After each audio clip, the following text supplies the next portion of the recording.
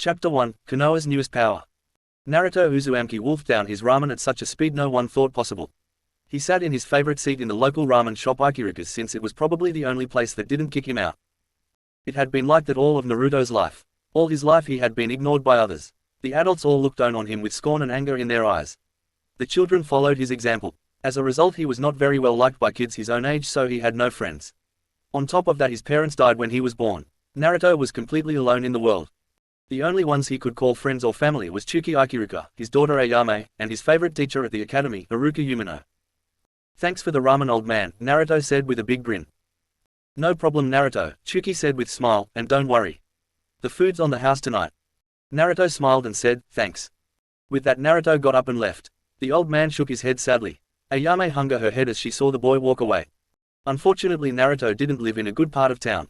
He had been forced to live in a dingy apartment for the past few months since the orphanage had kicked him out recently.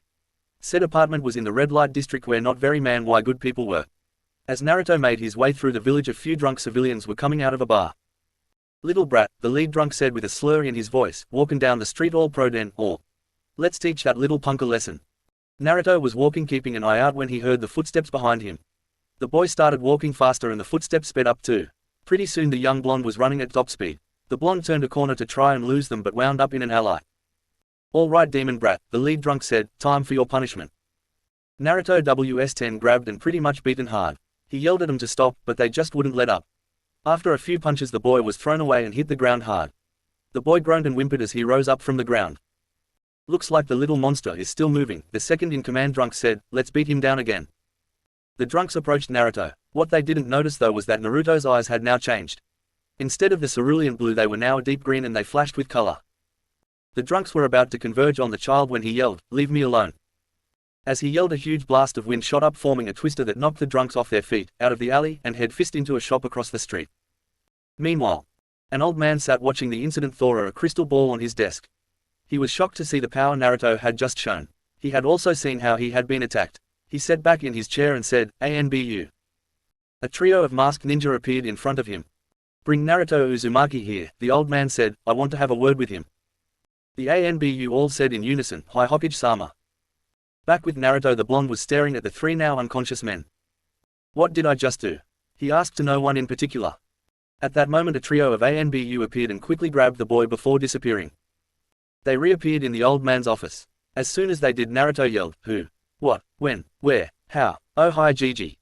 The old man smiled. This was another person Naruto could call family. The old man had cared for Hai when he was really young. He also helped him when he needed it most. He was the closest thing the blonde had to a grandfather. "Naruto," the old man said, "I want to discuss the recent incident where you were attacked by the drunks in the alley." Naruto rose an eyebrow and said, "I'm not in trouble, am I?" The old man shook his head and answered, "No. I'm interested in it is all." Naruto looked one and said, "I don't know what that was. It's the first time it's ever happened." The old man rubbed his chin and said, "Naruto, do you know what a kekai genkai is?" The blonde shook his head and said, "No. The teachers at the academy always threw me out of class when we were discussing something important." The Hokage smacked himself in the forehead and said, "I can't believe this. A kekai genkai is a mutation of one's DNA. The result is a dramatic increase in power that can have limitations or drawbacks. I believe you may have just activated one." Naruto looked at the old man and said, "Cool." The Hokage looked at Naruto and said, "Naruto, I have to ask. What were you doing in that part of town anyway?" Naruto lowered his head and said, "The old lady in charge of the orphanage threw me out.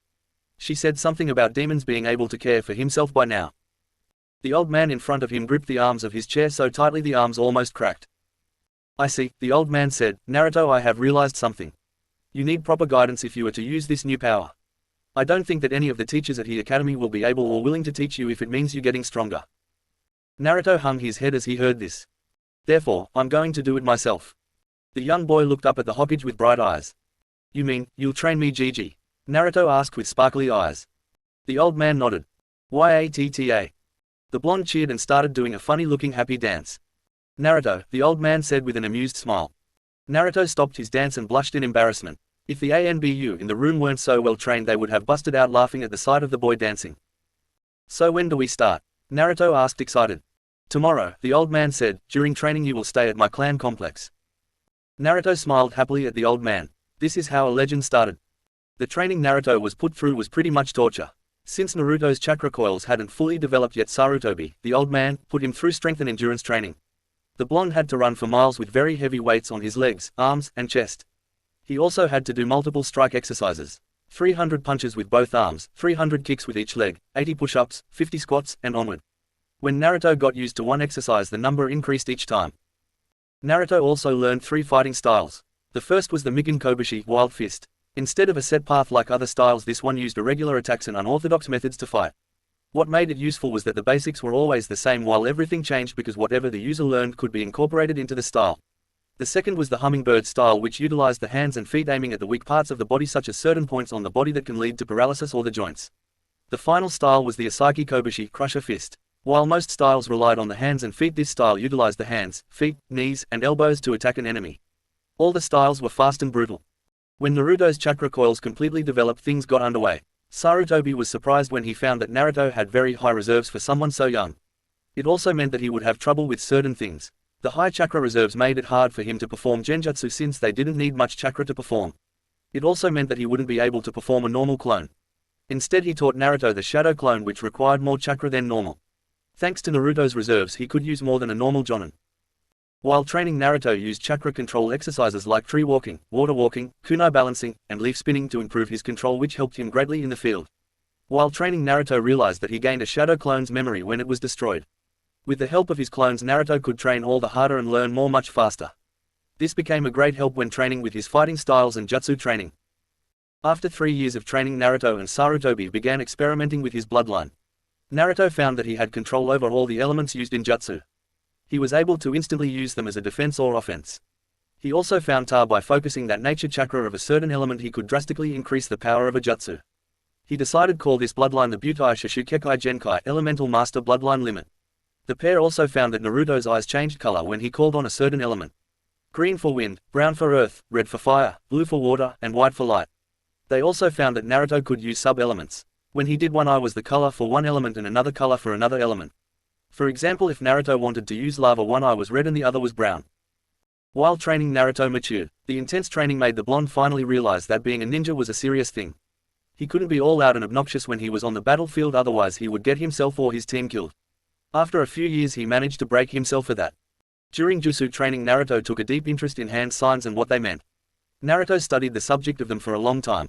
Eventually, Naruto started experimenting. After a few months of experiments, the blonde, much to the shock and delight of the Hokage, started creating his own techniques. He even created special taijutsu moves that he could pull off with the help of his bloodline. Naruto got a chance to learn seals while training as well. He learned storage seals, suppression seals, lock seals, and much more. During this, Naruto took an interest in weapons. To help his student grow, Sarutobi took Naruto to a weapon store called the Iron Ninja. The store was covered from top to bottom with weapons. There Naruto searched and found a few weapons. A kusarigiri gama that had a medium-sized scythe on one end of the chain and spiked weight on the other, a katana that had a black blade with a white edge and an amber in the hilt that was made to absorb perspiration, a large bow staff with weights on each end, and a pair of tonfa that were painted black with small blades along its length and small weights on the ends. After 7 long years of training and a lot of shadow clones later, the civilians and ninja of Konoha were all sitting down in the stadium that was in the center of the village. Most of them were wondering why they had been called to the stadium at this time. In the middle of the arena was Hayate Gecko, Mido Guy, and Kakashi Hitaki.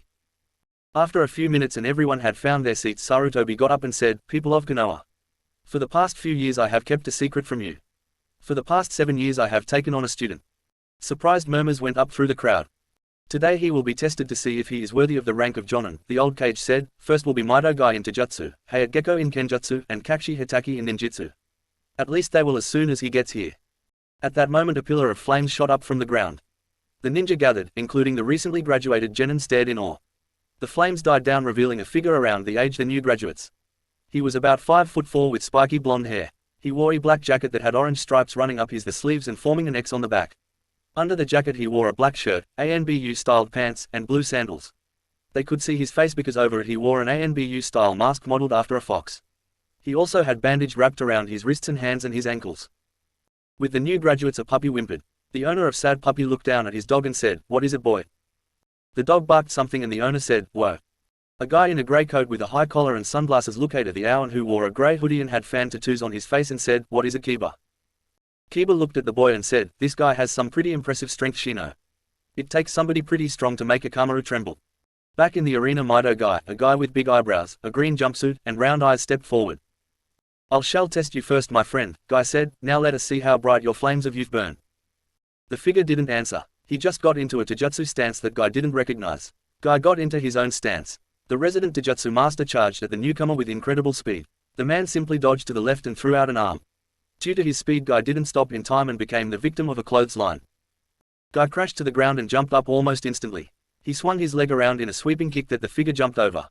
While jumping, he threw out a kick that Guy caught. He brought up his other leg, which Guy was able to catch.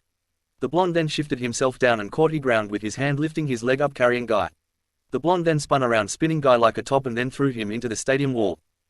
"Guy-sensei," came the voice of a boy in the stand who looked just like Guy, only smaller. Guy pried himself out of the wall.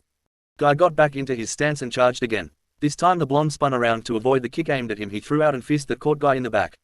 Guy stumbled before turning around. The blonde was suddenly in front of him. The blonde then gave a quick punch to the stomach that made Guy double over. This was followed by an elbow to the face, a knee to the ribs, the boy's shin crashing into Guy's face, sending him flying. Guy rolled across the ground before stopping in a handstand and flipping himself up. Guy spat out some blood. "Unless you get serious," the blonde said, "I just might really hurt you, bug eyes." Guy cracked his neck. He then reached into his pant legs and pulled out a pair of weights. He dropped them to the ground with a loud crash. The blonde cocked his head to the side. The blonde then formed a hand sign and said, "Release." He instantly felt lighter. Guy and the blonde vanished. After a few minutes, the sound of crashing filled the air. Multiple cracks in the ground formed as the two incredibly fast ninja hit each other. After 5 minutes, everything stopped. The blonde and Guy reappeared. The pair now had multiple bruises. Guy rubbed his sore wrist. The blonde shook his hands as if he had just hit something very hard. "Sandaime-sama, Pant must not have been lenient in your training," Guy said. His only answer was for the blonde to shake his head no. Guy smiled, flashing his bright teeth, and said, "This has been a valiant fight, my friend, but I must end this." Guy reached for the bandages wrapped around his arms. He slowly unwrapped them. The blonde vanished from sight. Guy suddenly doubled over as he felt his opponent's knee slam into his gut. The blonde brought up his opposite leg and sent Guy flying upward. The blonde's hands were then surrounded by miniature tornadoes. He slammed one foot into the ground, launching himself upwards. He went above the flying Guy and descended. As he fell, he yelled out, "Crashing hurricane." The masked boy unleashed a flurry of combos that hit Guy in the joints of his shoulders, arms, legs and ankles. The masked boy ended the fight by bringing up both arms and slamming them down onto the taijutsu specialist's chest as they hit the ground, forming a crater. The blonde stood up. The blonde rubbed his sore hands and said, "Brutality. Winner, Fox." Everyone stared in shock as Konoha's taijutsu specialist was just beaten into the ground. The medicers arrived and pulled Guy out of the ground and off to the medical ward. The mini-Mia Guy ran off to join his sensei. Hayat coughed slightly before jumping up and jumping down from the fighter's box to join the blonde in the arena. The kenjutsu specialist drew his katana. The blonde undid the bandages on his arm, revealing two seals. He unsealed the one closer to his wrist, unsealing a black katana with a white edge and an amber in the hilt. The blonde got into a stance and pointed the blade at the sickly jonin with one hand. The two then ran at each other and met with a loud clang. The two swung their weapons, meeting again and again with loud clangs and sparks.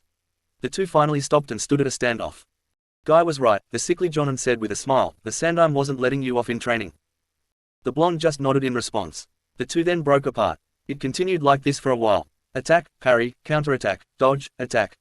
After a few minutes of this routine, Gecko then formed a pair of shadow clones. The three then charged at his blonde. Crescent moon dance. The blonde braced himself for the oncoming attack. He simply held the blade parallel to his body and it met with a loud clang. There was a tense silence before Hayat's sword shattered like glass. The swordsman stepped back in shock and looked at his shattered sword and said, "How?" The blonde let out a low laugh and said, "This sword is capable of taking on earth chakra to harden. It just took a lot of it to harden it to that level. Now let me show you my favorite sword technique." The blonde then focused chakra into his sword, causing the blade to become covered in wind. Hayat braced himself just in time for the blonde to swing the sword and say, "Tornado slash." A twister shot was thrown from the blade. Hayat jumped out of the way of the oncoming attack, but the blonde spun slightly, causing the attack to pivot and strike the man in the arm. Hayat screamed in pain as his arm was shredded. He fell to the ground with a thud as his arm was completely covered in cuts. The blonde vanished and reappeared in front of Hayat with the sword pointed at his neck. "Brutality," the blonde said as he looked down at Hayat. "Winner, Fox." The crowd roared again. "What is this guy?" Kakashi thought. "I couldn't copy that sword technique or that taijutsu style he used. It wasn't one style, it was more like he took more than one and put them together." Kakashi came down from the fighter's box and put away that little orange book he was reading and lifted up his headband, which was covering his right eye, to reveal a red eye with 3 comma-like mark in them. "So that's the Sharingan," the blonde said with a raised eyebrow behind his mask. "I thought it would be more impressive or threatening." Kakashi simply scoffed and said, just because it doesn't look deadly doesn't mean it isn't. Fox cracked his neck and then his knuckles.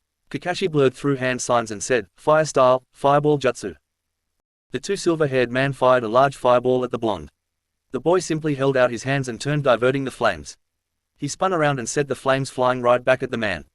Kakashi dodged to the right to avoid the flames aimed at his person. Naruto charged forward and drew back his arm, yelling out, hurricane shot.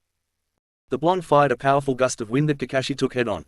The silver-haired Jonin was knocked off his feet and into the stadium wall. I couldn't copy that either, he thought as he pulled himself out of the wall. Kakashi then charged at the blonde, who got into another stance. The blonde dodged to the right and unleashed a quick shot to the man's shoulder, disabling it. Kakashi stumbled before spinning on his heel. The blonde then swung around, aiming his leg at the blonde's skull. He ducked under the kick before swinging his arm up, nailing the silver-haired man with an uppercut. Kakashi rolled across the ground and rolled his shoulder and cracked it before going through more hand signs. Fire style, dragon fire blast. The blonde focused chakra into his hands and yelled, hydro pump. A huge jet of water shot out of his hands, colliding with the dragon and putting out the flames. Steam rose into the air as the flame were put out. Kakashi stood up with his arms crossed. His guard was relaxed, but not completely down. Wind style, drilling air bullet. A bullet of wind shot through the air. Kakashi barely managed to jump out of the way. The bullet slammed into the wall, drilling a huge crater. Fox shot out of the steam and said, heat fists. The boy's hands burst into flames and unleashed a combo that Kakashi was smart to dodge. Kakashi grabbed the boy by the front of his jacket and threw him away. As he did, Kakashi quickly went through hand signs. He held out his hand and lightning started focusing in his palm. The sound of birds filled the air. Kakashi then charged at Fox, yelling, Chidori. Fox focused chakra into his hand. Small sparks danced on his hand. Kakashi's attack got closer and closer, and then Kakashi's eyes were wide in shock. His strongest attack was just stopped cold by some kid. That was the Chidori. The blonde asked. He scoffed and said, some assassination technique. Noisy and so little control over the element, someone could easily detect it. Since the attack is so obvious, someone of your level or higher could easily catch it. The blonde rose his left hand and said, this is an assassination technique. The blonde focused chakra into his hand, bright sparks flashed and his entire hand glowed with electricity. The only noise it made was a silent buzz. The blonde drew back his fist and yelled, thunder shot. The blonde slammed his fist into Kakashi's chest, blasting out the back. There was a gasp of terror from everyone watching. Then there was a poof as Kakashi burst into smoke, revealing a bisected log. Kakashi now stood a few feet away, breathing hard. That was really close, Kakashi thought as he calmed down his heart rate. Before the fight could continue, the Sandaime intervened and said, that is enough. The old man vanished via Shushin and then reappeared across from the two. He turned to Kakashi and said, Kakashi, go. You need to relax after nearly getting killed like that.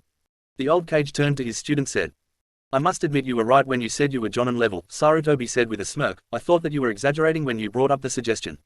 Anyway, I must admit I underestimated my own student. Not the first time. Anyway, remove your jacket. The blonde removed his jacket, showing his arms were surprisingly muscled. This made all the girls present swoon. The Kage reached into his robe and took out a vest with the kanji for Element Master on the back. He handed the vest to the boy, who put it on. I officially congratulate you on your victory here, my student, and I am proud to welcome you among the ranks of the Jonin. The old man added with a proud smile. Now, why don't you take off that mask? Show the people our young prodigy. The mask boy nodded before reaching up and lifting his mask. As he removed it, people gasped. The blonde's eyes were dark blue with slightly slit pupils and whisker marks that made his face stand out. The girls present blushed as they saw the new Jonin's face. Welcome to the ninja world, Naruto Uzumaki, the Sandaime said with a smirk at the shocked looks from everyone. Chapter 2. This is a challenge from Storylover 213. I don't own any of it. Chapter 2, First Mission. The Hokage had made many choices in his life. Some he regretted, some he was glad he made. Right now he was regretting making Naruto a Jonin. The council had pretty much thrown a fit. They were demanding how H had trained Naruto, what he taught him, and how he had reached Jonin level so quickly. Naruto was there too, but he seemed to be ignoring the pains in the neck that were the councilmen. Finally, sick of all this noise, the old man slammed his hands on the desk and roared, enough. The yell silenced the council and echoed throughout the council chambers for a second. The old man looked at Naruto, who wasn't doing anything. The blonde reached into his ears and pulled out a pair of earplugs. How come I've never thought of getting those? The old man thought. Hokage-sama, a fat councilman said, I implore you to take back this, boy's Jonin rank.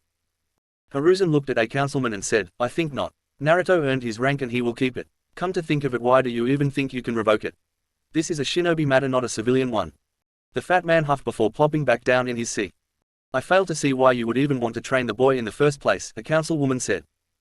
The old man looked down at the woman and said, the reason I trained him is because, you know, why don't you show them? Naruto smirked and rose up from his seat. The blonde quickly formed 4 clones. The original's eyes turned red, another green, another blue, another white, another brown. The original Naruto formed a large fireball in his hands. The one with green eyes formed a twister in his hands. The one with white eyes shot a bolt of lightning from his fingers at the wall. The one with blue eyes pulled water out of the air and whipped at a desk, slicing it in half. The one with brown eyes slammed his fist on the ground, causing spikes of earth to shoot up.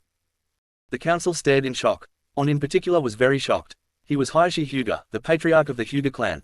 He had his Byakugan activated and what he saw shocked him. There was no chakra in the elements in front of him. They were the elements themselves. What's so special about that? Sumonosuke said with a raised eyebrow. Plenty of ninja no elemental manipulation. Hiashi looked at the woman and said, that's because there is no chakra in those elements. He isn't manipulating elements, he's actually controlling them. The council gasped loudly. Now then, the old cage said before a councilman could say something, the other reason I called this meeting is because I was going to reveal the boy's heritage. Another particularly arrogant councilman said, what heritage? He is an orphan. Sarutobi shook his head and said, he does have heritage. Look at him and think, you know what Shikaku just tell us. The head of the Narua clan muttered something under his breath and said, it's obvious he's the son of Minato Namikaze and Kushina Uzumaki. Everyone gasped. Immediately the civilian part of the council started shouting denials. The shinobi clans simply covered their ears while Shikaku Nara promptly fell asleep to try and ignore the annoying and troublesome people. Naruto finally got sick of the shouting. Since he didn't put his earplugs back in, quickly focused his chakra into his mouth throat and roared, enough aleardy. The deafening yell echoed through the air and actually knocked the few people in front of him off their feet. Finally they shut up, Hiruzen said with a look of total relief on his face. What? Sumonosuke yelled as the freakishly loud yell had messed up her hearing. I suggest we put him under the CRA immediately, a pink-haired councilwoman said. I believe that I may be able to. She was cut off when Naruto said, I'm not sure if I'll be in the CRA. Even if I am not going to be tricked into some loveless marriage. With nothing else to say to the idiots that sat before him, he got up and left. Meeting adjourned, the cage said as he rose up from his seat. Later. Naruto sighed as he walked through the village. So far he had seen many girls give him some crazy stare where their eyes were in the shape of hearts. Well, some of them were in the shape of stars. All the while he noticed some of the younger children were looking at him with looks of idolization. He was glad that he made an impression on kids, but he was still upset with the angry glare some of the parents gave him. Despite some minor annoyances, Naruto was happy to be a jonin. He was closer to his dream. He decided to celebrate with his favorite spot in town. Naruto walked into the Ikiruka stand and saw Iruka was sitting there talking to Ayame. Soon the ramen chef looked at Naruto, a huge smile covered her face. The woman charged at the boy and hugged him tight. I can't believe you're already a jonin, the girl squealed. Wait, there was something else that I wanted to tell you. Oh right. The woman brought back her hand and slapped him hard. Do you have any idea how worried I was? The girl yelled. When you didn't come in for ramen the next day I got really worried. Naruto recovered from the slap and said, sorry Ayame-chan. The girl then hugged him again and said, don't scare me like that again. Naruto smiled as he hugged the young ramen chef back. He looked down and noticed something. There was a ring on her finger. Ayame, what is that? Naruto asked curiously. You like it? She asked, showing her the ring. I got it from my new boyfriend. Naruto raised an eyebrow. Ayame shifted her gaze. Naruto followed the gaze and looked straight at Iruka. No way, Naruto yelled. When did this happen? Ayame blushed and said, a few weeks ago. Some punk was trying to hit on me. When I rejected him he got a little forceful. Iruka was walking by and became my knight in shining armor for that moment. After a while we wound up dating. Naruto smiled happily and said, I'm glad to see that you guys are happy together. While I'm here Ayame-chan, I'll take the normal. The ramen girl smiled happily and said, 8 extra large miso and 2 extra large pork ramen coming right up. As soon as Ayame entered the kitchen, Naruto grabbed Iruka by the collar and lifted him up off the ground. I don't care if Tsukijiji gave you this speech already, the blonde growled. If you so much as make Ayame-chan whimper in sorrow, or if you hurt her in any way, I will tear out your heart. Iruka nodded quickly. At that moment Ayame came out with a tray full of ramen bowls and said, Naruto, stop threatening my boyfriend. Naruto smiled at her and said, what kind of little brother would I be if I didn't try to be overprotective? After Iruka recovered from his near heart attack, and Naruto quickly downed his ramen, the new jonin left the ramen stand. Iruka shuddered and said, he's a lot scarier now than when he was a loudmouth. Ayame only giggled at her boyfriend's misfortune. Naruto was currently walking through the village. To be more specific, he was walking through the training grounds. He was currently looking to see if he could find any of the other jonin. He was walking through the training grounds when he noticed a huge forest that was surrounded by a fence with barbed wire. Naruto heard loud noises and growls coming from the forest, which in all honesty looked more like a jungle. The blonde stood there for a moment until he was nearly hit by a barrage of kunai. The blonde's eyes flashed green and a pulse of wind knocked them all away. You're that new jonin brat, a female voice said. Naruto turned, and a purple-haired woman with her hair done up in a pineapple-like shape. She wore an orange skirt, sandals with shin guards, a long brown trench coat. Under the trench coat she wore a mesh fishnet shirt. Naruto raised an eyebrow and said, "Brat, you're talking to a guy who kicked a lot of butts today." The woman rolled her eyes and said, "You think that intimidates me? I've seen plenty of people get their butts kicked." Naruto narrowed his eyes at the woman and said, "Is there a reason that you're trying to irritate me?" Anko smirked and said, "I want to see how much it takes to make you snap, big man." Naruto growled in anger, but before he could do anything an ANBU appeared in between the two. "Uzumaki-san," the ANBU said, "you have been summoned by the Hokage." The ANBU vanished. Naruto looked at Matarashi and said, "Sorry little one, but we're going to have to save our little verbal joust for another time." The blonde vanished in a flash of fire. The woman stared at the spot and smirked. "I have a feeling this is going to be the start of a beautiful friendship," Anko said to herself, "or at least it will be once he gets back." In the Hokage's office, Naruto appeared in sudden flash of flames. He looked around to see the Hokage sitting at his desk along with Suma Nezuka, what was wearing an old Jonin outfit and a scarred wolf. "Naruto," the Hokage said, "I'm glad you made it here so quickly. I require you for a mission." Naruto raised an eyebrow and said, "Already? Can't you get someone else to do it?" The old man looked at Naruto and said, "I would, but some of my best are in the hospital right now. Besides, you need to get some field experience." The old man took out a file and said, "Now yesterday we sent Ms. Inuzuka's daughter, Henna Inuzuka, on a mission to take care of a few bandits. Unfortunately the force was larger than we expected. She was captured. We haven't received any ransom of any kind, so we are to presume that she is merely to be used." Naruto growled slightly. He heard of this and he thought it was completely heinous. "Your mission," the old Kage explained, "is to rescue Henna Inuzuka and destroy all the bandits in the camp. You will be aided by Suma Nezuka, because 1, it's her daughter, and 2, she wants to get out of her house." Naruto gave a questioning glance to the Inuzuka matriarch who said, "I don't like feeling cooped up. Besides, it'll feel good to sharpen my claws again." Naruto shrugged and said, "I accept." With that the pair, and dog, ran off. A few hours later, Naruto, Sum and Kuromaru, Sum's dog, crouched in the bush a little ways from the bandit camp. Kuromaru sniffed the air and said, "I can smell them. Henna and the triplets are here." Naruto looked at Sum and said, "He can talk." Sum answered, "Yeah, he can talk. You get used to it after a while." Naruto nodded and said, "So how are we going to do this? We can't just barge in and take Henna back. It would be suicide." Sum nodded in agreement. "We have to do something to disperse them," Sum said, "make 'em panic. It would be easier to pick 'em off after that." Naruto rubbed his chin. Naruto then snapped his fingers and said, "I have an idea." He whispered into the Sum's ear his plan. Sum smirked at the sound of Naruto's plan. Then again, it wouldn't be crazy if he wasn't the most unpredictable ninja in the village. Meanwhile, in one of the tents, Henna Inuzuka struggled against her bindings. It was supposed to be a simple mission. Instead she gets pulled into this campy by a bunch of low-life bandits. Now here she was tied to a chair and being leered at by a bunch of good-for-nothing perverts. If she wasn't tied up right now, she would show them how she became one of the main members of the APA Anti-Pervert Association. Next to her were her 3 partners. They were currently hogtied with their mouths tied shut with rope. "You might as well give up, little woman," a gruff voice said. She looked up to see the reason behind her mission going south. He was a tall, dark-skinned, burly man. He was about 6 feet tall, with short black hair and bulging muscles. He also had a thick black beard. He wore a black muscle shirt that showed off his physique and black cargo pants, as well as a holster on left side of his belt. Wrapped around his left arm was an Iwa headband that had a long gash running across it. His name was Kaiser Mashimoto, aka the Burning Fist and the Flaming Rage. He was an A-rank missing nin from Iwa. "You know, girl, you should be honored," the former Iwa nin said as he walked forward. "Not very many girls catch my eye. You should consider it a privilege to become my new plaything." Henna growled and spat in his face. Kaiser wiped the spit off his face and said, "I love it when a babe plays hard to get." He made another move to touch her when screaming tore through the air. Kaiser reluctantly pulled away from Henna and stormed out the tent. What he saw shocked him to his core. In front of him his entire bandit squad was being destroyed. The ground beneath them was turned up as huge roots rose up and pierced bandits through the chest. The branches in the trees came to life and shot out, piercing even more bandits. Then a dark voice roared, "Human scum! You dare defile my home!" The bandits shook with fear as the voice seemingly came from everywhere. "You destroy my children, violate the earth with the blood of the innocent. For that, you will die." The bandits ran in terror, trying to find cover in the trees. The only reason they tried that was because some of them were drunk off their butts from a night of partying.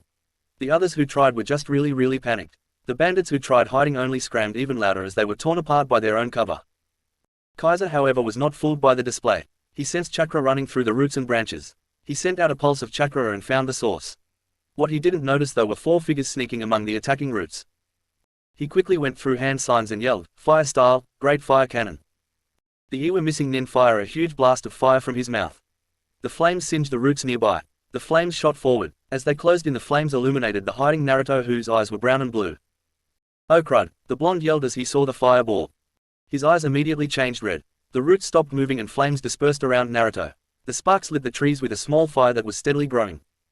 "So a little Kono Nin has come to save the little doggy girl," Kaiser laughed. "I hate to tell you this, punk, but I'm not giving her up." Kaiser's arrogant and smug mood instantly changed when Naruto's face was illuminated by the slowly spreading flames around him. His smug smirk was replaced with a look of absolute fear. He slowly backed away from the whiskered blonde. "The Yondaime," he said with terror obvious in his voice, "it's not possible. You're supposed to be dead." Naruto let out a dry chuckle and said, "Though I'm glad to see there is a resemblance between me and the fourth, I'm not him, I'm his son." Kaiser instantly calmed down and said, "So, we just have a Yondaime wannabe, huh? This is so going to be easy." The missing nin charged, drawing back his arm. Naruto got into a hummingbird-style stance and prepared for combat. The missing nin threw a quick punch that Naruto was able to dodge quickly and took a shot at the man's shoulder. There was a loud crack as his shoulder was pierced by the chakra-enhanced strike. He growled in pain as he spun around and tried to kick the blonde away, who merely parried the blow with his elbow and unleashed a quick and powerful combo to the man's midsection. Naruto then delivered a vicious roundhouse kick to Kaiser's head, knocking him off his feet. While the two fought, Sume snuck out of the tent with her daughter and her 3 partners in tow. During the whole forest demon fiasco, Sume snuck in with Kuromaru under the cover of the attacking roots. Luckily for her, when Kaiser sent out a chakra pulse, she had hidden hers well enough to slide just under his radar. While Naruto was fighting Kaiser, she freed her daughter and the dogs and was now getting the heck out of the way. Naruto saw the two Inuzuka get away. He smirked to himself before unleashing a Birdle combo that broke Kaiser's nose. The man jumped back and roared in a nasally voice, "Oh, you little punk. I'll get you for that." Naruto cracked his neck and said, "I'd like to see you try." The man quickly went through hand signs. Naruto's eyes turned green quickly before he whipped out a kunai and threw it. The wind-enhanced tool cut through Kaiser's shoulder.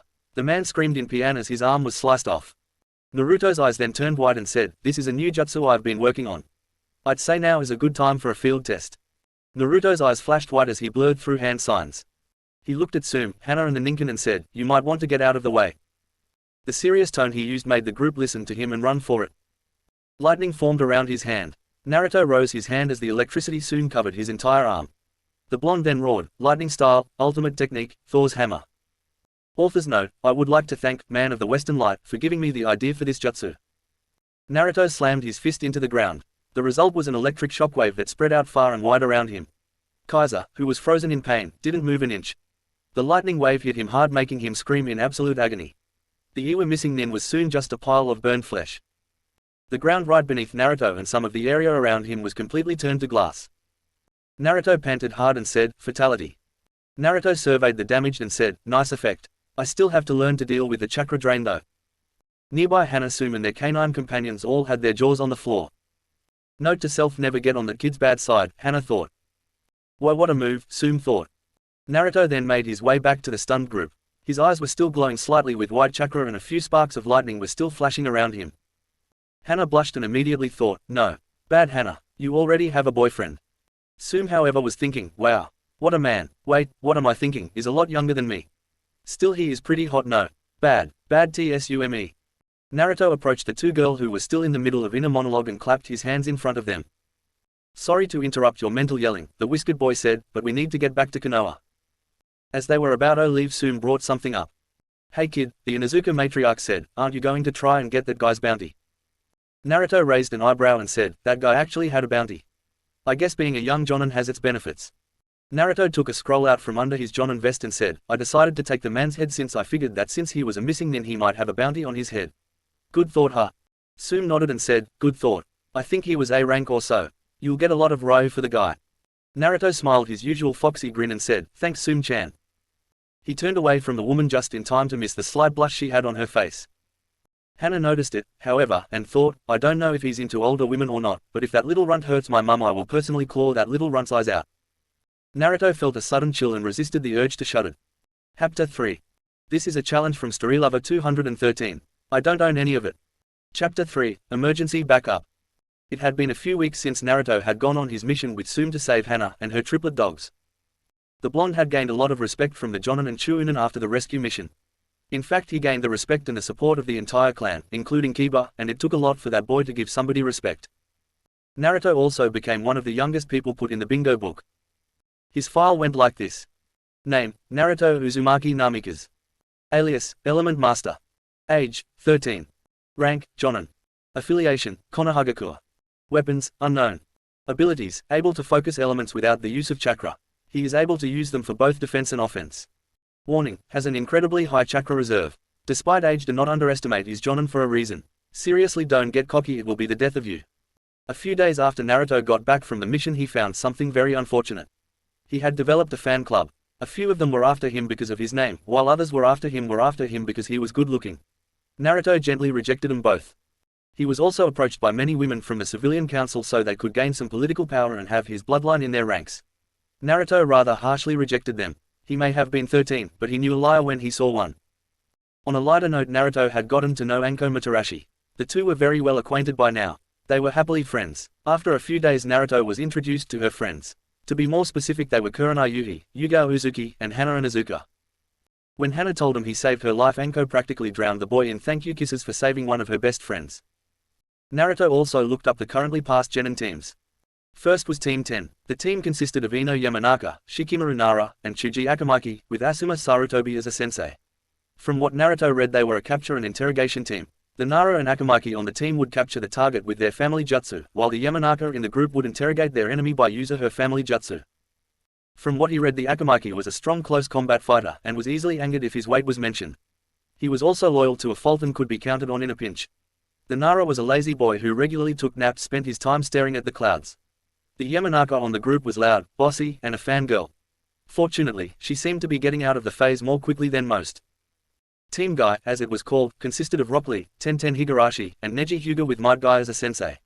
The team was basically an assault squad. Lee was powerful in Taijutsu since he had a medical condition that prevented him from molding chakra correctly. He made up for that in his speed and physical strength. Tenten was the team's long-range specialist, using a large variety of weapons.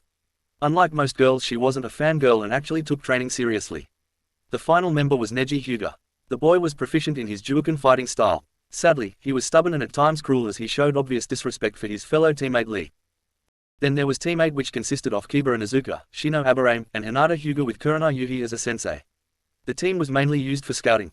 The Hyuga would use her Byakugan, while the Aburame could track with his bugs, and the Izuka could track with his sense of smell. Kiba was an excellent fighter and had great loyalty toward his team like any Izuka. Unfortunately, he was brash and rarely thought before he acted. The Aburame was stoic and mostly kept to himself, but he was dependable in a fight. Hinata was, basically, a wallflower. She was shy, timid, and not very brave. It wasn't that she was weak, she was just timid. The potential was there, she just needed to have her confidence boosted. Finally, there was Team 7, consisting of Sasuke Uchiha, Sakura Haruno, and Amy Sonozoki under Kakashi Hitaki. Now the team was supposed to be a frontal assault squad, with the Uchiha using his dojutsu, the Sharingan, and the two girls providing backup. Sadly, this was the worst team out there so far. The Uchiha had a blatant disregard for teamwork. He was obviously unstable after the murder of his clan years ago. He was Rookie of the Year only because of his need to show off. What made things worse was that the two girls on his team were fangirls. They fawned over Sasuke and did nothing to get better. In other words, the team was massacre waiting to happen. The only reason they passed was because the council was paranoid about the Uchiha being content, and the fangirls' parents were on the civilian council. In other words, Kakashi was forced to pass them. There was no way that this was going to backfire on them. At the moment, Naruto stood in the training grounds in the Sarutobi clan home. Across from him, bent over and panting in exhaustion, was Konohamaru Sarutobi, the Hokage's grandson. "Come on, Kono," Naruto said, "don't tell me you're tired from just a few exercises already." Konohamaru turned to Naruto and yelled, "I'm not done yet, boss." The boy whipped out a kunai before running over to a tree and running up the side. He got a few steps when he slashed a mark and fell backwards exhausted. Naruto had taken it upon himself to train Konohamaru instead of him going through the academy. It kept him busy and he saw it as a thank you to the old man for training him when he was younger. Besides, he was a vast improvement over the other guy Ebisu. The guy spouted off that his training was the shortcut to becoming Hokage. At least he did, until Naruto slammed an earth-enhanced fist into his jaw. "That's enough for today, Kono," Naruto said. "If your grandpa found out that I worked you till your legs broke, he'd kill me." Konohamaru nodded and said, "Thanks, sensei." At that moment an ANBU appeared and said, "Namika-san, the Hokage has asked for your presence immediately." Naruto nodded and vanished in a flash of lightning. "He has got to teach me that," Konohamaru panted as he saw his sensei vanish. Naruto reappeared in a flash of lightning. "You ask for me, Hokage-sama?" Naruto asked. The only time Naruto ever called the old man by honorifics was when he meant business. "Naruto," the old man said, "I'm sending you on an A-rank mission to assist Team 7. Naruto raised an eyebrow and asked, "What do you mean an A-rank mission?" "It is only a team of genin." The old man nodded and said, it was supposed to be a C-rank mission. The mission was to protect Tazuna, a bridge builder, on his way home from highwaymen and other low-level threats. Unfortunately, the client lied about the real level of the mission, which was discovered when they were attacked by the demon brothers, two Chuunin-level missing nin from Kiri. They are being assisted by someone much more powerful. I need you to go out and assist them. Also, you are charge of the mission if Kakashi is out of commission. Naruto nodded. The old man handed Naruto a scroll and the young Jonin set out. Later, Kakashi growled as he faced off against his opponent. His opponent was none other than Zabuza Momoki, aka the Demon of the Bloody Mist. The silver-haired Jonin was surrounded by a thick mist with his 3 students standing a little bit away with a formation around the client. I have to admit that you gave me a good fight, Kakashi, Zabuza said through the mist, but it all has to end sometime. Kakashi gasped as he saw Zabuza run at him through the mist. Kakashi dodged the strike just in time for a water clone of Zabuza to appear in front of him. Water style, water prison. The water around them started to converge and condense, forming a sphere around Kakashi. Got you, no Kakashi, Zabuza boasted, the water in this jutsu is stronger than steel. There's no way you can escape. The missing nin turned to where the rest of Kakashi's team and the client were hidden in the mist. Now then, time to kill those brats of yours and then the bridge builder. Then a new voice said, I think not, you eyebrowless freak. At that moment the water clones around Zabuza burst into water. The mist cleared slightly to reveal Naruto. Zabuza burst out laughing. Seriously, Zabuza laughed, they send another Gaki to save you guys. Naruto rolled his eyes and said, the ignorant are always the first to fall, buddy. Zabuza grinned under his mask and said, oh yeah, why don't you go and prove that, squirt? Naruto grinned and said, I thought you would never ask. Naruto vanished from sight. Second later the sound of a vicious impact was heard. Zabuza was sent flying backwards with a bit of blood staining his mask. The swordsman crashed into the lake where he started to go underwater. What just happened? The man though as he sank. Naruto grabbed Kakashi as he started to fall. Easy there, comrade, Naruto said, go to your genin team, I'll handle the overcompensating swordsman. Kakashi looked at Naruto before nodding. The silver-haired man then jumped over to his team. What's going on, Kakashi-sensei? Sakura asked as her sensei landed next to her. We just got some backup, Kakashi said, panting as he pulled his headband down over his Sharingan eye. Good thing too, because I was getting tired. Back in the fight, Zabuza rose back up from the water and clutched his jaw. He removed his mask and spat out a couple of sharp teeth. You little punk, the swordsman growled, you made me bleed. Naruto rolled his eyes and said, are you just going to stand there and talk, or are you going to fight? Zabuza put his mask back in place and roared, you bet I'm going to fight, Gaki. By the way, I heard that overcompensating remark. Zabuza charged at the blonde and swung his sword. The blonde stood still and was cut right through. Or at least he would have if the clone hadn't exploded in a burst of wind. Zabuza screamed in pain as he clutched his arm, which now had multiple cuts on it. What was that? Zabuza yelled. Trade secret, a voice said behind him. Zabuza spun around just in time to take an elbow to the other side of his face. The blonde Jonin then started a vicious combo of knee strikes, elbow strikes, kicks and punches that, without a doubt, broke a few ribs and other bones in the missing nin. As Zabuza was knocked back, he started to sway a bit. Naruto's eyes flashed green as earth chakra focused into his hand. The blonde launched himself forward and roared, great impact. The fist connected with Zabuza's face. There was a loud crack and Zabuza's jaw was knocked to the side, signifying that it was knocked off the hinges. Zabuza was sent flying and hit the ground with a loud boom. Naruto stood with his arms crossed and said, flawless victory. Brutality. The mist finally cleared and Team 7 looked on in shock at how someone their age just beat the living tar out of someone who gave their sensei trouble. Kakashi looked proud at the boy. Sasuke, however, looked jealous while his 2 loyal fangirls looked pissed at the boy for showing up their precious Sasuke-kun. Kakashi walked forward and said, I have to say I'm impressed. What would you expect, however, from Konoha's youngest Jonin? Naruto nodded at the man and said, Kakashi, I am now assuming command of this mission due to your inability to make good decisions. Seriously, you let a bunch of genin go on an A-rank mission. What is wrong with you? Kakashi shrugged and covered lamely by saying, lapse in judgment. Naruto rolled his eyes before walking over to the fallen Zabuza. He removed his sword, any ninja tools he had on him, and then tied him up in ninja wire. This guy's coming with us, Naruto said, picking the man up with ease. He should be able to tell us more about his employer. Naruto handed the sword to Kakashi and asked, you can carry this, right? The silver-haired man nodded. Naruto turned to Tazuna and asked, how far are we from your home? The bridge builder answered, not far. We should be able to make it in a half an hour or so. Naruto nodded before they started making their way to the bridge builder's home. As they walked, Sasuke was glaring at the back of Naruto's head. In the trees, a figure in a hunter nin outfit and a mask landed in a tree. The figure cursed itself at its poor timing and jumped back through the trees. Unknown to the figure, Kakashi and Naruto had sensed them. After about an hour of walking, the group arrived at Tazuna's house. Tsunami, Inari, Tazuna yelled, I'm home. A woman with long black hair entered the room and rushed over before hugging the man. Tsunami, Tazuna said, these are the ninja I hired to protect us, and that's a guy they caught. Guys, this is my lovely daughter Tsunami. Kakashi I smiled and said, it's nice to meet a pretty lady like you.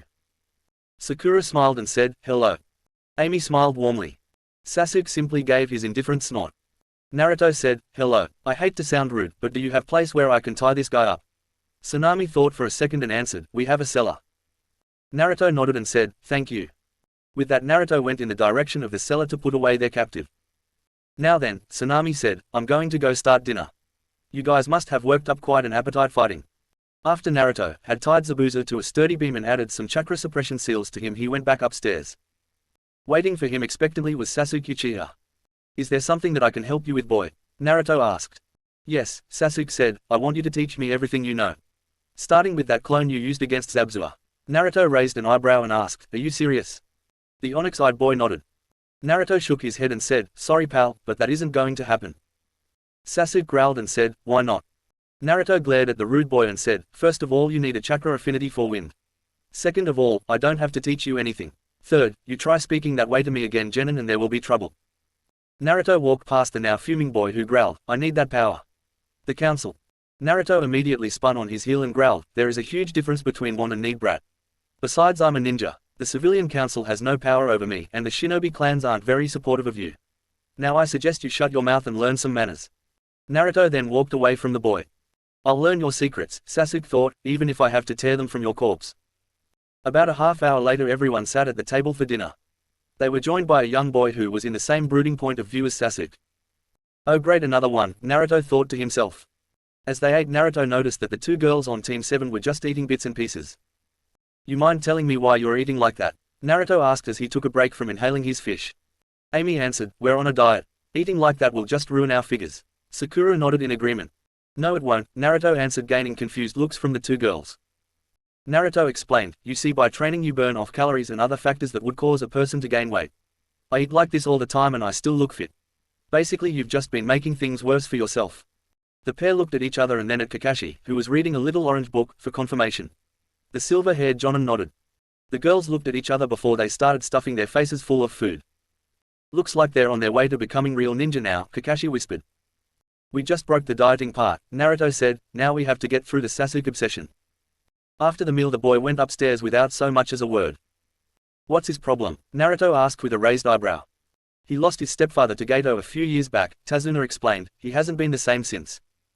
Naruto looked to where the boy had gone. After a few more seconds a cry of rage rang through the air. What's going on? Where am I? Naruto shook his head and said, I'd say Sleeping Beauty is up. The blonde rose up and said, I'm going to see if I can get some info out of the bonehead. With that the blonde went downstairs to see the swordsman struggling in vain to try and get out of his binds. He looked up at Naruto and scowled angrily. You might want to give up now, Mr. No Eyebrows, Naruto said in a joking, serious tone. Zabuza glared at the boy and growled, I'm going to kill you when I get free, you little brat. Naruto looked at the man and said, big words coming from a man who's tied up and is unable to reach his chakra. The swordsman glared at Naruto. Now then, Naruto said, tell me about your employer. Zabuza growled, I'm not telling you squat. Naruto shook his head when he noticed something in Zabuza's eyes. Who are you protecting? Naruto asked. What? Zabuza asked with a raised non-existent eyebrow. Who are you protecting? Naruto repeated, other than your meal ticket. Zabuza looked at the boy before hanging his head. He was in no position to try and trick the kid, so he just gave up. My daughter Haku, Zabuza said, I know the little midget wouldn't dare touch her, but more than likely he'll try to send someone else to do it. Besides, this is the only way I can think of to keep us away from Hunter Nin. If they catch us they'll either send us back to Kiri to have us executed, or worse send me back while sending her to Oto or Kumo. Naruto nodded. He heard that some people in Kumo would do anything for a bloodline. He also heard that Oto was very shady when it came to them. He also understood Kiri because they were against bloodlines, period. Naruto thought for a minute. How about this? Naruto asked, in exchange for information and your help, you and your daughter can come with me to the Konoha and join my clan. Zabuza looked at the young Jonin and asked, what's the catch? Naruto smirked and said, you have to teach a new generation of the 7 swordsmen in Konoha. Zabuza looked down in thought and answered, I'll think about it. Naruto grinned before turning around and walking back upstairs. Meanwhile, what do you mean he's been captured? Gato asked. I mean, the young hunter Nin said, Zabuza-sama has been captured by the Konoha Nin. Gato snarled and roared, get out. The hunter Nin left. You can't count on anyone these days, Gato said, good thing you guys are my backup plan. Two figures made themselves known behind a midget. I would kill to fight the Yondaime, one man said before throwing a copy of the bingo book down with a page that had Naruto's picture on it, but'll settle for a Namika's run. Chapter 4. This is a challenge from Storylover 213. I don't own any of it. Chapter 4. Conflict in Wave. Naruto yawned as he rose up from bed.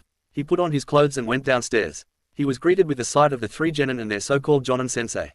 Amy and Sakura were eating a huge stack of pancakes while Sasuke was just finishing his meal. Okay, Naruto said, I'm taking some food down to our prisoner. If he's willing to cooperate we will gain some very useful information. Naruto grabbed some food and went downstairs to Zabuza. Naruto placed the food down in front of him and asked, have you decided? The masked swordsman answered, I have and I'm agreed to your terms. Anything to get Haku out of this damned life. Naruto grinned and said, what can you tell me about Gato's organization? Later. Naruto walked up from the basement. When he did, Team 7 looked at him expectantly. Well, Kakashi asked. He's agreed to help us, Naruto said. He's told me that Gato has a base a few miles east of here. Gato has a large army of mercenaries that are at his beck and call, so getting through to the man isn't going to be easy. Sasuke smirked and said, so what? They're just a bunch of mercenaries. We're ninja. Me on our side were bound to win. The girls were about to say something when Naruto said, there is also the chance that Gato hired more missing nin, some probably as strong or stronger than Zabuza. Sasuke's smirk was wiped off his face. The two Kunoichi looked nervous now. Now then, Naruto said, according to Zabuza it will take him a week to get back to fighting strength. In that time I am going to train your butts off. So, what has Kakashi taught you? Sakura answered, teamwork. Naruto raised an eyebrow and asked, what else? Amy said, that's it. Naruto turned to look at Kakashi and said, you are either one of the most idiotic or the most lazy men I have ever seen. You haven't even started them on chakra control exercises. Kakashi shrugged and said, I didn't deem it necessary. Naruto picked Kakashi up by the front of his shirt and growled, you should have given them proper training before letting them go on AC rank. It is a miracle that they haven't been killed yet. I swear you are going to catch hell for this, you scarecrow. Naruto dropped Kakashi on his butt and created a pair of shadow clones. Naruto ordered the first clone, you are to guard this house with your life. Naruto turned to the second clone and said, you are to go to the bridge with Tazuna and guard him with your life. Am I understood, you two? The clone saluted and said, sir, yes sir. Naruto turned to Team 7 and said, you guys are coming with me. We have a lot of training to do if you are even going to start being ready for the fight ahead. With that the young Jonin and three genin walked out of the house and toward the forest. As they walked Sasuke asked, hey, what was that jutsu you used? Naruto turned back to him and answered, it was the shadow clone jutsu, an A-ranked kinjutsu that uses chakra to form a solid clone. Sasuke looked surprised and said, how is that kinjutsu? It's just like a regular clone. Naruto shook his head and said, I said solid clones, boy. The jutsu is a kinjutsu because it divides the chakra in evenly through each clone. Basically it takes a lot of chakra just to form one. And in case you were going to ask, I'm not going to teach you. You'll need much more chakra to form just one than you do now. Sasuke crossed his arms and grumbled to himself as he was denied a jutsu. He was also upset that he, the rookie of the year, had basically been called weak. Finally the group arrived at their destination. Okay, Naruto said, for training today we'll start with the tree climbing exercise. Sakura said, you mentioned that earlier. What is it? Naruto explained, basically this exercise helps you learn how to effectively use chakra. Before you say anything let me explain. When you use chakra in a jutsu the amount of chakra control you have can make it much more powerful. Also it decreases the amount of chakra wasted when you use a jutsu. Basically chakra control is the one thing that can help a shinobi become stronger. The genin in front of him nodded. For this exercise, Naruto said, you are going to focus chakra into the soles of your feet and walk up the side of the trees in front of you. If you focus too little you won't stick. If you focus too much the bark will break. Mark your progress with a kunai. When all three of you are able to reach the top we will continue. The three genin went at the trees and started climbing. After a few minutes Amy and Sakura were at the top. Hey look, Sakura yelled, we made it. Naruto smiled and said, very good girls, but I want you two to keep going. Amy looked down at her temporary sensei and asked, why? Naruto answered, you two come from civilian families. As such your chakra reserves are very low, giving you incredible control. Keep it up so you can build up your chakra reserves. If you feel tired take a break. You won't be any good to us if you're suffering from chakra exhaustion. The two girls looked at each other tiredly before sighing and jumping down. With that they ran up the tree again. As the girls were building their chakra reserves, Sasuke was having trouble running up the tree. Every time he tried to run up his foot either wouldn't stick or crushed the bark. Sasuke was growing more and more frustrated with each attempt, which only made his chakra control worse. Calm down Uchiha, Naruto said, if you let your anger cloud your judgment you won't even begin to get the training exercise down. Sasuke huffed and continued. Naruto sighed. This is going to be a long week, Naruto thought. Over the next 3 days the same routine continued. Amy and Sakura had started to gain a small amount of muscle since they started training and eating right. Sasuke was still annoying and arrogant, but that was nothing that was new. After finally taking Naruto's advice to calm down, he managed to get control over the chakra exercise. Now Naruto stood in front of his temporary students and said, "Okay kids, I've got some different training for you today." Amy asked, "Is it another chakra exercise?" Naruto thought for a second and said, "Maybe I'll get to that later. I've decided to trust you all with a different jutsu." Sakura asked, "You're giving us jutsu?" Naruto answered, "Yes, but only one each. I have a condition however. I will also introduce the next stage in chakra control, water walking." Sakura looked confused and asked, "Water walking?" Naruto nodded and said, "Yes. Water walking is the next step. You see, to walk on water is more difficult than walking on a tree. The water's surface is constantly changing from one height to another during a wave. For water walking to work, you must constantly adjust the amount of chakra in your feet to keep yourself afloat." Sasuke said, "Yeah, what about the jutsu?" Naruto rolled his eyes and said, "First need to learn your elemental affinity. Before I continue, can anybody tell me what that is?" Sakura raised her hand and said, "The elemental affinity is the element that a person's chakra is set to, which include fire, water, earth, wind, and lightning. A certain affinity can strengthen or weaken a jutsu used. A person can use jutsu other than that affinity, but at the cost of more chakra." Naruto clapped and said, "Very good, Ms. Haruno. There is more than that however." Naruto took out 3 pieces of paper and said, "This is chakra paper. If you focus your chakra into heat paper, it will show you your elemental affinity by a different reaction it has. Fire burns it, earth turns it to dust, water makes it wet, wind cuts it, and lightning makes it water. Sasuke, you go first." Sasuke took the paper and focused his chakra into it. The paper burst into white-hot flames. Sasuke dropped the paper out of fear of being burned. "A fire affinity," Naruto observed, "and a powerful one at that. Okay Amy, you next." Amy took a piece and focused. The paper started to water up. "Lightning," Naruto observed, "now your turn Sakura." Sakura took her piece and focused her chakra and the paper crumbled to dust. "Earth," Naruto said, "a very interesting group. Sasuke and Amy are the only affinities capable to offense alone. Sakura's can be used to attack and defend." Naruto took out 3 small scrolls. "Each of these are special jutsu that I've created," Naruto explained, handing 1 scroll to each genin. "Sasuke's jutsu is called Firebird Blast. It's basically a fireball that takes the shape of a bird. Ami's is called Storm Fist. This jutsu covers both hands and feet, become enveloped in lightning, allowing you to add an extra kick to your attacks. Sadly, it constantly drains a small amount of chakra, so you can only use it for a short amount of time. Finally, Sakura's is called Earth Shatter Dome. It forms a dome of rock around the user and then it breaks apart, flying in the direction of the user's choosing, giving both defense and offense." The 3 grinned at the jutsu they were given. "Now then, I want you to try out the jutsu first," Naruto said. "If you start to feel faint during use, then stop immediately. Rest for a few minutes and then start working on the water walking exercise. After that, try using the jutsu again." The 3 genin moved to different spots and tried their jutsu. Sasuke yelled, "Fire style, Firebird Blast." Sasuke fired a medium-sized bird from his mouth that met the surface of the lake and exploded with the force of an explosive tag. Sasuke smirked, but then felt tired. He wobbled a little bit and fell to one knee. "If I want to fully use this jutsu," Sasuke thought, "I have to gain more chakra." Amy went through hand signs and said, "Lightning style, Storm Fist." Lightning sparked around her hands and feet for a few seconds. She smiled happily, but then started to feel the effects on herself. She immediately cancelled the jutsu and fell to her knee panting. She may have upped her chakra reserves and control, but it wasn't enough. Sakura went through her hand signs and said, "Earth style, Earth Shatter Dome."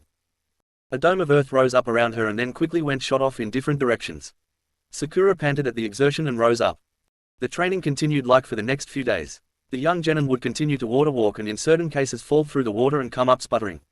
To say the least, it was funny for a while. By the end of the week, the 3 were able to do their jutsu without feeling exhausted.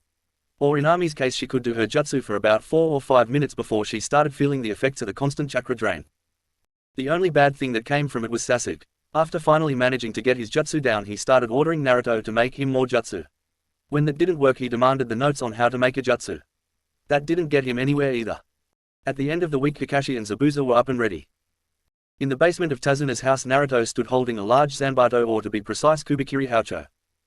"Now then," Naruto said, "I'm trusting you. If I detect even the slightest hint that you are going to betray us, you'll be dead before you can bat an eyelash." Zabuza, knowing that this kid was serious, nodded. Naruto undid the seals and then unbound the former Kiri-nin. Zabuza rose up and rolled his shoulders, cracking them.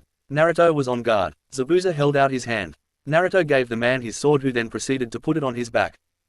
"Now then," Zabuza said, "I managed to learn that Gato's mansion is a few miles from the town. We can get there in about an hour's walk if those little shrimps of yours are up for the challenge." Naruto chuckled and said, "Those shrimps are stronger than they seem." Naruto got upstairs to see Kakashi and his team were ready to go.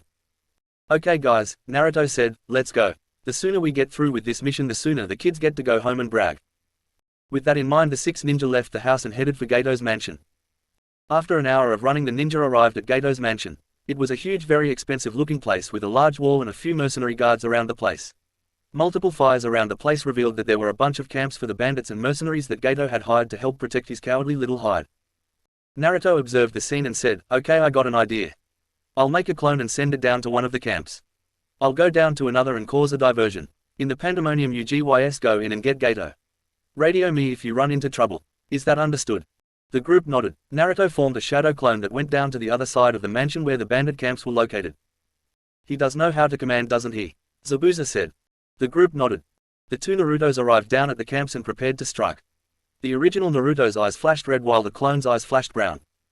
I would like to thank Beriberi for the following jutsu. Real Naruto, Fire Style, Scorch Firebird. Naruto Clone, Earth Style, Gaia Quake. The original Naruto burst into flames and flew up forming a massive bird that screeched, freaking out a lot of bandits. The bird then swooped downward, obliterating the camps in front of it and turning all that were in them to ash. The Naruto clone brought up both hands and slammed them onto the ground, causing a huge quake. The ground beneath him rumbled and then broke. The ground shattered beneath the bandit camp and they all fell screaming into the dark abyss below. The Naruto clone dispersed and Naruto smirked at the destruction in front of him. The other ninja felt their jaws hit the floor. That was the most incredible display of power that they had ever seen. Sasuke was making a mental note to copy his jutsu once he got his Sharingan. Back in the camp Naruto looked to the right to see a bandit who was looking up at him in terror. He managed to avoid the blast as he was on the edge of one of the closest camps. The Yondaime, he muttered in fear, it's impossible, you're dead. Naruto answered in a serious tone, I got better. The young Jonin then took out a kunai and slammed it into the man's head. Meanwhile the other ninja had run into Gato's main house. They encountered a lot of resistance from bandits. Sasuke was using his new fire jutsu to burn all the bandits in his path. He still had enough chakra after that to start throwing kunai and taking out the ones that were closer. He found a great thrill in killing these mercenaries. Yes, Sasuke will be crazy in this. Sakura was managing to keep the mercenaries attacking her away with a couple of well-placed kunai and shuriken. The killing made her feel sick, but she was managing through all the disgust. Amy was practically in the same boat as Sakura. Zabuza was decapitating one mercenary after another. Kakashi was using some of his weaker jutsu to save his chakra. After a few minutes of fighting Naruto burst from the side and slammed an earth chakra-powered fist into the side of a mercenary's head. Naruto snarled as he went through hand signs and said, lightning style, lightning shot. The whiskered Jonin drew back his right arm and threw it forward, unleashed huge bolts of lightning that arced from one mercenary to the next. After a few seconds the mercenaries were all dead. The smell of burning flesh almost made the newly minted genin vomit. In his mansion Gato was sweating bullets. His entire army had just been decimated by a couple of ninjas. What were these guys, mutants? Demons? Whatever they weren't going to stop until he was dead. Then calmed down when he remembered his backup plan. I guess you guys are up, the fat midget said, you better not betray me like that little rat Zabuza. The 2 figures walked out of the office. Naruto and the group were making their way to Gato when 2 men stood out in front of him. One was a man with greener hair wearing a rain headband on his head and had an umbrella on his back. He also had a black handle on his belt. The other was a massive well-built man with a thick beard and moustache. He wore old Jonin clothes and had a scratched-through Iwa headband on his head. He also had a massive battle axe in his right hand. Aoi, Zabuza said, Maruoshi Sonozaki. I should have guessed you guys would be here. Amy, Sakura and Sasuke looked confused. These guys are Aoi Rokusho and Maruoshi Sonozaki, Naruto explained, remembering them from the bingo book. Aoi is known for betraying Konoha to go to Rain and for stealing the rage and the blade of the Nadame Hokage. Kaiser is a missing nin from Iwa and is wanted for the murder of a great deal of his own comrades. Kaiser smirked and said, so the mini Yondaime knows his stuff. Well then you should know that you don't stand a chance against us. Seeing something behind the large man Naruto said, I don't think that will be an issue. At that moment a bunch of senbon flew out of the shade and struck Aoi in the shoulders. The ones aimed at Kaiser were deflected by his axe. Naruto unsealed a pair of tonfa and got into a stance. Kakashi reacted quickly and charged at the stunned Aoi and stabbed him in the head with a kunai. Maruoshi snarled angrily as he charged at Naruto, intent on killing him.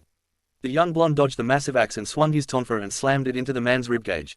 The man grimaced and stepped backwards. The man growled and said, your old man cost us the war, you little brat. I plan on making the man pay through your corpse. Naruto rolled his eyes and said, you'll have to get to me first, Gramps. Maruoshi snarled and swung his axe again in a horizontal arc. The young Namikas ducked under the massive blade and shot out an earth chakra-powered kick that cracked his ribs. Maruoshi cried out, but was silenced when Naruto slammed his tonfa into his jaw, breaking the bone. The now silenced man backed away, dropping his axe and clutching his face.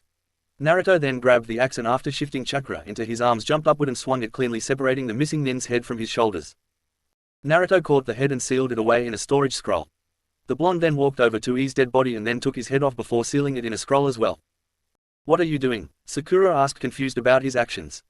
"These guys have bounties on their heads for being missing nin," Naruto explained. "If you turn in something that says you defeated them, such as their head or a weapon that only they use, then you can gain the bounty." Sakura nodded in understanding. It was still disgusting to her, but she understood. "Zabuza," Haku yelled as she embraced her father figure. Zabuza hugged her back and said, "Haku, we're going with them. It's better than running around getting chased by hunter nin." Haku looked shocked at her father figure, but understood all the same. With the tender moment over, the group of ninja burst into Gato's office.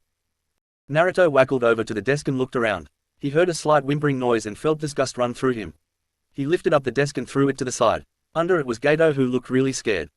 "Please don't kill me," Gato whimpered. "I'll give you anything you want." Naruto rubbed his chin and thought, "Give me your account number." Gato looked nervous and he shakily wrote down a number on a piece of paper. He handed it to Naruto.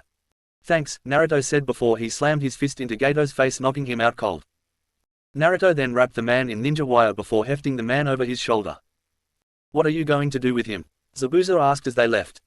"I think it's about time that the people of Wave got their payback for what this little maggot has done to them over the years," Naruto explained. The following morning the people of Wave were surprised to find Gato tied to a post with the words, "Payback time," written on him. The shock turned to anger as they approached the man. The screams of a tortured and dying man filled the early morning. At least for most of them. The kids were sent home with earplugs. Chapter 5. This is a challenge from Storylover 213. I don't own any of it.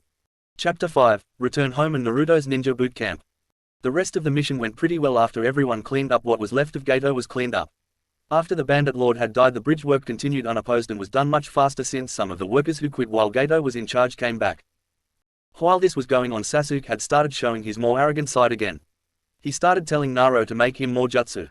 He also started demanding Zabuza to teach him his jutsu and sword techniques as well as ordering him to hand over Kubikiriboko. He even started demanding the same from Haku. Just when they were at their wits' end, Naruto saved the Uchiha from a slow and brutal demise by slamming a very powerful piece of duct tape over his mouth. Naruto also presented Gato's bank information to Tazuna, giving back all the money that Gato had taken from them. When it came time to leave, Naruto was almost attacked by his fan club that had built up around the village. Luckily Kakashi took things seriously enough for them to leave before Naruto wound up losing his pants. Without the civilian with them, they were able to get to Konoha much faster. When they arrived the gates, Izumo and Kodetsu immediately drew their weapons. "Calm down guys," Naruto said, "they're with us. They are coming with us as prisoners on our last mission with the hopes that they can join us." The two Chunin looked at each other before relenting. "Zabuza, Momoki and girl I can't identify," Izumo said, "I would ask that you hand over your weapons." Zabuza raised a non-existent eyebrow and asked, "Why?" Kodetsu answered, "Sorry, it's just a necessary precaution. I don't think a lot of the shinobi would like a missing nin walking through the village with a large sword on his shoulder." Zabuza sighed and handed over his sword. Kao took out her senbon pack and handed them to the Chunin. With that the six ninja headed into the village. When they arrived at the Hokage's office, the old man sent them a stern glare. "Okay," the old Kage said, "can somebody tell me why we have two non-Konoha ninja in the room, one of which being a missing nin?" Naruto cleared his throat and said, "Zabuza Momoki and his daughter Haku Momoki helped us fulfill our mission to help the bridge builder Tazuna by telling us where their boss was hiding out. In return they wished for protection and are willing to join the ranks of Konoha." The old Sandaime looked at the two foreign ninja before he sighed and said, "All right. I will let them stay. However, they will have their weapons confiscated, their chakra temporarily sealed, and be under ANBU watch for a period of up to 3 months. Understood?" Zabuza nodded. He was a little pissed that he wouldn't get his sword back and have his chakra sealed, but he would get over it with time. Haku was just glad that she wasn't going to be sent to jail. "ANBU," the old man said as the masked agents appeared, "show these two to some temporary housing. Then spread the news to the other ANBU." With that the demon of the mist and ice user were escorted away. When they were gone, the old Kage turned his eyes to the son of Konoha's White Fang. "Now then Kakashi," the Sandaime said, "tell me why you went along with the mission when it turned B rank instead of handing it over to another Jonin or calling ANBU. Kakashi cleared his throat and said, "Well, after the fight with the demon brothers, each of my genin put in their 2 cents about continuing on with the mission. They all agreed to go, so we did." The Sandaime looked at Kakashi with an unreadable expression before he yelled, "What were you thinking?" Everyone winced at the tone. "You let 3 behind the ears genin, 2 of which were fangirls and the other being arrogant and prideful, decide on whether or not to continue with a B rank mission. Kakashi, that is by far one of the most ridiculous things I have ever heard." The Sandaime caught his breath and calmed himself down a bit. "Kakashi," the Sandaime said, "I'm afraid I'm going to have to take action. Your choice to take care of the situation could have gotten some or all of your genin killed if I hadn't sent back up in time. For your lack of judgment you are hereby suspended from your jonin instructor position and given the regular jonin rank. For the next 3 weeks you are to do solely 30 capture Torah missions, with half the pay. You will only resume your teaching duties when I say so. Understood. Kakashi hung his head and nodded sadly, knowing that his lack of judgment had in fact endangered his team.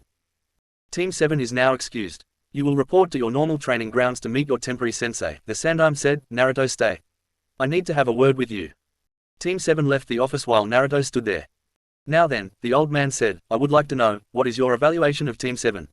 Naruto sighed and said, well, Sasuke has the typical Uchiha pride and arrogance. After the mission was over he started demanding I teach him more jutsu as well as the stuff that Haku knew. The only fortunate thing that came out of this was that Amy and Sakura have started to break their fangirl tendencies. During training I learned they hadn't gone through the tree walking exercise yet and I got him up to water walking. The Sandaime sighed at one of his Jonin's laziness. He was starting to wonder if the boy had been born of a Nara instead of a Hitaki. Naruto, the old cage said, I have a proposition for you. The next day, Amy, Sakura and Sasuke were approaching training ground 7. The three had been preparing all night for when they would meet their new sensei. When the three genin approached their training ground they were surprised to see Naruto sitting on top of the middle stump that had been used during the bell test when they first started became genin. Naruto, Sakura said in shock, you're going to be our temporary sensei. The sun-kissed blonde nodded and said, now then are we all ready to begin training? The three genin nodded. Okay, Naruto said, to start things off I want to see how far you all are with the water walking exercise and how far you are coming with the jutsu I gave you. Sakura stepped up first and said, I can go on with the water walking exercise for about 10 minutes before I fall through the surface. And I'm able to perform my earth jutsu without feeling as drained as I normally do, but I still eats up a lot. Amy stepped up and said, I can go for about 8 minutes on the water before I break through and I can got at least 10 minutes with my new jutsu. Sasuke said, I'm able to use my new jutsu as well as the Phoenix Flow jutsu before I start to feel the effects of chakra drain. Naruto was writing this all down on a notepad and said, I have to say I'm impressed with how far you've come with the right training. However, higher level ninja can use jutsu like Amy for about a half hour or longer. Sakura walked up to Naruto and said, Naruto-sensei, I was wondering, I noticed that during the mission that you used tonfa against that Iwanin and you used the sword in the exam against that Jonin in your exam. Do you use more than one weapon? Naruto nodded and said, very perceptive Sakura. I have learned to use more than one weapon because it helps me keep my enemies on my toes. They won't know if I'm going to use a sword or another weapon. Sakura thought for a second and asked, can you teach me how to use tonfa? Naruto cocked his head to the side and asked, do you all want to learn how to use a weapon? The three nodded. Okay, Naruto said, we'll go get weapons tomorrow. For now we work on chakra reserves and something else to work on. Naruto took out 3 pairs of scrolls. Sakura, Naruto said, do you know what elemental manipulation is? Sakura nodded and said, yeah. Elemental manipulation is the controlling of an element though chakra control. Naruto nodded and said, yes. Now a different chakra has a different effect on the air around it. Fire chakra burns whatever it touches. Lightning chakra is able to pierce though a target. Wind chakra is able to cut through whatever it touches. Earth is able to smash whatever it strikes to pieces. Water chakra is usually able to apply incredible pressure to a target. These scrolls have fire, earth, and lighting chakra training exercises. You are to do these all day until the sun goes down. When your chakra levels are low, rest until you feel them return to normal. If you get hungry, take a lunch break, but only for an hour. If I find out any of you have slacked off, you are going to be running laps until your ankles break. Understood. The tone that the blonde used made absolutely no room for argument. They all nodded in understanding. Now get to work, Naruto said, I have some business to attend to. With that, Naruto left his temporary team to their own devices. Sakura's training exercises were basically just focusing chakra into her body parts and unleashing them at the right moments to shatter a target. This was pretty difficult even with her chakra control. She wound up with a lot of bloody knuckles.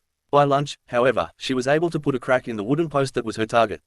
By the time she was ready to leave, she could form at least 3 cracks in the wood. Ami's training exercises were focusing her chakra into her fingers and piercing a target. It started off rough since she couldn't focus it right. By lunch she could at least form some small finger-shaped dents in the wood. It wasn't enough to pierce through the skin deep enough to puncture an organ, however. She also had to focus chakra into her hands to keep the lighting chakra from cooking her skin. Sasuke's training exercises included focusing chakra into his hands and feet and turning an object he was touching into ash. It started with grass and leaves and I would eventually go into melting metals. He also had to focus protective chakra into his hands and feet to keep him from burning. Luckily for him, he was only focusing enough chakra to give him a first-degree burn. After a lot of failed attempts, some chakra regaining breaks, and some injured hands, the three left the training ground for lunch. The three found themselves sharing a meal at the Akamaki barbecue joint because it had good food and it was all you can eat. Which was a good thing because they were starving. The three were in the middle of eating Ino, Shuji, Shikimaru, and Asuma. Hey forehead, Ino Yamanaka said, Bird woman, Sasuke-kun. What are you doing here? Sakura gulped down some of her food before saying, lunch break from training. Our sensei if a slave driver of a man. Asuma, Team 10's sensei, raised an eyebrow and asked Kakashi. The man if a minimalist. I don't see him as a slave driver. Amy gulped down her bite of steak before she clarified, not Kakashi. Naruto Uzumaki. He's our sensei now. Asuma cocked his head to the side and asked, what happened to Kakashi? Sasuke answered, he made some poor decisions that put us in danger on our last mission. He was suspended from his teaching duties. Naruto is our temporary sensei. We've only had him for a few weeks and he's already taught us more than Kakashi has in the month he had us. Ino looked surprised as he saw Sakura and Amy eating so much food. Why are you eating like that forehead girl? Ino said, Sasuke-kun isn't going to want you anymore if you lose your figure. Sakura swallowed down a mouthful of rice and said, eating isn't really a training issue Ino pig. If you train hard the extra calories and the extra fat turns into muscle fat. In other words starving yourself is only going to kill you. Ino looked shocked before turning to Asuma for confirmation. The bearded Sarutobi nodded. The three finished and paid for their meal. After that the three went back to their training grounds. As soon as the three got back they split up and started training again. As the sun started to set they got up and started to head home to rest for tomorrow. As soon as they left the two rocks and a tree burst into smoke revealing three Narutos. The three blondes then burst into smoke. Meanwhile at the Sarutobi complex Naruto's eyes went blank for a minute before he came back to the real world with a smirk. Naruto-sensei, Konohamaru said seeing Hai-sensei smirk, are you okay? Naruto answered, yeah, just had a very happy thought. The next day, Team 7 approached their training ground. As soon as they did they saw Naruto waiting for them. They were actually happy to see that their sensei was on time. Okay, Naruto said, like I said yesterday we will be looking for weapons. While we are there we are going to search. I don't want you to pick what looks like it would be effective. I want you to pick what feels right. Am I understood? The three nodded. Good. The four then went off. Naruto led the three genin to a shop with the name Higurashi Weapons on it. When the three genin entered the shop their eyes widened. There were weapons all over the place. Swords, staff, axes, bows, knives, maces, tonfa, and a whole lot of other weapons. Now, Naruto said, you three can browse, but only pick what feels right. If the weapon doesn't fit don't buy it. Now go find your new toys. The three genin then browsed through the entire store. It was hard for them to decide what to choose since there were so many. Sasuke eventually picked a black and silver naginata. Sakura picked up a pair of black painted nunchaku. Amy picked a bow, a quiver of arrows. While there they also stocked up on kunai, shuriken, explosive tags, flash bombs, and ninja wire. The three gathered up their supplies and Naruto rung the bell to summon a worker. An old man that was built like an ox with multiple battle scars and an eye patch came to the desk. Naruto, the old man said, I haven't seen you here since you bought your first weapons. Naruto nodded and said, good you see you too Katsu. Now then I'll be taking these. The man grinned as he rung up the price. Anything else? The man asked. Naruto rubbed his chin in thought and said, yeah. I'll take a book on making poisons and medical creams from available plants, a book on medical jutsu, a scroll with katas for these weapons, and a book on trap making. The man grabbed the stuff asked for and handed them to Naruto. The blonde Namikas paid for the items and then they left for the training ground. Okay then, Naruto said as he facing his temporary students, from now until lunch you will train in chakra control and elemental control. After lunch you will study the katas for the weapons you picked out. Sakura I want you to train in medical jutsu and poisons and medicine. Amy you are to practice in trap making. Sasuke growled, why do they get extra training when I do not? Naruto glared at Sasuke and said, we need to diversify the team. We need a teammate with medical training, she can heal her allies if they are injured. For Amy she can help trap and bind an enemy for those capture missions. You Sasuke will be the team's heavy hitter. When Amy has trapped the target you will be the one to wipe her out. You can also defend Sakura while she's healing Amy or another ally. Sasuke nodded in understanding. It continued like this for the next few weeks. Naruto would train the three into the ground pounding skills into their skulls piece by piece. Their chakra reserves eventually came up to about Chunin level. They also became proficient in their weapons and jutsu. In the present day Naruto stood in front of the new Team 7. Some time ago the team decided to get some new clothes. Sakura now wore a red shirt with a white tiger on the back and a pair of fingerless gloves on her hands. She also wore a pair of black shorts with pockets that held poisons on the left and medical creams on the right. She always made sure to make sure they were in the right pocket too. She also had on a pair of black sandals. On her waist she had a pair of sheaths made for her nunchaku. Amy had on a black shirt with a fire symbol in red on the back. She also had on a pair of dark grey pants and dark blue also had on a pair of gloves with special points on the nails that helped her focus her lightning chakra. On her back was her bow and a quiver full of arrows. Sasuke was basically wearing all black with special fireproof gloves and bandages on his hands and legs. He also had the Uchiha symbol moved to his shirt sleeve. Sasuke had his Naginata mounted on his back. I'm glad to see you all improved so quickly over a few weeks, Naruto said. I'm proud to have called you my students at the time. Naruto looked at the proud looks of his students and the slightly smug look on Sasuke's face. Now, Naruto said, before we start training today, I intend to make a new jutsu for each of you. Sasuke smirked and said, what are they? Naruto looked at the Uchiha and said, I don't know yet. This time you're going to tell me what you want. Naruto took out a pad and a pencil. You'll be first, Sasuke, Naruto said. Would you prefer a ninjutsu, kenjutsu, taijutsu or genjutsu? Sasuke thought for a second and said, ninjutsu. Naruto asked, would you like it to hit one or multiple targets? Sasuke answered, multiple targets. Naruto jotted down a few notes. What would you like the range to be? Sasuke actually put thought into this and answered, mid to long range. Naruto then asked, do you want it to take an animal form? Sasuke thought for a second and answered, no. Naruto wrote that down and asked, do you want to be a single blast like the Grand Fireball Jutsu or multiple like the Phoenix Flower Jutsu? Sasuke immediately answered, multiple blasts. Naruto wrote down the notes and motioned for Sakura. I'd like ninjutsu that is close to mid-range, single blast, single shot, and no animal form. I'd like it to be a follow-up technique to my Earth Shadow Dome, Sakura said. Naruto turned to Amy who said, I'll take a ninjutsu, multiple blast, no animal form. Question though, can I have mine be able to switch between one target and multiple targets? Naruto scratched his chin in thought thinking about that request. I think I can manage that, Naruto said. You guys train. I'll come by later with your jutsu. The three genin left and got to training for the day. After about an hour of training, a cry of Eureka! The three were shaken from their training by the cry. The three ninja turned to see Naruto running through the training ground and landed in front of them. What was that all about, Naruto-sensei? Sakura asked with a slightly annoyed look. I had some trouble going through the jutsu that Amy requested and I finally managed to figure it out, Naruto explained. Let me show you, Naruto said. The man quickly went through hand signs. Lightning style, feathers of the Thunderbird. Electricity focused in his hands. He pushed on hand out sending lightning in the shapes of feathers. The projectiles pierced the tree and went right through. He then swung his arm in a horizontal arc sending him outward in an arc piercing and going through the ground and a few trees. Amy sat back in awe. Naruto handed her a piece of paper that had the mechanics behind the jutsu. This is yours, Sakura, Naruto said as he went through more hand signs. Earth style, stone spears assault. Naruto slammed his fist onto the ground and a few large rocks came up from the ground. The rocks sharpened and flew at a tree, smashing it to pieces. Whoa, Sakura said in shock. Naruto looked at the pinkett and said, consider that a follow-up to your Earth Shadow Dome technique. It'll use the already unearthed rocks and save you a bit of chakra while extra chakra is used. Bring the rocks out. Naruto handed the notes on the jutsu to her. Naruto finally turned to Sasuke and said, here's your jutsu, little Uchiha. Sasuke scowled at the nickname while Naruto went through one final set of hand signs. Fire style, burning archer. Naruto fired half a dozen flaming arrows from his mouth. The projectiles pierced the ground and rocks, setting fire to the grass and wood and destroying a tree. Sasuke smirked as he took the paper with jutsu notes from his temporary sensei. Now then, Naruto said, practice with these. I'll be taking care of my own training. Sakura looked confused and said, you're already a jonin. Why do you keep training? Naruto answered, yes, but I don't want my skills to diminish and weaken. I train to keep my skills sharp and to grow stronger myself. So keep it. Naruto then left to go train while leaving his temporary students to their own devices. While Ami and Sakura walked away to start their own training, Sasuke discreetly followed Naruto. The young genin hid quietly behind a few bushes as he watched his temporary sensei practice. After running through a few katas, Naruto stood facing a training post. Sasuke smirked. Unknown to Naruto, the intense training had caused Sasuke to activate his Sharingan. He had been waiting to use it and now he had a chance. Naruto flipped through a few hand signs and growled, wind style, jet stream blast. Naruto fired a single powerful blast of air chakra from his mouth that reduced the wooden training post to nothing but splinters. Sasuke gave a dark smirk as he turned off his Sharingan.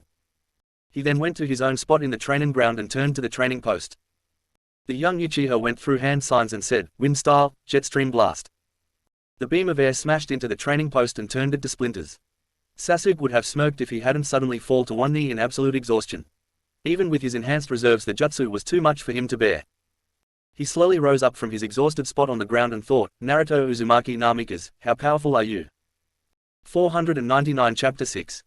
This is a challenge from Storylover 213. I don't own any of it. Chapter 6, Sasuke's Bad Night and the Chunin exams begin.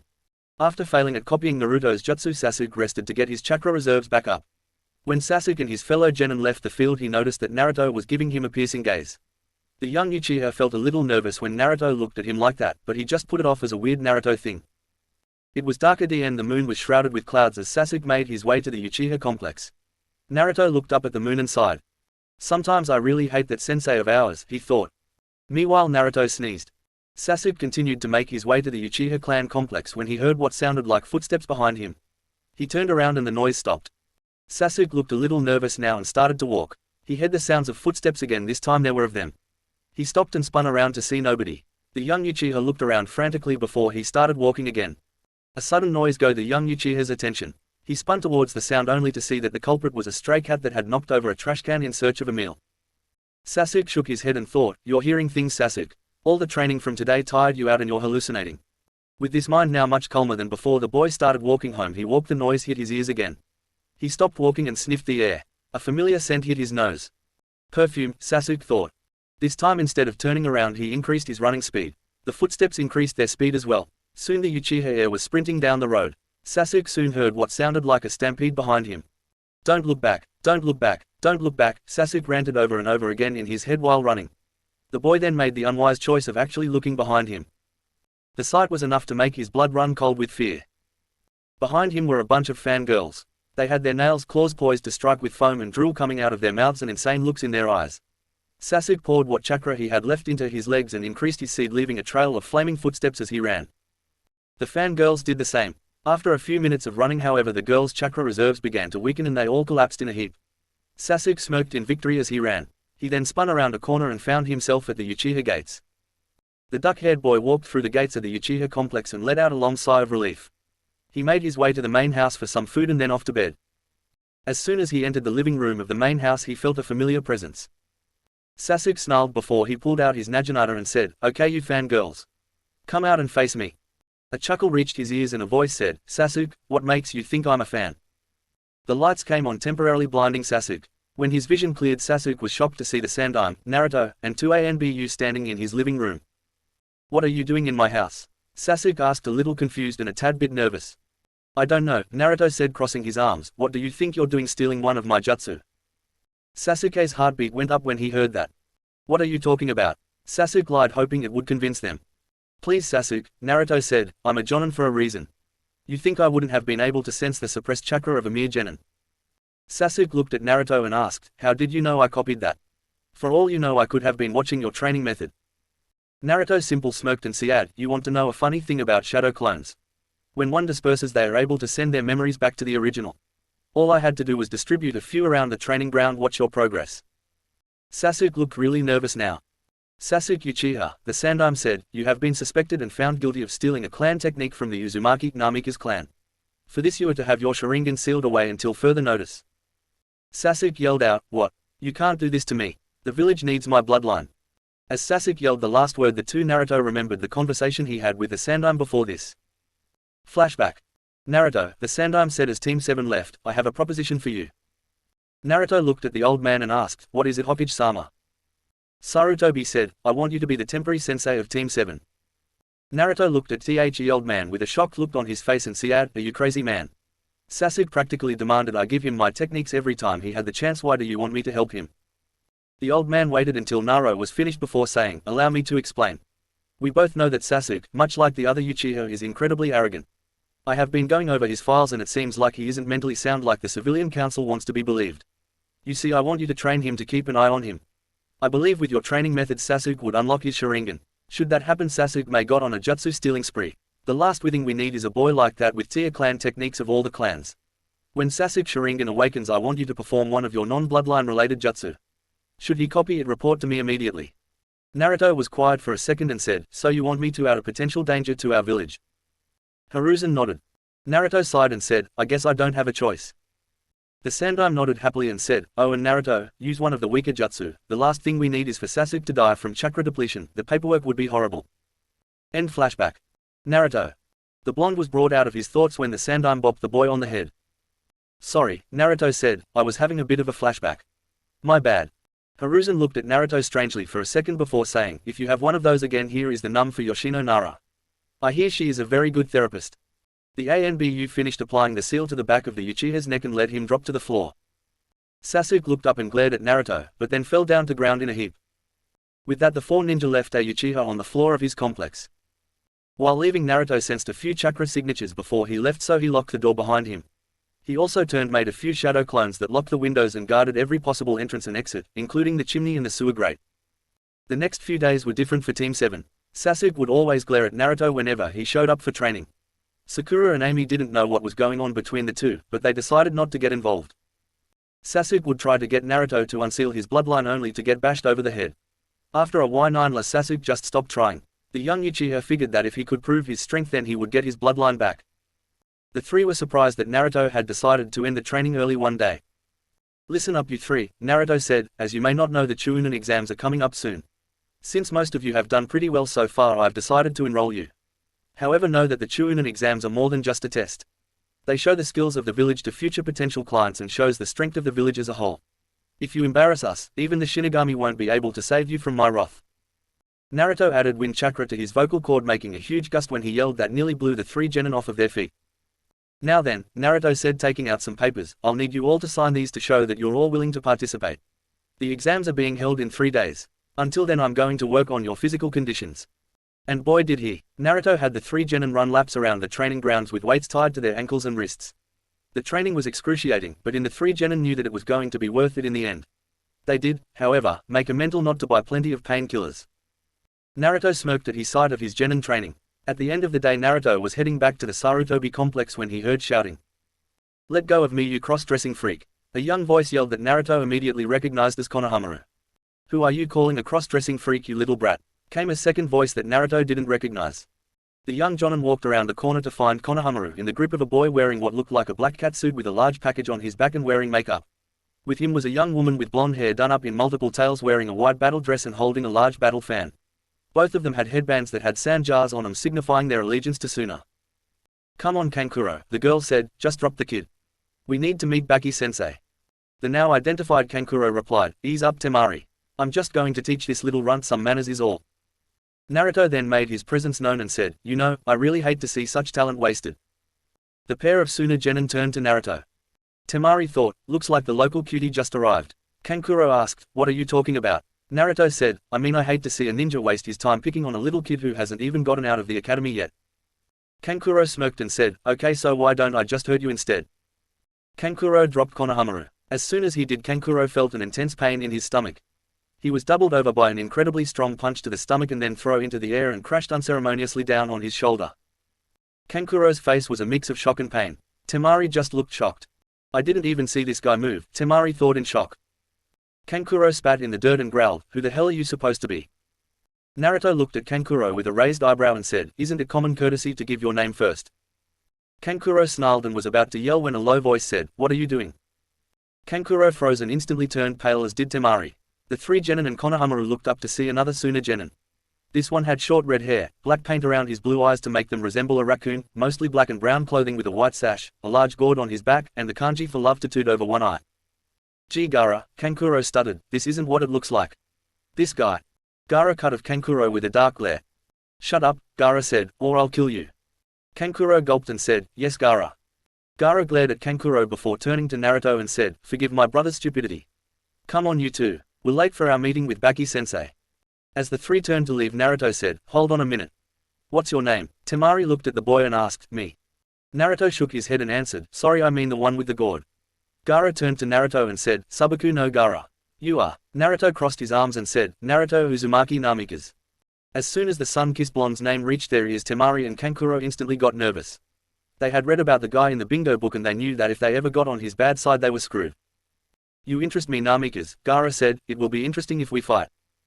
Naruto nodded and said, "Let's hope that doesn't happen." With that, the three Suna genin walked away, leaving Naruto and Konohamaru. "Boss," Konohamaru said, "I think I might need to go home and change my pants." Naruto rolled his eyes at the boy and said, "Sure thing, kid. Now when we get home we have some very special training for you to do." 3 days later. The 3 days of physical training had been brutal for the three genin of Team 7. Naruto had bought them weights with special seals that adjusted whenever the user got used to them. The blonde sensei had the three running around for a while before letting them stop for a while, made them run again, then he had them work on their control. Now Team 7 stood outside the academy where the exams were being held. "I never thought we would be back here," Sakura said. "Let's stand in a moment of respect for those of us who didn't pass the last test." All three genin stood in silence. "Okay, done," Sakura said, "let's go." The three made their way inside. As they climbed up the stairs they found themselves in a hall where a lot of genin were gathered around a door. Just leave now, the chunin at the door said, we're doing you a favor by not letting you through. You rookies aren't ready for the exams. A girl in a Chinese shirt with buns in her hair said, come on, just let us through. We've got what it takes. Sakura nudged her teammates and whispered, guys, it's a genjutsu. We aren't on the right floor. If we play our cards just right we'll be able to cut down the completion before the game even starts. The two genin looked at their pink-haired teammate before nodding and heading up to the next floor. When they arrived they found Naruto waiting for them. Glad to see that you made it, Naruto said. I'm also glad to see that Sasuke didn't blow the little test at the beginning. Sasuke huffed in annoyance. Well, Naruto said, you'd better get in there. We don't want you to be late now, do we? Oh, and by the way, don't go showing off all your skills. Save some tricks for when you get to the final exam. The three genin nodded at their temporary sensei before they entered the room. When they arrived they got the shock of a lifetime. There were a great deal of genin in the room from all over the elemental nations. Suna, Am, Kumo, Kyuza, and a few others. There was one team that stuck out though. They wore a band that had what looked like a musical note on it. Sasuke-kun. Sasuke was suddenly grabbed and hugged by Ino Yamanaka. Ino pig, Sakura growled, get off Sasuke-kun now. Ino simply spat her tongue out at Sakura and said, oh Sasuke-kun, I missed you so much. It must have been torture dealing with these idiots. Shikamaru approached the group and said, how troublesome, Ino. Chuji simply munched on some chips. Well, what do we have here? Said the voice of Kiba and Azuka. It looks like the rookies are all together again. Shino nodded and Hinata simply shrugged. You guys shouldn't be so loud, said a new voice. The entire group turned to see a genin with a Konoha headband, silver hair, and glasses. Who are you supposed to be? Kiba asked. My name is Kabuto Yakushi, the boy said. You really need to not draw so much attention to yourselves. It'll just make you a bigger target. Shino stepped up and said, you sound so sure. You speak with experience. How many times have you taken this exam? Kabuto answered, I've taken this exam 6 times before. You can call me a veteran. Kiba smirked and said, you must suck then. Kabuto rolled his eyes and said, anyway, I have information. Is there anyone you'd like to know about? The genin all looked at each other for a second and thought. I want info on them, Sasuke said, pointing to the team with the musical note on their headbands. Kabuto took out 3 cards and focused chakra into them. There was a light puff of smoke. Kabuto read the card and said, there isn't much info on these guys. They're relatively new to the exam and so is their village, the Hidden Sound. Since it was just recently founded I don't have any information on them. Sorry. At that moment there was a large burst of smoke. When it cleared it showed a man with a black trench coat and a bandana on his head sporting the Konoha symbol on it. Listen up you maggots, the man said, I'm Ibiki Morino and I'm the proctor for the first exam. Now get in the next room to start the first exam. All the genin filed into the room. The Chunin exams had finally begun. Chapter 7. The first exam went rather quickly. All the genin present had to take a written test. If they got a failing grade not only were they forbidden from continuing, but the rest of the team couldn't continue either. They were also informed that if one member of the team was caught cheating the entire team was dismissed. They had at least 2 hours to finish the test. Even though it was against the rule all the genin had to cheat one way or another. Sakura didn't have to cheat because she had actually studied. Sasuke managed to get glances at the answers from the guy sitting next to him. Amy studied as well so she didn't have any need to cheat. Tenten used a series of mirrors guided by nearly invisible ninja wire to send the answers to her teammate Lee. Neji used his Byakugan to see the answers of someone behind him. Ino used her mind transfer jutsu to switch with Sakura and memorized her answers. Shikamaru, being the genius that he was, finished quickly then used his shadow possession jutsu to take over Chuji's body and gave him the answers. Hinata used her Byakugan the same way Neji did. Shino had a fly roll around the room and get answers before relaying them to him. Kiba had a Kamaru read the answers of the guy in front of him. Temari didn't need to study as she was actually smart. Kankuro switched himself with a puppet and had it memorize the questions. Gaara formed an eye with his sand and had it memorized answers from one of the other genin after he used a bit more sand to make him shut his eyes. Over the course of the 2 hours multiple teams were thrown out by being caught cheating. When the 2 hours were up Ibiki said, okay maggots, time for the final question. Now you have a choice, you can take this question or not. If you choose not to you can try again next year. If you take it and miss it, however, then you are forbidden from taking the exams in this village ever again. This was actually a major bluff since the man didn't have that kind of authority in the village. The genin didn't know that and immediately felt nervous. Some of them chickened out and left. Others, mainly the Konoha teams, the Suna team, the Kyuza team, the Oto Sound team, and a lot of other teams not really worth mentioning at the time. Okay, Ibiki said, are you all sure you want to continue? After getting a confirmation from all of them the man said, congratulations you pass. Cue jaw dropping and the sounds of pencils hitting the desk. What do you mean we pass? Kankuro said, what about the final question? Ibiki answered, there was no final question. This whole things was a test on how well you could gather information without getting caught. The other aspect was how well you did while suffering from psychological torture. The man then undid his bandana, revealed his head, which was covered in scars and puncture wounds. Everyone grimaced at the sight of the wounds on his head. How you cope with torture can affect the outcome of a mission, Ibiki said. You need to be willing to take a secrets of your village to the grave. Now then, the next proctor should. The man was cut off when a large black object crashed through the window and spread out, revealing a banner that read, "Behold the proctor of the second exam. The sexy and shocking single Anko Matarashi." There was a large puff of smoke revealing Anko in all her glory. The guys blushed and leered at her while the girls seemed to glare at her for being so provocatively dressed. Anko looked out among the group and said, "There are so many of these brats left, Ibiki. Are you starting to lose your touch?" Ibiki said, "I haven't started losing my touch, Anko. Besides, we have a few special cases this year." Anko simply shrugged before saying, "Don't worry your scarred head. I'll cut the amount of maggots in half by the time the second part is over. Okay runts, follow me to the next exam." The genin shifted uneasily and started to follow the woman. They eventually came to a large training area, which was nothing new. What was new though was the fact that there was a large forest that looked more like a jungle. The place was surrounded by fences with warning signs and topped with barbed wire. Everyone was freaked out even more when what looked like a freakishly large centipede came out from the underbrush and gnashed its mandibles menacingly. "Welcome to Training Ground 44, Anko said with a sadistic grin, otherwise known as the Forest of Death. This exam will be a survival exam. When instructed, each team will get a scroll. If you have an Earth scroll, you need to get a Heaven scroll and vice versa. When you gain both scrolls, you are to head to the tower located in the exact center of the forest. Under no circumstances are you allowed to open the scrolls while inside the forest. You also have a time limit of 5 days. Is that understood?" The special jonin got nods of confirmation. "Good, now get your scrolls and go to your appointed gates." With their objectives in mind, each team went to a nearby shack that was covered up so no one would know what scroll they had. Team 7 had an Heaven scroll. Upon leaving, the teams went to their gates and waited. Anko's voice sounded over an intercom as she said, "Okay maggots, the second exam has officially begun." The gates flew open and each team entered the deadly forest. A few minutes after running in, Team 7 stopped and landed on a branch. "Okay," Sasuke said, "we're going to need a plan here. I suggest we wait here and try and capture a team." Amy nodded as she pulled out a scroll and unsealed it, revealing a bunch of tools, wood, ninja wire, and a few other things. "Good thing that I'm a fast worker," Amy said as she cracked her knuckles and got straight to work. A few minutes later, the 3 genin were simply sitting around when a trio of nin wearing yellow jumpsuits and breathers landed around them. "Apparently Konoha is just as arrogant as we thought," the leader said. "Looks like we got easy pickings, boys." The 3 then ran at the Konoha genin. They would have continued running, but they hit a carefully placed trip line. The dirt in front of them gave way and a huge platform with multiple spikes shot up. "Scatter!" The one with his ears covered yelled. The 3 split in different directions.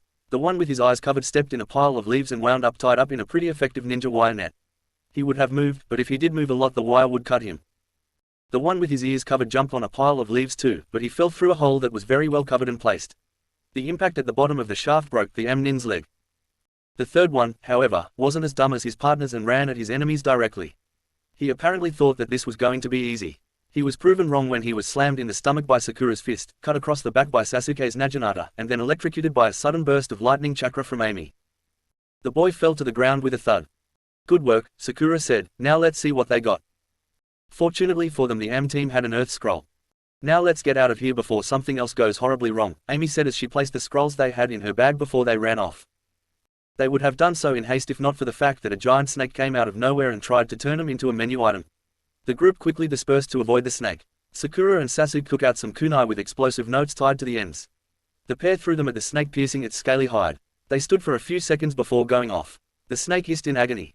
The 3 then decided to get out of there since there may be more than one of those nasty things around. They basically ran for what they thought would be the center of the forest. Good thing too, because they were actually heading for the center of the forest. Meanwhile, Naruto winced in disgust as he looked down at a trio of bodies. They were 3 Kyuzunin who looked like they had their faces melted off. "Yuck," Naruto said, "who the heck could have done this?" Next to him, Anko scowled and said, "No doubt about it. This is his jutsu." Naruto looked at his fellow jonin confused before the purple-haired woman made a dash for the Forest of Death. "Anko!" Naruto yelled out as she ran. The boy mentally cursed before running after the woman. Back in the Forest of Death, Sasuke panted heavily as he kneeled before this woman. If he could call her that. He and his team had been attacked by a single Kyuzunin. She displayed incredible strength and prowess that were far above that of a genin. Sasuke wasn't really that surprised at this since a jonin was in fact a person his own age. Sakura and Amy were off to the side cowering. The woman had unleashed a vicious amount of killing intent that had the 3 frozen in fear. Naruto may have trained them to be strong, but he never trained them to go into a fight like this. Sasuke had managed to break through the fear by stabbing himself in the leg with a kunai.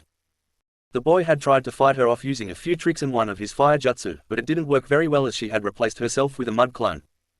The Kuzunin seemed a little confused when Sasuke didn't try to activate his Sharingan during the entire duration of the battle. While Sasuke's teammates were currently incapacitated, the woman walked over to the Uchiha and moved his neck to the side, revealing the seal that was suppressing his Sharingan. Damn, the woman thought, I can't believe the old monkey sealed away his bloodline. I knew I should have studied more about seals. Oh well, I can always take him back to the village and learn from there. Just as the woman was about to grab the Uchiha, a familiar voice cried out. Hidden shadow snakes. A pair of snakes shot out of nowhere and nearly took the woman's arm off. The girl jumped back and drove her legs into the tree branch before glaring angrily at the Anko, who was glaring at her. Drop the charade, pal, the snake user growled, I know who you are. The Kuzunin chuckled slightly before reaching up to her face and ripping it off like a mask. When it was gone, the new face was pale with yellow eyes and purple makeup under the eyes. Anko-chan, the now revealed Orochimaru said, how long has it been? Anko yelled, shut up. You're going to pay for what you did to me. Anko launched herself at the man and smashed her fist into the man's jaw. Orochimaru didn't even flinch before smashing his own fist into Anko's stomach and sent her flying back. You couldn't beat me before, Anko-chan, the snake sage said, what makes you think you can beat me now? Orochimaru turned to the Uchiha only to find him gone as well as his teammates. The next thing the pale man knew, he was sent flying away by a punch that felt like it was from Sunan. Orochimaru caught himself glared at the offender. His look turned from angry to shock when he saw Naruto standing there, his brown eyes turning blue. Orochimaru chuckled and asked, who is this Anko-chan? An apprentice. A new plaything maybe. Anko snarled at the man and sent a fierce glare his way. Naruto said, so you're the snake Sannin. In all honesty, I thought you would be more impressive. Anyway, as a ninja of Konoha, I have to bring you down. This is also payback for you ruining the image of the great and talented Michael Jackson. Orochimaru snarled before shooting forward and attempting to smash his fist into the disrespectful blonde's face.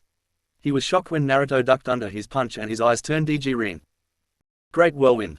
A sudden gust of razor-sharp wind knocked the man upward and sent him flying upward while cutting him all over. The blonde's eyes turned red and he yelled, overheat.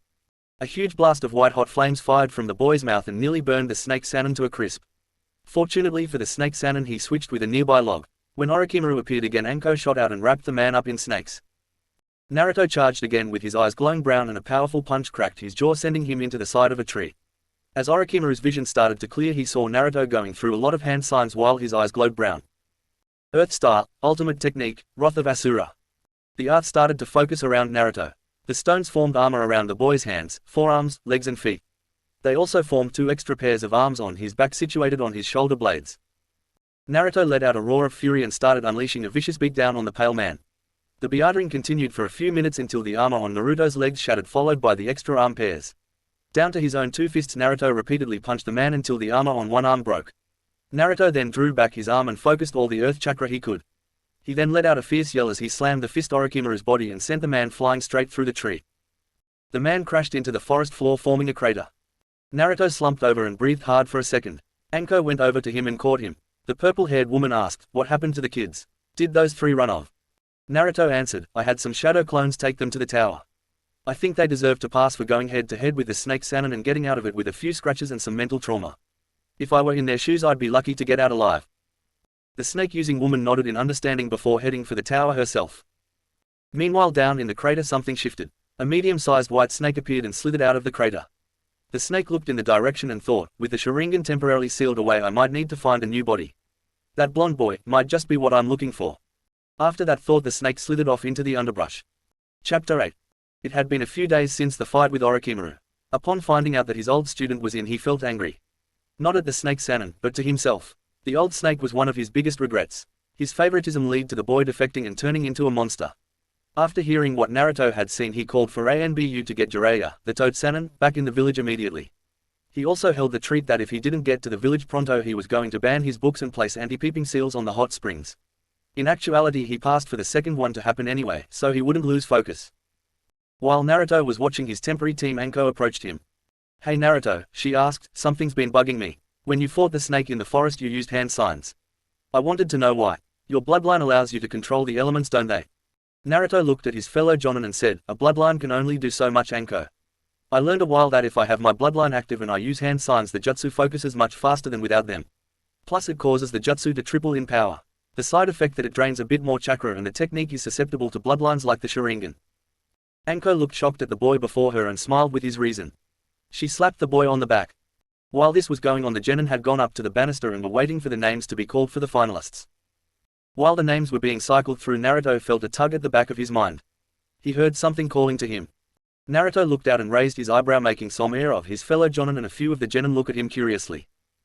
"You okay, Naruto?" Kurenai asked. "I have to business to take care of," Naruto said. "Let me know how the fights go. I don't know when I'll be back." Naruto then left the tower and went deep into the forest. Naruto followed the feeling. As the strange feeling in the back of his neck grew stronger, he found himself in the middle of the forest, a death standing in front of a grand oak tree that stood 30 stories tall. Naruto approached the tree and felt wisdom and power radiating off the tree. Naruto got closer and the roots that connected to the ground slowly opened, revealing a tunnel beneath. Naruto cautiously entered the passage and the roots closed behind him. Naruto walked through the passage and found himself in the middle of a large marble chamber. Naruto immediately caught sight of a large scroll in the middle of the room on a pedestal. Naruto reached out and touched the scroll. Naruto cried out in pain as chakra shot from the scroll and ran over his entire body. Naruto stumbled backwards and fainted. Smoke then filled the room, and when it cleared, the blonde was gone and so was the scroll. A few minutes later, in the summon realm, Naruto woke with a start. He looked around and saw he was on what looked like a huge mountain. The blonde was in the middle of thinking where the heck he was when he heard what sounded like a low snarl. Naruto found himself surrounded by 4 awesome and terrifying creatures. One was a large white tiger with shining fur, large green eyes, and razor-sharp claws and fangs. A large dark blue and green tortoise who had a scratched and cracked shell, obviously from many battles. A large and very beautiful phoenix with dark red flames covering its entire body. Despite having its wingities folded, Naruto could tell that the bird was huge. Finally, there was a large dark red western dragon with dark blue scales and yellow membranes on its wings. "It has been a long time since we have seen a human here," the dragon said. "Who are you?" Naruto asked as respectfully as he could, not wanting to anger the large creatures. "I am Haru, Spring, Guardian of the East," the dragon said. "I am Kyuka, Summer, Guardian of the South," the phoenix said. "I am Aki, Autumn, Guardian of the West," the tiger said. "I am Fuyu, Winter, Guardian of the North," the tortoise said. Naruto's eyes widened as he heard the titles. "The 4 legendary summons," Naruto said. "I thought you were just a legend. Something to lull children to sleep with at night." Kyuku chuckled and said, "As you can tell, we aren't legends. We've been watching you, Naruto. Watching you grow strong." Fuyu said, "We have seen the future. Without you the world will surely fall into the madness. Under the iron-fisted rule of a demented man with powerful eyes." Naruto looked up at him and said, "What do you want me to do about it?" Haru answered, "We know of a prophecy. It says that boy with 3 marks emblazoned on his face shall wield the power to either save the world or destroy it. You are that boy." Naruto's eyes widened and said, "Me?" Aki said, "Yes. You see, we want to help you. If this madman takes over the world, then the summoned world will be placed in jeopardy.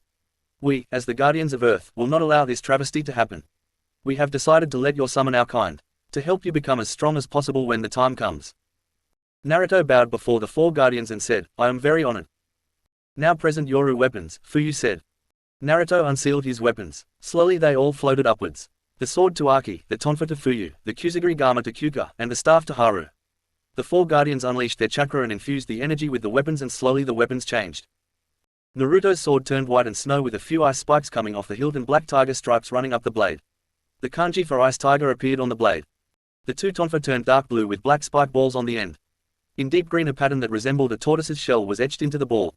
The kanji for shell crashes appeared on the shaft of both of them. The Kusagiri-gama turned dark red with a black chain and flame pattern that actually seemed to move on the side blade. The weight on the other end now had holes in the spikes, most likely for producing flames.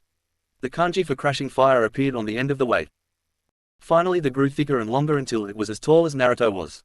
Large bronze weights appeared on top with large spikes on them. The massive staff now had the kanji for crushing dragon on it. As the new weapons floated down to Naruto, he felt the power radiating off them. Naruto quickly bowed to the great beings and said, "Thank you." Kyuka said, "You are quite welcome, my boy. Now go." Naruto burst into smoke and went back to his world. In the human world, Naruto looked up, and as soon as the smoke cleared and saw that the moon was rising, meaning he had actually been gone for a few hours. The boy quickly made his way to Konoha, where he found himself at a regular jonin hangout, the sharpened kunai. Naruto stepped in, and almost as soon as he was embraced by Anko. "Hey Naruto, where have you been?" the snake mistress said. "You were gone for hours. We actually thought you had been kidnapped." Naruto sighed and said, "You wouldn't believe me even if I told you." The other jonin approached him, and Kurenai said, "Try us, we're gullible." One story and weapon showing later. The jonin all had their jaws on the floor as they finished hearing Naruto's tale. They all thought that Naruto had a relapse in the forest and had merely dreamed the whole thing until he took out his enhanced weapons. Any doubts on the story were then wiped out because not even the best forger in Konoha, much to his ire, was not that skilled. So enough about that, Naruto said. What happened in the preliminary matches? Naruto was surprised at what he heard. Sasuke had to fight one of Kabuto's teammate who revealed an ability to drain chakra from physical contact. Luckily Sasuke was able to keep the boy at bay with a regular flux of fire chakra sending a heat wave that made him too hot to touch. Sasuke eventually beat his opponent using his newly formed Naginata to stab through his chakra-draining arm and broke it. Sakura was pitted against Ino. The Yamanaka era started spitting out crud about how true love would prevail and allow her to beat Sakura and prove herself to Sasuke. Sakura proceeded to shut the blonde up by socking her in the face. A one-sided fight then proceeded with Sakura beating the tar out of Ino. Ino eventually tired her mind transfer jutsu, but the girl wound up getting kicked by Ina Sakura. The pink-haired Kunoichi then unleashed her nunchaku and started to beat down on Ino for the invasion of her mind. Ino was now unconscious and Sakura stood the victor. Amy had to face against Kiba and Izuka. The fight was pretty one-sided in Kiba's favor since Taijutsu was still not one of Ami's strongest areas. She eventually lured the dog user into a trap using a landmine stink bomb combination. When Kiba stepped on it he was hit with a horrible stink that made him, and his dog Akamaru, dizzy. One lightning jutsu later Kiba was unconscious. The other matches weren't that interesting. One match that had heads turning was the fight between Neji and Hinata Hyuga. Neji almost killed Hinata if not for the Jonin's intervention. Naruto made a mental note to hurt Hiboy badly or at least tell his temporary team to do it. Another match was between Rock Lee and Gaara. Gaara showed complete insanity and bloodlust and he actually crippled Lee by using his sand to crush his arm and leg. Naruto growled and said, "Looks like we got some tough suckers this time around. I'll really need to help my students." Anko said, "Sorry Naruto, but Kakashi already took his team back. From what I can guess he'll be teaching the Uchiha himself." Naruto snapped his fingers in annoyance and said, "Dang it, well I'll see if I can find the other two and help them should they need it. Who are they fighting anyway?" Asuma pulled out a slip of paper and handed the list to the young Jonin. Amy vs. Neji. Sasuke vs. Gaara. Sakura vs. Temari. Kankuro vs. Shino. Shikamaru vs. Dosu. Naruto looked around at the list and said, "I'll have to do some thinking on the training I'll have to do." With that Naruto left to go home to think about how to train his students should they actually go to him for help. "Hey Naruto." Naruto turned around to see Sume walking up to him without her ninkin with her. "Hey Sume," Naruto said, "what are you doing here?" Sume said, "I've been meaning to talk to you, but I've been busy. Listen, I wanted to thank you for saving my daughter properly. I was wondering if you could come over tomorrow night for dinner." Naruto developed a smirk said, "Sume-chan, are you asking me out?" The feral woman shifted slightly and said, "Maybe." Naruto shrugged after a second and said, "Sure. Meet you tomorrow at the Inuzuka complex around 5. The woman nodded. Naruto then walked away leaving the feral woman to her thoughts. As Sume in her head started doing a happy dance and waving large banner back and forth while squealing, "We got a date. We got a date. Woohoo. I still got it." Chapter 9, The Finals. The month between the preliminaries and the finals had gone pretty quickly. While the month had gone by all the participating genin had been training insanely. Kakashi was disappointed in himself when he heard tales of the training that they had received from Naruto. The younger blonde had taught his team in 2 months more than what he had taught them in the entire time he had them. Sakura and Amy tried to go to Kakashi for training since they figured he would have learned his lesson. Unfortunately he was already gone by then to train Sasuke for the finals. When they didn't they went to Naruto for help. He was hard to find, but they managed to track him down. Naruto then focused on enhancing the girl's chakra control further. While training Naruto told Sakura about chakra scalpels and how they were helpful in combat. It was then that Sakura mentioned fusing that technique with Tsunade's super strength. The idea ran through Naruto's brain about the fusion and the two thought of ways to combine to the two moves. As for Amy, the girl tried to find a way to fuse lightning chakra with her iron traps as well as how to set them during the battlefield quickly and efficiently. To help her with this, Naruto gave her a special belt with different scrolls. The scrolls had metal traps in them that had special seals that stored lightning chakra. Naruto gave her a specialized jutsu of his own making called Lightning Style, Lightning Flash. The technique focused lighting chakra in her hands and when clapped causes a bright flash of light that temporarily blind opponent, allowing escape, a sneak attack, or an opening for a powerful technique. When that was done, Naruto also gave them a jutsu to help in their coming battles. And, thank you again Beriberi for the inspiration. For Sakura it was Earth Star, Gravel Gauntlet. The technique formed boxing gloves around the hands made out of chakra. Now the gloves were strong enough to break bones, but that was only if you added enough chakra. If you didn't, it would still hurt like heck. Amy got Lightning Style, Electron Whip. The technique formed a whip made of electricity on her fingers. When struck, an electrical surge goes through the body of the target and causing them to become paralyzed for about 40 seconds. Eventually Sasuke came to Naruto demanding a jutsu from him. Naruto grinned in response and gave him one. The thing is, it wasn't powerful and was mostly used as a joke. When Naruto showed it to Sasuke, he faked molding chakra and used his fire manipulation powers to fire a huge surge of pure white flames. Sasuke, without his Sharingan, didn't see this and took the technique. While he thought it was a powerful technique, the fire jutsu was actually pretty weak. It was called fire style, flame pellet. It would fire a few fireballs about the size of a marble. They could explode, but it would only be with the force of a firecracker. What Sasuke didn't know was that Naruto had a second jutsu to go with that technique that turned the little pellets into small grenades. Naruto didn't teach him that one though, because he wanted to see the look on the Uchiha's face when the jutsu failed. When he wasn't helping the good members of his team, Naruto was training with his new weapons. Naruto found that when he used Ice Tiger, his control over wind and ice jutsu was greatly increased. Naruto learned that with the shell crushes he could add earth chakra to them and was able to smash them through the hardest of materials. Naruto learned with crashing fire he could ignite the two weapons on the edge of the chains and then send the flames hurling with a single strike. Crushing Dragon had the same powers as crashing fire, except it didn't have as long as a reach and the flames didn't burn as hot. Naruto eventually learned to summon the animals himself, not using enough chakra to summon the bosses of the contracts. He actually formed a deep partnership with 3 tigers from Aki's clan. They were called the Frozen Fangs for their ice jutsu and their incredible skills in combat. The tigers also came handy when he wanted to intimidate some girls away from him. After his date with Tsume, things had gone well for the two. Kiba was initially shocked that Naruto was dating his mother and was considering fighting him, but remembered that Naruto was a jonin for a reason. That and having his mother threaten to rip his colon out and shove it up his butt was a good reason too. A lot of Naruto's fangirls were upset when they learned that Naruto was now off the market. Some of them even plotted to sneak into the Inuzuka compound to assassinate her so Naruto would be single. That idea was lost to them when the girls who tried were found outside the hospital with multiple broken bones, burns, and a lot of bite and claw marks. After that, nobody tried again. The Chunin exam finals, the central arena. The entire village had come to see the finals. A lot of them were potential customers to the villagers wanting to see who they should hire for mission and all that other stuff. Among them were the Konoha 12 members who didn't make it. In a special booth overlooking the arena were the Hokage and the Kazekage.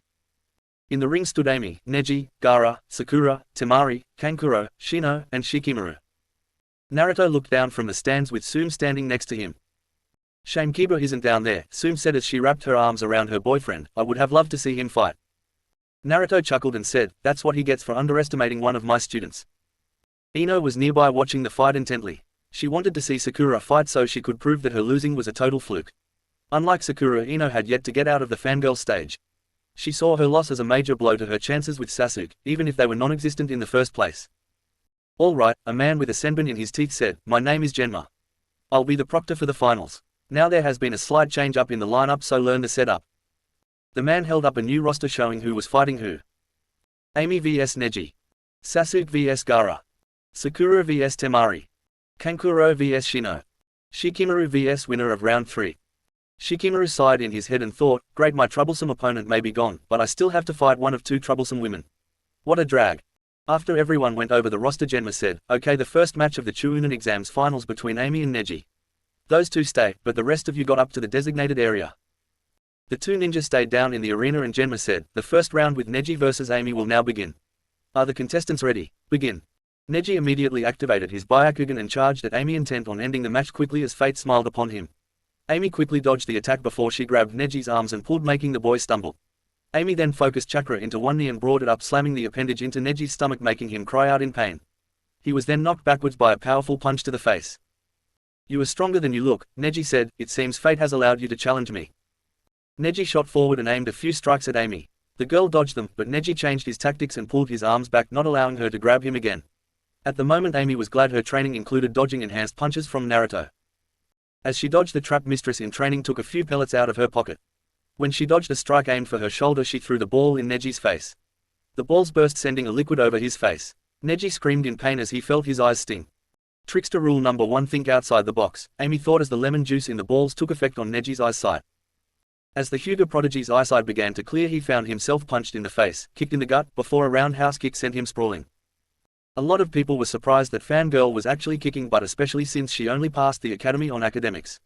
Her parents, however, beamed down at the arena in pride at seeing their baby girl take on one of the more powerful clans of Konoha and winning. While Neji was down, Amy went through hand signs before calling out her jutsu. Lightning style, feathers of the Thunderbird. Amy pushed her hands out as electric feathers shot out of her hands. Neji saw this and cursed. Rotation. Neji spun on his heel, forming a dome of chakra that blocked the feathers and sent them flying in different directions. While Neji was still spinning, Amy pulled a scroll of her belt and opened it, revealing it to be blank, and set it out in front of her before kicking the dirt, making the topsoil cover the paper. When Neji stopped spinning, he yelled, "You little piece of filth." Neji charged blindly in a stance the watching Hyuga knew. It was for their most powerful technique. In his blind rage, Neji didn't watch where he was going and stepped on the hidden parchment. 3 curved metal spikes shot up and bit into Neji's ankle just below the tibial artery. The lighting seal on the trap sent a volt of electricity through the man's leg, making I go numb. As Neji cried out in pain, he heard Amy call out a technique. Lightning style, electron whip. A whip made of lighting focused on her fingers and shot off, wrapping around Neji, shocking him and paralyzing his body. He was then the victim of a lighting chakra-enhanced haymaker that knocked him straight out. Winner, Amy. The Hyuga were shocked. One of the strongest clans in the village, humbled by a civilian-born ninja. Ami's parents were hugging each other and jumping up and down with joy at seeing their daughter fight so well. As Amy went to the contestants' box, certain members of the crowd were talking. "That kid was a Hyuga, right?" One man asked. "I thought they were supposed to be strong." Another civilian said, "Maybe clan name doesn't mean much in terms of power like it used to back in the day." The other civilians nodded as they heard this. In the cage booth, Sarutobi said, "Interesting. She showed excellent use of lightning jutsu and skills with traps. Quite impressive air for a former fangirl, isn't it?" The Kaze Kage nodded and said, "One of Konoha's strongest clans humbled by a civilian one. This should be a real eye-opener for the clan." In the arena, Genma said, "Okay, will the Gaara of the desert and Sasuke Uchiha please come down to the ring?" Gaara appeared in a blast of sand and waited for a few minutes. When he didn't show, the Kazekage turned to the leader of the Leaf Village. "It looks like he isn't going to show," Sarutobi said. "Hokage-sama, I asked you hold off the boys' match until later," the Kazekage said. "Many people came here to see the Uchiha survivor fight." The old man turned to the younger Kage and said, "And if Sasuke were to arrive late at a battlefield, his comrades would be dead. I cannot allow such behavior to be seen. It makes my ninja seem incompetent. I will allow the Uchiha to fight at a later date, but he will not receive promotion." The Kazekage nodded as he heard that. From the corner of his eyes, the Hokage could see a dark smoke form under the man's mask, one that he remembered all too well. The old man made a discreet sign and a few ANBU moved into the arena as discreetly as possible. A Chunin came down and whispered something into Genma's ear. The Senbon chewing man nodded and announced, "The battle between Gaara of the desert and Sasuke Uchiha will be postponed. However, due to his tardiness, the Uchiha will not be receiving any promotion." A few of the Uchiha butt kissers cried out in distaste and anger at hearing that he Uchiha wouldn't be getting any promotion. Some of his more insane fangirls made a motion to go up to the cage booth and complain to the old man. That was when one of the more logical ones mentioned that doing so would be suicide when facing their leader. The group immediately stopped after that. "Now then," Genma said as the civilians settled down, "the next match between Sakura Haruno and Temari will begin." Temari and Sakura entered the arena with Temari brandishing her battle fan and Sakura brandishing her nunchaku. Hajime. The pink-haired Kunoichi shot forward, swinging her weapons. Temari swung her battle fan, intent on ending the fight quickly with a single blast. Sakura simply went through hand signs quickly. Earth style, Earth Shatter Dome. A lot of rocks shot up from the ground and blocked the attack. Sakura then went through more hand signs. Earth style, Stone Spears Assault. The rock Sakura brought up from the ground sharpened and was sent flying at Temari, who waved her fan again, this time slicing the rocks to pieces. Sakura ran nimbly through the boulders and was upon Temari in an instant. Temari dodged the punch aimed at her face and blocked the sudden kick to her stomach. She was then caught off guard by a right cross to the face that cracked a few teeth. This was one of Temari's flaws. While she was great at mid to long range combat, her close-up fighting was not that effective. Sakura jumped back and Temari fell into her hands. As soon as Temari's fan opened up, Sakura shot forward with green chakra forming on her hands. Chakra Scalpel. As soon as Sakura's hand made contact with the fan, the whole thing was ripped apart with a huge slice going through the paper and almost slicing. Sakura then brandished her nunchucker and slammed the pair of weapons into Temari's stomach, making the woman double over in pain. She was sent skyward by a powerful knee strike to the face and was then grabbed by the throat and slammed on the ground with a loud crash. Sakura then got on top of Temari and stomped down on her head, knocking her out. Winner, Sakura Haruno. There was cheering from the village. They were dominating this tournament. Kankuro was looking down at the arena in shock at seeing his older sister being beaten so easily. Apparently the village wasn't as lame as he had been led to believe. He was really hoping the plan went well after this. Sakura's parents were looking down in pride at their little girl. The next match between Kankuro and Shino Aburame will now begin, Genma announced. Kankuro thought, crud, I'm not supposed to show my puppet Astajutsu until after Gaara's match. Curse that arrogant duck-haired prick. Somewhere else the Uchiha sneezed. Kankuro looked out over the ring and said, Proctor, I withdraw. The entire arena let out cries of outrage and some started yelling at Kankuro, telling him that he shouldn't have even shown up today. A few even made clown references to the guy, making him burn in rage. Well then, Genma said, the next match between Shikamaru Nara and Sakura Haruno will now begin. While Sakura was heading down to the ring, Shikamaru was considering withdrawing. At least he was, until Shino snuck up behind him and pushed him over the railing of the booth and sent him down into the arena. Everyone looked at the boy, who said, "You didn't see anything." Down in the arena the fight began and was pretty one-sided. Being a Nara, Shikamaru had this strange fear of women. As soon as the match began, he immediately began dodging every last attack that Sakura threw at him. Sakura seemed to pick up on this and even sent a few chakra scalpels his way to freak him out. "I withdraw," the Nara heir yelled. "I withdraw. Just get this troublesome woman to stop." Sakura stopped punching, but then sent the man flying upward by a powerful kick to the chin, sending him flying. Shikamaru hit the ground knocked out. While he was, a dark aura was seen up from the boy's mother Yoshino. Just as the Nara was taken off the field to check for brain damage, there was a large surge of wind, and in a torrent of leaves Kakashi and Sasuke appeared. Sasuke was now wearing all black with bandages around his arms and legs. "Are we late?" Kakashi asked, smiling. Genma answered, "Yes, you are. Your match was postponed and the Uchiha has been denied promotion due to his tardiness." Sasuke heard that and instantly fumed. How dare that old man keep him from being promoted to Chunin? The Uchiha then calmed down and thought that when he showed his supreme skill, then the old man would change his mind and give him the rank that he truly deserves. He was cut off from his self-praising thoughts as Gaara appeared in a swirl of sand. "All right," Genma said, "the match between Gaara of the Desert and Sasuke Uchiha can finally begin. Contestants ready, Hajime." The cork on Gaara's gourd popped off, instantly shot off, and the sand inside of it formed a clone of Gaara. Sasuke vanished from sight and slammed into the clone, making it burst into small pieces. Gaara gasped as he remembered his fight with Lee. In the stands, Guy asked, "How did Sasuke learn my style so fast, Kakashi?" "His bloodline was sealed."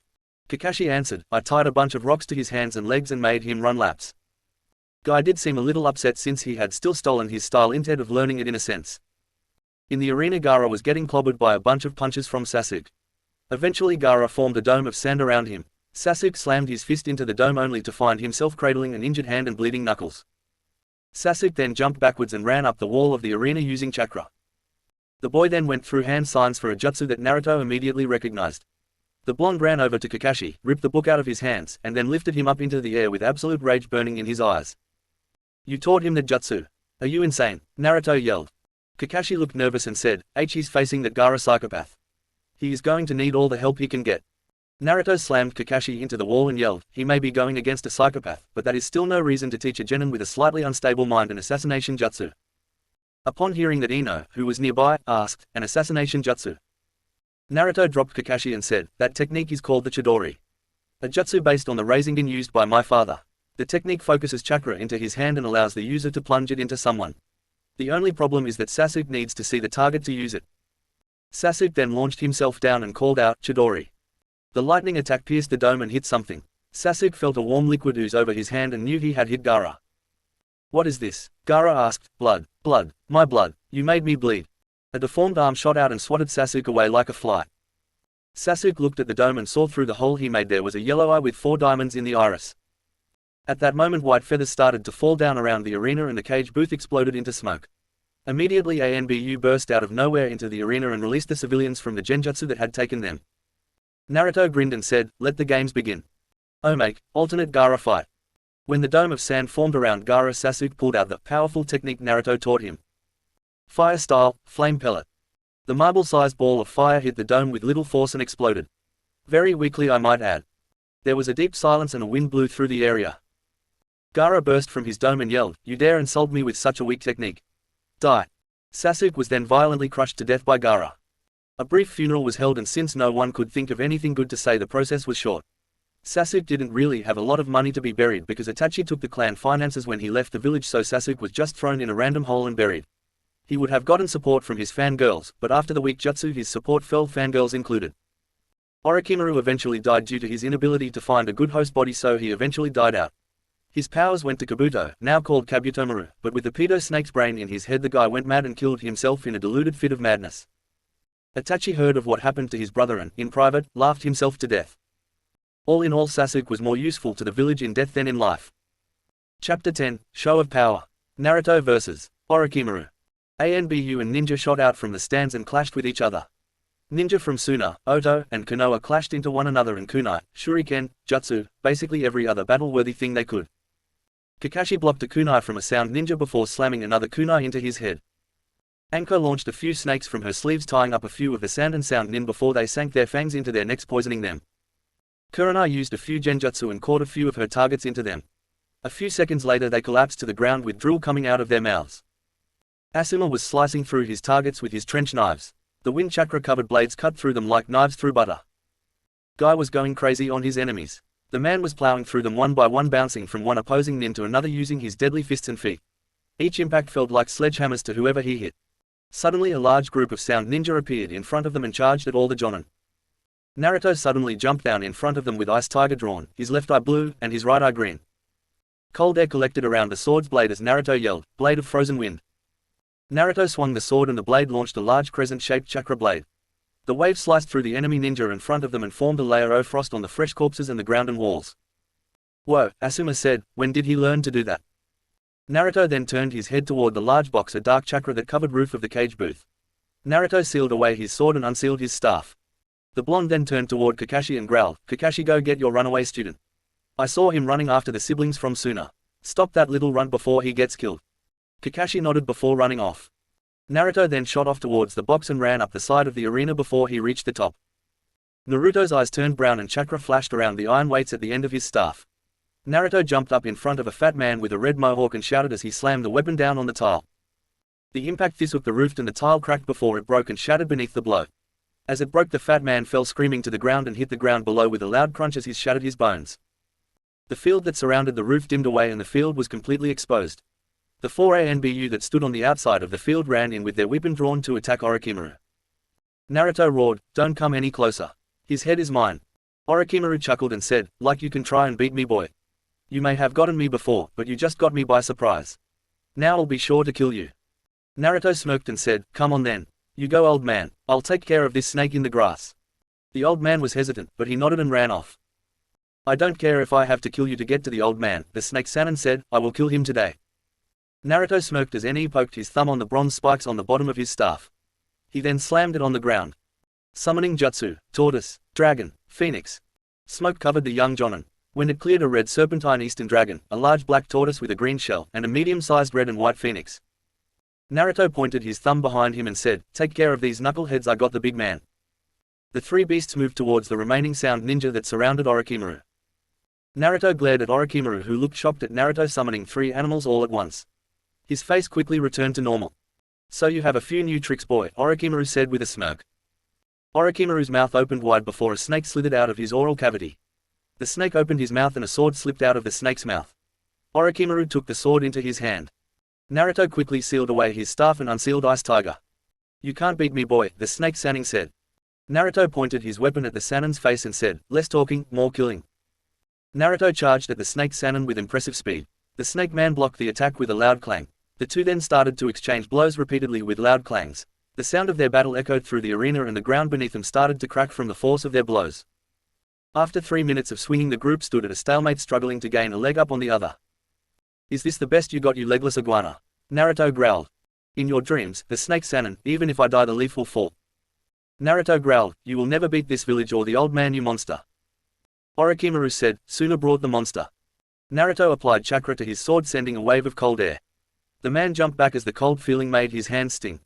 The boy's fist slammed into the snake Sannin's jaw and sent him rolling. Naruto roared in fury as he charged, swing his ice-cold weapon. Meanwhile, Sasuke called out in pain when he was slammed into a tree. He looked up to see Gaara, who had transformed into a miniature version of the Shukaku with only his feet being unaffected. "You will die here, Uchiha," the young Suna genin roared furiously with insanity visible in his eyes. Gaara's mutated hand shot out and wrapped around Sasuke and it started to apply a lieutenant of pressure. Sasuke called out in pain as he felt his bones started to be crushed under the pressure of Gaara's giant hand. Gaara would have made the boy's head pop off like a bottle cap if someone hadn't intervened. Rasengan. A spiral ball of chakra slammed into the boy's face, knocking him back and slamming him through a tree. The sand Jinchuriki dropped Sasuke down on his back and looked up to see a man in kabuki clothes with long white hair. Gaara snarled and yelled, "How dare you get in my way? I'll kill you too." Sand flowed around Gaara before he suddenly burst in size, growing incredibly large in size. In his place stood the Aikibi no Shukaku. The old man cut his thumb and went through a few hand signs. Summoning Jutsu. A large plume of smoke shot up and covered the area around him.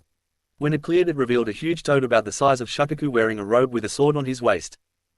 "Jiraiya, you old lecher," the toad shouted, obviously angry, "why have you summoned me this time?" Jiraiya said, "Sorry to disturb you, Gamabunta, but I need some help with this guy." The large toad looked at a large raccoon and said, "Shukaku of the desert. Why do you always get me in these troublesome situations?" In the village, Shikimaru and his old man sneezed before getting back to the fight. Back with Naruto. Orochimaru dodged another swing of the sword from Naruto only to receive a powerful kick to the face. As he stumbled to got slashed across the chest and get a punch to the face. Orochimaru wasn't doing so well. He didn't expect Naruto to get so much stronger in just a month. So far he had been slashed, frozen, and knocked around. Whenever he summoned his snakes to attack, the cold nature of his sword caused them to back off due to their cold-blooded nature.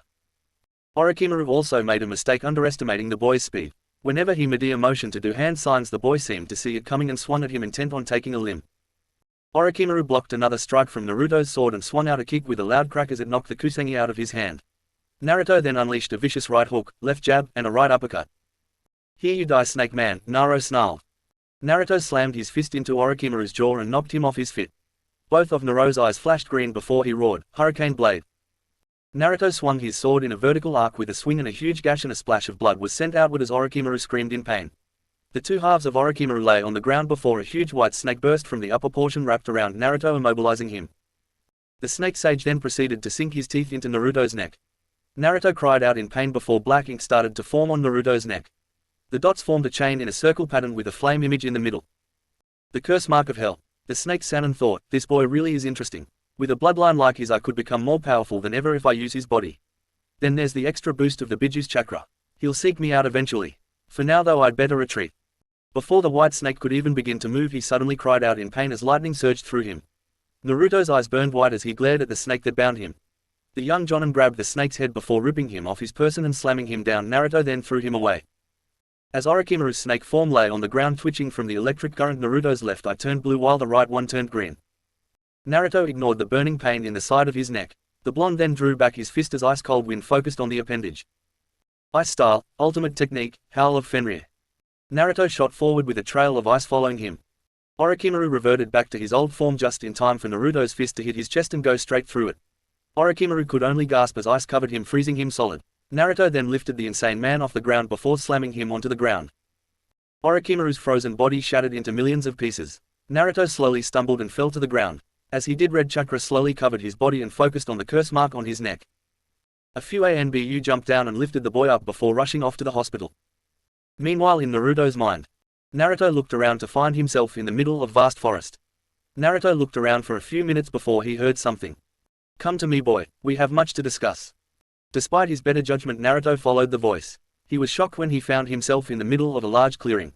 In the middle of the clearing was a large crimson-red fox with a collar around its neck that had the kanji for seal. What got Naruto's attention were the 9 long tails that swayed to and fro behind it. "So you're my jailer," the fox said. "I was actually expecting someone much older." Naruto gripped his sword and said, "Kyubi, I presume." The fox seemed to chuckle and said, "Yes. Kyubi is just my title, however. Call me Kurama." Naruto looked up at the large animal and said, "What do you want with me?" Kyubi raised his head and said, "Straight to the point." "Good. It involves what that slimy serpent did to you right before you killed him." Naruto looked at him and said, "The curse mark." The 9-tailed demon nodded. The curse mark seems to be an outdated seal that contains special enzymes that increase aggression in the victim and can cause unpredictable transformations. The problem is that this can cause damage to the brain and eventually drive somebody to madness. Naruto looked shocked before asking, "So you're going to get rid of it?" The fox shook his head and said, "No, child. I'm going to improve it." Naruto gasped and yelled, "What?" The fox chuckled and said, "That seal is sucking up my chakra quickly. The seal already on you is transferring my chakra into yours after purifying it. If this keeps up, I will disappear from the world. If I'm going to die, I might as well do something before I kick the bucket. So just sit back, relax, and let me do all the work." The Kyubi then unleashed a loud roar that actually seemed to knock Naruto out. In the real world, it put Naruto into a coma. Kurama simply laid his head down and slept as he felt his chakra slowly being drained away. Chapter 11, Training Trip. It had been a few weeks since Naruto had slain Orochimaru. Word had spread quickly about Orochimaru's death, and the Sound Forces quickly surrendered when they heard of their master's death at the hands of Naruto. Kabuto had been captured and taken into custody. The little punk, however, took the coward's way out and took a suicide pill hidden in his teeth. The bodies of the Sound Four were discovered badly beaten and dead. The entire medical staff got to work to see if they could decipher anything about the Sound Village. They took special interests in the curse marks that they had. Speaking of curse marks, Naruto had woken up from his coma after the fight with Orochimaru after a week. Naruto found that the curse mark didn't seem to bother him as much as it did when the snake pedophile bit him during the battle. After his waking he was given a Medal of Honor for his performance. Out of the invasion all the genin managed to come out unharmed. Well, most of them managed to come out unharmed. Sasuke had his legs broken in the fight with Gaara. Fortunately or unfortunately, depends on your point of view, the doctors were able to fix the Uchiha's legs and they said he would be able to walk by the end of the week and train by the end of the month. Amy, Sakura, and Shikamaru were given promotion to Chunin for their skills shown in the finals and in the invasion.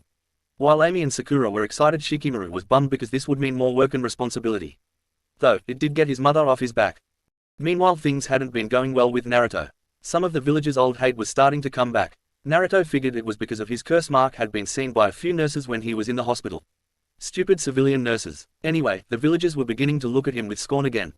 They figured that Naruto would probably go crazy and leave the village like Orochimaru did, much like they did with Anko. Naruto also speculated that this was due to the fact that Naruto had grown powerful and the civilian council didn't have any control over him. Naruto walked to the Hokage Tower and entered the office. The boy was surprised to see Tsume in there as well as the old man. "You called for me, old man?" Naruto asked. The old Kage said, "Sit down, Naruto. We have much to discuss." Naruto sat down in front of the desk next to his girlfriend. "Naruto," the old man said, "I noticed that some of the villagers' old hate is returning. I can only wonder why this is happening."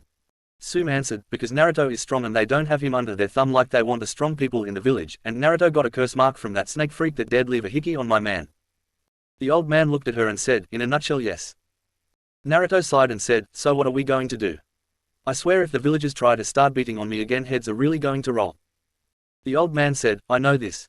That is why I've gotten a little training trip idea for you." Naruto raised an eyebrow and said, "A training trip?" The Kage looked at Naruto with stern eyes and said, "Yes. You see, Naruto, I have a source that has told me about a group of S-rank criminals called the Akatsuki. The group is apparently interested in the containers of the Biju. Given your status as a Jinchuriki, this makes you a target." Naruto raised an eyebrow and said, "So what, you want me to train out of the village and grow stronger?" The old man nodded and said, "Yes. I've arranged for you to have a teacher to help you. He might even be able to help you with sage arts given you have 4 summons. I've been meaning to ask, where did you get those?"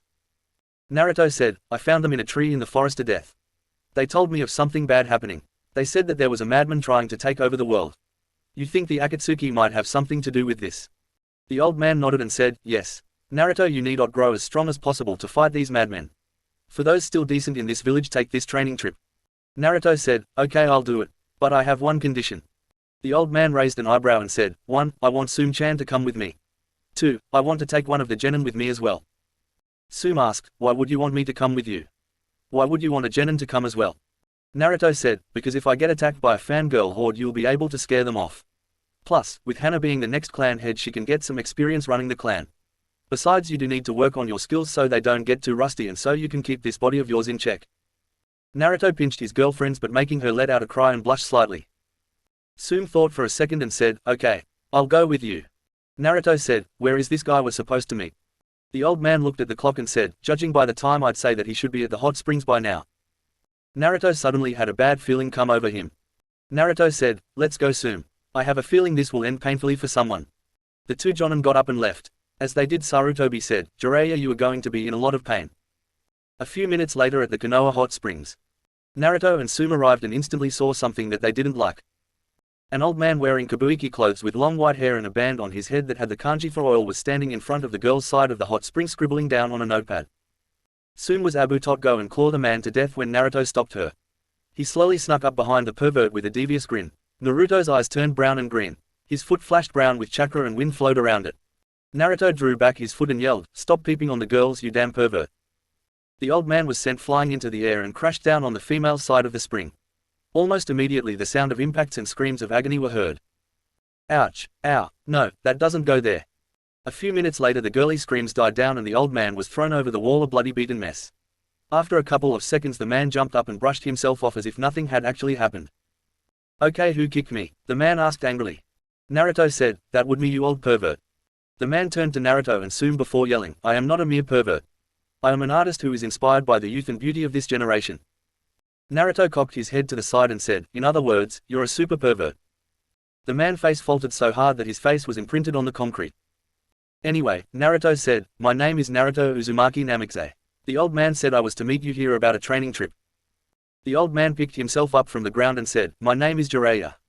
I've heard some crazy stuff about you through the grapevine. Would you and your lady friend here tell me which is fact and fiction?" Later at Aikiruka Ramen. Jiraiya's eyes were wide as the ramen bowls that sat in front of him. Sume and Kuromaru, who recently joined him for food, were also wide-eyed. The 4 legendary summon, the white-haired man said, and I thought that they were just a myth. Naruto said, trust me. I thought I was crazy too when I first saw them. I thought it was just some crazy dream at first. Sume whistled and said, now I'm really glad I'm dating you. Naruto said, so what will we be learning on this trip of ours?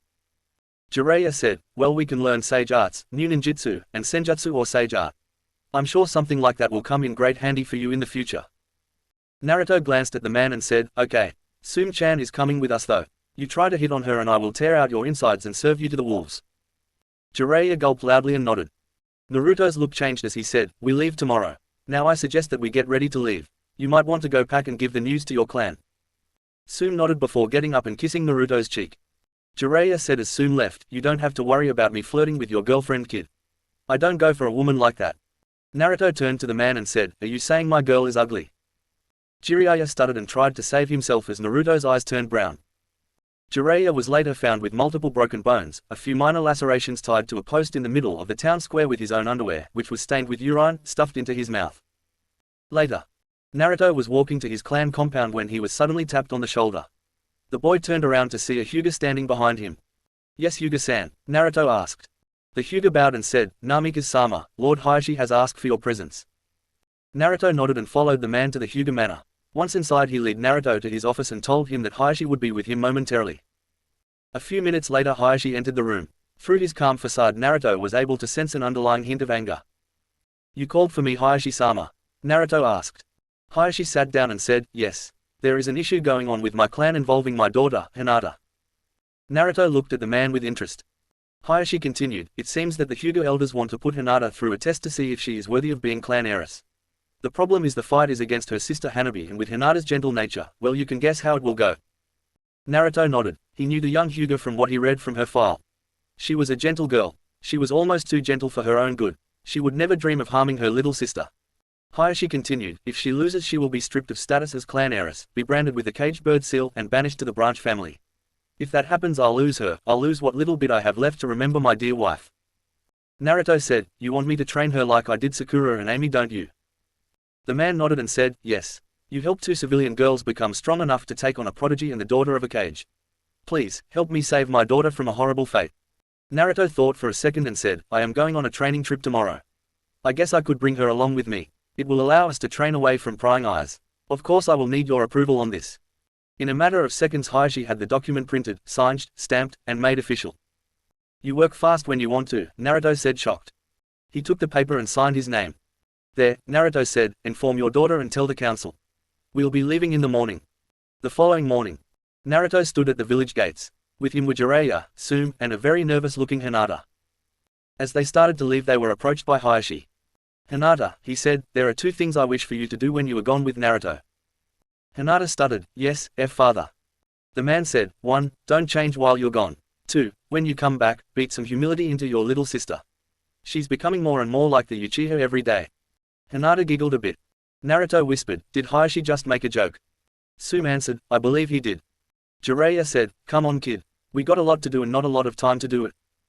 With that the 4 left. It would be 3 long years before they would be seen again by anyone in Konoha. Chapter 12, Return and Hyuga Beating. 3 years had passed since Naruto had gotten a curse mark and left with his girlfriend Sume and with Hinata. The trio traveled the elemental nations, meeting a lot of people and even saving a village or 2. While training, Naruto got used to his curse mark when he turned it on and off. It turns out the curse mark made it much easier for Naruto to control the purified version of Kyuubi's chakra. This also allowed Naruto to access all the tailed forms easily. Despite the easiness, it turns out the extra strain from the superpowered chakra actually caused Naruto to become exhausted, especially if he went all the way to the 9-tailed form. He could also access his own curse mark form. He also got to work on making his own versions of the rasengan and working on a way to improve the Harasshin no Jutsu Flying Thunder God technique. Sume got her own training as well. When Naruto got her affinity, which was fire, he taught her some new fresh-made jutsu that only she would know. She also taught her some special moves to use in case Kuromaru wasn't around. Speaking of the dog, he was also given some impressive jutsu when Naruto asked about it. Hinata got her one little tricks as well. The girl's affinity was actually lightning, which was strange considering that the normal Hyuga affinity was earth. Naruto effectively taught the girl a few of his own lightning jutsu as well as a few special techniques that were a mix of lighting techniques and the Yukin style. He even taught her how to combine the Yukin and the hummingbird style. While traveling, the group ran into an old weaponsmith, emphasis on the word old. They were amazed the old-timer could lift up a hammer. They were shocked to find out that this old man was in fact the man who forged the swords that belonged to the 7 swordsmen of the mist. When the 3 ninja saved his village from a horde of bandits, he decided to reward them by forging special weapons. With permission from his summons, the old man actually broke down Naruto's 4 weapons and combined them into a one long sword. The 4 weapons combined to form a new, more powerful weapon. It was a specialized long sword that had a long black blade that had a black serpent tied around the hilt acting as a guard. The black blade had the kanji for dragon, phoenix, tortoise, and tiger in white on the blades. The old man also used an old forging technique that allowed Naruto to cause the sword to shapeshift when he used a specific verbal command. Other similar allowed him to use powerful techniques without hand signs. Kuromaru got a specialized dagger that went on a sheath on his shoulder and could be wielded in his teeth. This also acted as an enhancement for one of his giant drill techniques. On top of that, when the dog focused his chakra into his mouth, the chakra would cause the blade to extend, making this dog very dangerous. Tsume got a special type of gloves. The woman got a special pair of normal leather gloves. When chakra would focus, the leather would gain the effectiveness of metal.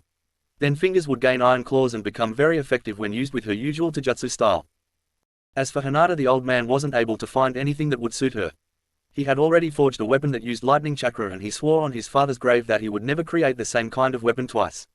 He did tell her that the man who had it was in an old mining village. They went to the village and were surprised to see the village was taken over by a missing nin by the name of Raiga. They fought and freed the village from the funeral-obsessed madman, and Hinata took his swords to use as her own. They also found that there was a young child named Ranmaru who had a special pair of eyes that could cast a powerful illusion that even the Byakugan couldn't see through. They left the child in the care of an old woman who ran a curry shop. After that, the group continued their training. Finally, after 3 long years, they were returning to Konoha with a little extra baggage. Konoha's front gate. I spy with my little eye, Kotetsu started but was interrupted by Izumo. Enough with that stupid game already. The Chuunin yelled, there isn't anything around here to spy except tree, grass, and the occasional squirrel. The man said, wait, I got something this time. I spy something that starts with H. Izumo said, I don't know, a hog. Izumo's fellow Chuunin answered, nope, hot blonde woman. Izumo looked at Kotetsu strangely until he pointed and saw that there were some very familiar people approaching. It was Naruto, Tsume, and Hinata. Their physical appearances had changed. Tsume had gotten a new black shirt with a grey jacket and long tight pants that actually worked for her style. She also had her new pair of gloves on. By her side was Kuromaru, who had a sheath with his dagger still there. Naruto had gotten a new black leather jacket with the kanji for earth, water, fire, lightning, and wind in that order on his sleeve. On his back was a large kanji symbol for the element sage that had the image of a tortoise, a dragon, a tiger, and a phoenix on his back. What got their attention was what was on his hip. It was a long sword that had a black serpent wrapped around his sword. Hinata was walking with them. The pair of Chuunin could tell by the way she walked that she had more confidence than before. Her hair had grown much longer down to her lower back. She wore a shit shirt and a short jacket that showed her slightly larger than normal chest. She also had some long jeans and some sandals. On her back was a pair of dual swords that had a long point on the blade close to the hilt and another one close to the top. There were 3 other people that they didn't know. The first girl wore an orange clip in her short, spiky mint green hair that matched her eye color, which was also orange. Her outfit consisted of a short sleeveless white midriff shirt with fishnet armor underneath, long white armlets, and fishnet shorts with a short white apron skirt over it. She also carried a cylindrical object in red wrapping on her back. The second girl had long, straight, blonde, hair bound with taut bandages and dark eyes. She wore a short-sleeved black and purple blouse, black pants, both of which had a design similar to clouds on them, purple fingerless gloves, and a chain of white beads wound around her left hand. She also had on a pair of sandals and kunai holster which was strapped to her right thigh. She also wore bandages around her arms and legs as well as a red belt around her waist. The final girl was riding on Naruto's shoulder. It was a little girl of about 3 or 4 years of age. She had mint green hair and pale skin. She had a pair of blue eyes like Naruto's and wore a little red dress that had butterflies on it. The group approached them and said, Naruto Uzumaki Namikaze, Tsume Inuzuka, and Hinata Hyuga, returning from a 3-year training trip with these 3. The 2 Chuunin said, papers. Naruto presented his forms and handed them to the 2 Chuunin. With that they got into the village. When they entered they were immediately hit with looks from the villagers. A few of the girls were looking at Naruto with lust and wanting in their eyes. They also gave squeals happy looks toward the little girl on Naruto's shoulder.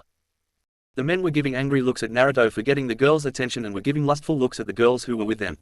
Well, the older men were looking at Tsume while the teenagers were looking at Hinata, the green-haired girl, and the blonde girl with lust. The older men may have been entranced by beauty, but they wouldn't hit on a girl that much younger than them. When they arrived at the Hokage's office they were shocked to see, not the old man, but a young blonde, well-endowed woman sitting at the desk. With the woman was a young woman with black hair, a black GI, and had a pig at her feet. The little girl on Naruto's shoulder squealed before jumping down and grabbed the animal and started to cuddle it. "I take it you're Naruto," the woman said. Naruto answered, "Yes. Who are you?" The blonde said, "My name is Tsunade Senju. The black-haired girl is my assistant Shizune, and the pig currently being cuddled to death is Tun Tun. Old man Sarutobi retired a while back and I took his place. He's currently spent his time helping his son, Asuma, train his grandson Konohamaru." The pig let out a pleased oink as the little girl scratched her at the right spot behind the ear. "I know who you three are," Tsunade said. "What I don't know is who you three are." She motioned to the three new people in the room. The little girl finally let Tun Tun go, much to the pig's relief, as it was getting very hard to breathe. The green-haired girl said, "My name is Fu, formerly of Takigakure Hidden Waterfall. I'm here with Naruto-kun to join Konoha." The blonde said, "My name is Yugito Niai, formerly of Kumogakure Hidden Cloud. I'm here to join Konoha as well." The little girl turned and said, "My name is Kira. I'm just traveling with my mommy and daddy." Tsunade looked at the girl and then turned to Naruto and Fu to see the collection of their appearance and immediately connected the dots. "Can somebody explain this?" she asked in a calm voice. Naruto turned to Shizune and said, "Hey Shizune, right. Would you mind taking Kira to the park? I think it would be a good idea for her to get out a little bit." Shizune walked over to the little girl and held out a hand. Kira looked nervously at the stranger before looking at her daddy. Naruto nodded and said, "Don't worry. She's okay." Kira reluctantly took Shizune's hand and walked out with her to the park. Tsunade said, "Could you explain to me why it is you have a little girl with you and these two?" Naruto said, "Well, it started when we came across Takigakure. You see, the village's leader, Shibuki, was being attacked by a bunch of missing ninja who wanted to take a treasure from their village called the Hero's Water. We came in and saved them. When that happened, I was given the royal treatment by Fu here. Kira-chan was a result." When that happened, Tsume scowled and turned away from Fu with a deep scowl. "Are you still upset about that?" Fu asked. "You captured my boyfriend and then used him," Tsume said. "Yes, I'm still angry. You're just lucky that your daughter brought out my maternal instincts and that she is so adorable." Fu scowled. Naruto continued, "Unfortunately there was an unexpected problem. You see, Fu was the Jinchuriki in the village and she was almost killed by a mob for corrupting the village's new hero. We managed to get her out of there before something really bad happened. About a year later we had Kira-chan. Fu didn't want to leave her baby, so, after getting permission to leave from Shibuki, who happened to be her cousin, she came with us." Naruto glanced at Tsume, who just shook her head a little bit annoyed. "What's wrong with her?" Tsunade asked, seeing the woman angry. "She's just angry because she can't give any adorable babies to Naruto-kun," Yugito teased, making the woman flare. Before a catfight begins, Tsunade said, "Why are you so far away from Kumo?" Yugito said, "It started back in Kumo. You see, I'm the Jinchuriki of the two-tailed demon cat. The council in my village found out about Naruto's strength, summons, and bloodline. In their infinite wisdom, they sent me on a seduction mission to get Naruto and take his seed to my village to start a clan of element controllers. Naruto proceeded to beat me on my butt. He went to Kumo and told the Raikage, who sees me like a niece, and told him about it. He tore the council a new one since I could have been killed or captured by some crazy nut jobs. He allowed me to leave with Naruto-kun, knowing that I would be happier away from the village because some of the people there do want me dead." Tsunade said, "Why do you want to join the village?" Yugito answered, "For one thing, we want to stay close to Naruto-kun. Second, I don't want to deal with the council morons back in Kumo." Fu said, "Ditto." Tsunade said, "Okay, I'll send the Raikage and the leader of Taki a letter to see if it is okay for you to stay here. For now, as per procedure, I'm going to have to put you under ANBU guard for about a month before I let you two go on missions. Now I suggest that you go get Kira from the park, because seeing as how some of the girls in this village are with adorable things, you might want to get her before she gets kidnapped." Naruto's eyes widened when he heard that and vanished in a flash of yellow. "Was that what I thought it was?" Tsunade asked. All the girls present nodded. In Konoha's main park, Naruto appeared in the park in a flash of yellow. He looked around a little panicked and sighed in relief when he saw his little girl playing in a nearby sandbox with Shizune watching her like a hawk. Kira looked up and yelled, "Daddy!" The little girl jumped up into Naruto's arms, giggling, making Naruto laugh. He hefted her onto her shoulder. "Where are we going now, Daddy?" she asked. Naruto answered, "We need to go to Hinata Abazen's house. She needs to take a very important test." Kira nodded before they headed toward the Hyuga Manor. As they went, they were met by Hinata. "Where are the others?" Naruto asked. Hinata answered, "Tsume-san went to her clan compound to see if it is still in one piece. Yugito and Fu went to your clan compound, led by ANBU, to check the place out and to relax after the long journey." Naruto said, "Now then, let's go crack some heads." Kira giggled and walked with Naruto and Hinata to the clan compound. When the three entered, Kira was almost kidnapped by a few other Hyuga women. After that incident was over, Kira was given to a caretaker and was sent to play with some of the other Hyuga toddlers. Naruto made sure to keep an eye on her by sending a shadow clone that was transformed into a stuffed fox that Kira took with her. When they entered the training room, they were greeted by Hayashi, Hanabi, Neji, and all 10 members of the Hyuga Council. Welcome back Hinata, Hayashi said, how was your trip? Hinata smiled and said, very interesting too san. The head of the Hyuga Council said, enough idle chatter. Hinata Hyuga, you have been summoned here to test your abilities to see if you are worthy of the title of heiress. You shall fight your younger sister Hanabi to see if you are worthy. Hinata said, no, I won't fight my sister, nor will I fight Neji-san. The council grinned. If she didn't fight then that meant that her title was forfeit and she would be sent to the branch family where a weakling like her belonged. Hinata pointed at the council and said, I'll fight you, all of you. The council was shocked. They hadn't expected this. Neji, Hanabi, and Hayashi were shocked as well and looked at the girl with a look of complete surprise. The council members stood up and got ready to fight. They were completely ignorant to Hinata's power as she dropped the 2 swords she had on her back and handed them to Naruto. Hinata also took off her jacket and got into her own version of the Yukin stance, which was a mix of the Yukin stance and the hummingbird style basic stance. The youngest, and most arrogant, of the Hyuga Council said, don't worry little girl, I'll make this nice and painless. He charged forward with his Byakugan activated. Hinata hadn't activated hers yet. She aptly dodged the attack before slamming a Yukin strike into the man's elbow joint. The man cried out in pain as he felt the joint break. A sudden sweep kick knocked him off his feet. Hinata spun around on her hands and slammed her heel down on the man's head, knocking him out. The remaining 9 members looked on in shock. She had just utterly destroyed a Hyuga Council member in just 3 hits. The remaining 9 members of the council got into their own stances and rushed Hinata. The girl finally activated her Byakugan and got into her own stance. Council member number 2 charged at Hinata and threw a pair of strikes. Hinata dodged 1 strike before sending out a strike to the woman's shoulder. The young girl unleashed a barrage of strikes lightning fast and swung around, kicking her in the face, knocking her back. Council member 3 and 4 charged and tried to use the 64 palms technique, only for Hinata to actually dodge number 3's attack before grabbing number 4's arms before swinging him around like a bat and knocked number 3 to the ground and knocked him out before throwing number 4 into the air and unleashed a fury of Yukin strikes that closed his chakra points and knocked him out.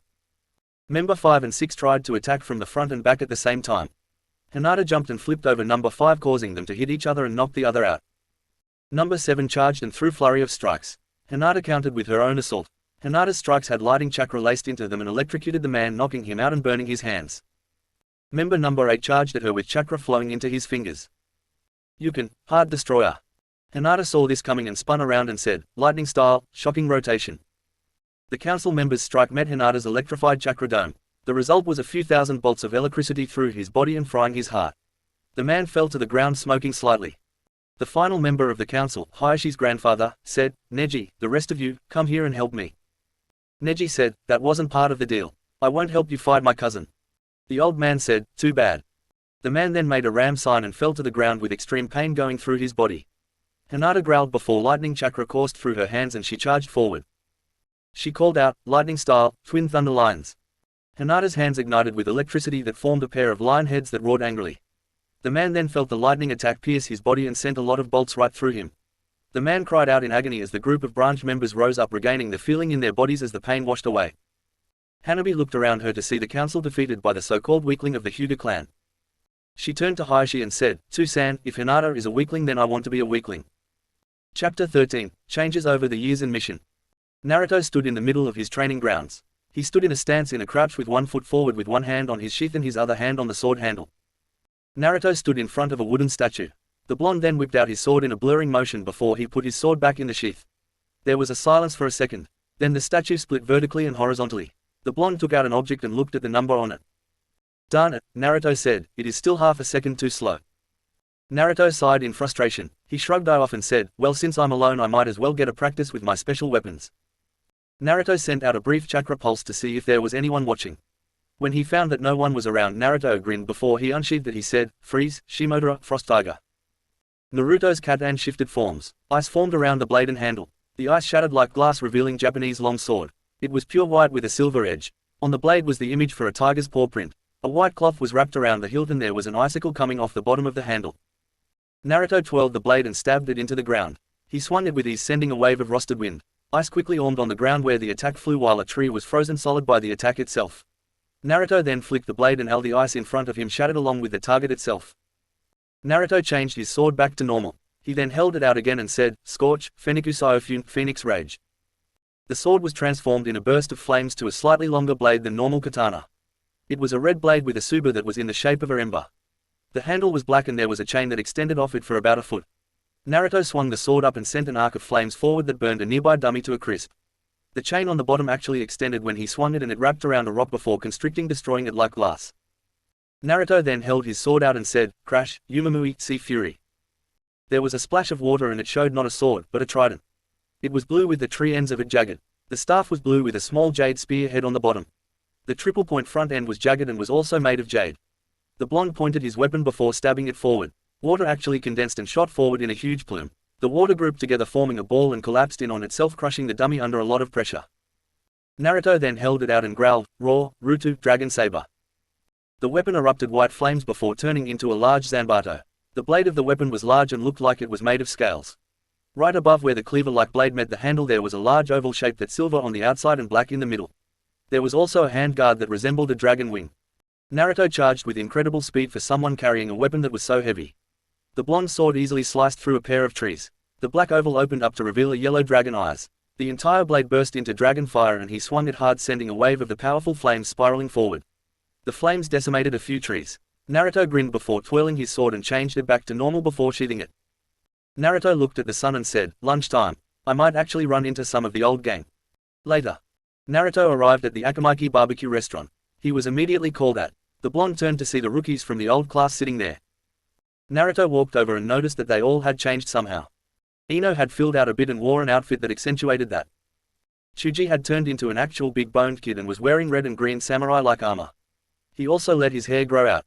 Shino had just grown a bit and wore more grey and mysterious outfits than usual. Kiba had grown a tad and he wore a darker version of his old outfit. Akamaru had grown from his smaller size to a large dog big enough for Kiba to ride on his back. Shikamaru hadn't really changed at all. The only major difference was the Chuunin flak jacket. Naruto guessed that he thought it was too troublesome to find a new outfit. Tenten had changed her look to a white long-sleeved loose shirt and long black pants. Naruto also noticed that she had a large scroll under her seat. Neji had let his hair grow longer and his outfit mimicked more of the main branch member's outfit, being a white loose and very comfortable from what Naruto could guess. Lee had ditched his old attire, but it was still green though he had a white cloak over it. Sakura had changed into a red shirt that had the image of a fist covered in stone on her back. Her hair was cut shorter and her headband was in her pink hair. She also had a pair of pants that fit like ANBU pants and some boots. She had on a pair of gloves and her nunchaku was on her waist. Amy had a black shirt that had a lightning bolt in yellow on her back. She also had a pair of ANBU style pants and a pair of blue sandals. She also had a pair of gloves, one of which had a few metal pieces no doubt used for pulling her bow.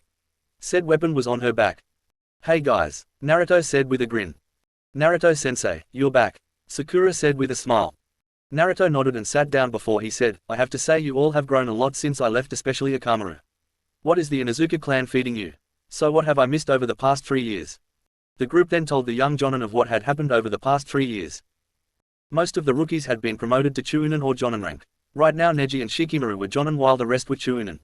Neji had his own team that consisted of Konohamaru Sarutobi, Udon, and Moegi, who had called themselves the Konohamaru Ninja Corps. Despite the ridiculous title, they were pretty touched when on C-rank missions thanks to Naruto's early training. They were even calling Konohamaru the second god of shinobi, much to his grandfather's delight. The rookies' training had gotten bumped up as well by their teachers so they could live up to expectations from their students after all of Team 7's bragging of how good Naruto was of a teacher. Henna was made clan head while her mother was out of the village. Kiba had been training himself like crazy. The other clan children had gotten a special training from their parents along with the training from their team leaders. When Naruto asked about Sasuke, he received a sour note. Sasuke had tried to make a move on some of the clan daughters, mostly Henna, Ino, Sakura, Amy and Tenten. He kept proposing marriage with his reason being that they were strong and that they would breed strong Uchiha children. The idea was rejected immediately and resulted in comical chases across the village. Apparently after that he went to the Jonin sensei demanding training. When they refused, he went so far as to nearly assault Kurenai. This resulted in a vicious beating. While the boy was recuperating, he decided that Konoha didn't have anything to offer him in terms of power and ran off. In the process he injured and nearly killed a nurse. When they sent a few ninja after him, they found that the ninja they sent were actually some stubborn Kyubi, Naruto, haters and Uchiha butt kissers. The Uchiha got away and hasn't been seen since. Naruto snarled. He was really annoyed with this village at times. "So Naruto," Kiba said, "I heard that you came and you brought her 2 hot babes." Naruto said, "Yeah, and they're with me along with your mum. Also I would approach them. One is aligned with cats so she wouldn't like you very much, especially with how bad you stink. They both hate perverts with a passion. When they caught him peeping on them when we visited the land of hot spring, he was put in the hospital for months.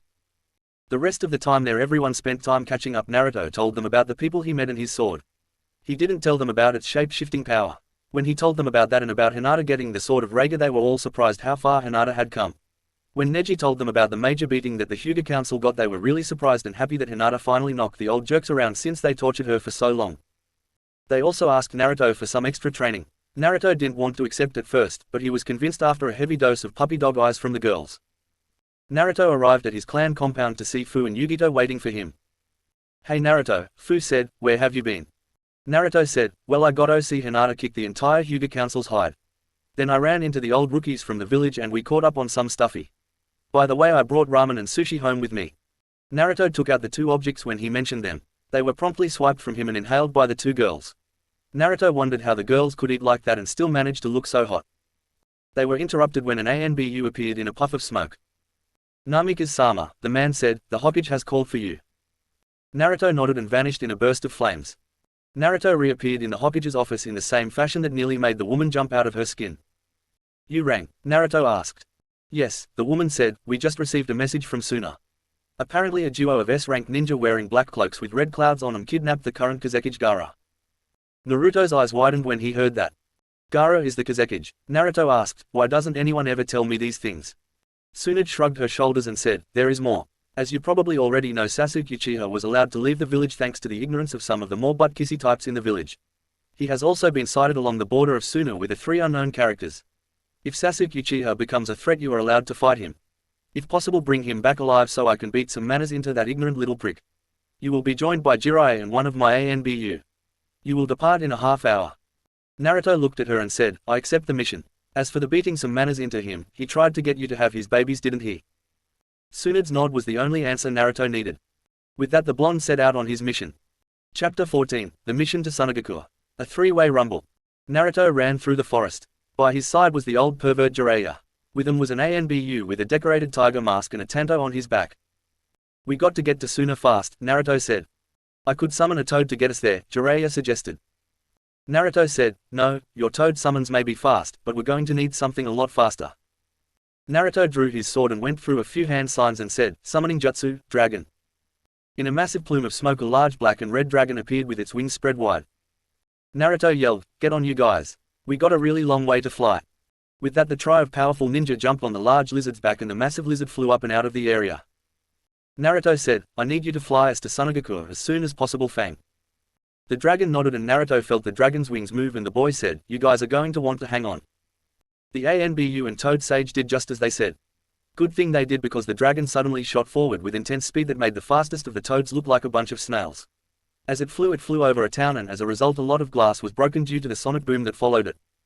In a little less than an hour the group of Konoha ninja was flying over the desert of Wind Country. Upon arriving, the dragon sniffed the air. "Lord Naruto," the dragon said, "I have picked up multiple scents." Naruto asked, "Where are they? What do they smell like?" The dragon sniffed again and said, "3 smells are coming from the east. One smells like sand and blood, the second like clay and smoke, and the third smells like poison, blood, and wood. From the west there is the scent of ash, fire, and, wow, I can actually smell the arrogance and pride coming off this one." Naruto growled, "So Sasuke really is here. I'm going to take down the Prince of Arrogance. Can you two handle the kidnappers?" The two nodded. Naruto then said to the dragon, "Take these 2 to the 3 scents. I'll be heading for the other one. Find the direction of the scents and get to them yesterday." With that, Naruto jumped off the dragon's back, shocking the pair of ninja. Their shock turned total, or when Naruto's left eye turned green and his right turned red. Naruto then shot through the air, actually flying. When Naruto was out of sight, the pair looked at one another. "Wow, Minato would be so jealous of his son right now," Jiraiya said as he saw his student's child disappear. Tenzo, the ANBU, could help but nod dumbly as he saw that. The dragon shifted, making the two turn their attention. They noticed that they were heading straight for a cave. Outside of it were 4 figures. The first was a man or woman with long blonde hair with a lock falling over one eye. The second was a hunchback character with a straw hat. The third was actually a red-haired boy with the kanji for love on his eye. The fourth was an old woman with long graying hair and tired eyes. The first 2 were wearing a black cloak with red clouds on them. The redhead, Gaara, was bound in what resembled clay. The blonde man was watching guard over Gaara while the hunchback and the old woman were fighting. The hunchback was using puppets while the old woman simply smashed the puppets with her own strength. The blonde man-woman was Deodara the Mad Bomber, and the hunchback was Sasori of the Red Sand. The dragon roared, gaining the attention of the 3 conscious fighters. A large jet of black flames shot out and nearly incinerated the hunchback, who was barely able to dodge the technique. Jiraiya and Tenzo jumped down from the large flying lizard that then burst into smoke, returning to its home. The hunchback looked at the duo and noticed the symbols that they wore. Konoha, the hunchback said, this doesn't really surprise me. Jiraiya said, surrender and return the Kazekage. Tenzo looked at Jiraiya and said, is that the best you can come up with? Jiraiya looked at the ANBU and said, it's all I could think of on the spot. Tenzo rolled his eyes behind his mask and suddenly dodged a punch from the blonde man-woman. He dodged a few more shots before throwing out a kick. The man-woman cried out in pain and clutched his crotch. Oh, you're a guy, Tenzo said. The man said, what kind of statement is that? Of course I'm a guy. Tenzo shrugged and said, well, it's just that you have long hair and it looks like you're trying to hide your figure behind that cloak. The blonde snarled and got up and yelled, I am a guy. That's it, I'm going to sprinkle the desert with your powdered bones. The blonde man shot forward roaring in fury while Jiraiya joined the old woman who was fighting the hunchback. Meanwhile, Naruto flew through the air and finally caught sight of a person. The figure was tall, thin, wearing a mostly grey and black outfit with a sort of small katana on his hip and large lever-like sword on his back. Naruto recognized the man's hairdo as it resembled the backside of a duck. Naruto landed picking up some dust and debris. He looked in front of him to see the wayward former prince of Konoha, Sasuke Uchiha. Sasuke still had his signature hairdo, but his style had changed. He wore a pair of black pants with a grey shirt. On the back of the Uchiha's shirt was the image of the Mangekyo Sharingan. He had a katana-like sword that Naruto recognized as the Kusanagi. Naruto also saw something on his back that made his blood boil. It was the sword of Zabuza Momoki, Kubikiri Boko. It's been a long time Namikaze-sama, Sasuke said with the sama pronounced sarcastically. Naruto said, that it has. I have to ask Sasuke. Why did you leave? You were Konoha's prominent prince. What would you gain from leaving? Sasuke chuckled and said, power. Konoha didn't have anything to give me. I left so that I could gain the power I needed to finally kill my traitor of a brother. Sasuke pointed to the two swords on his person. I got the Kusanagi from the base in Oto I went to.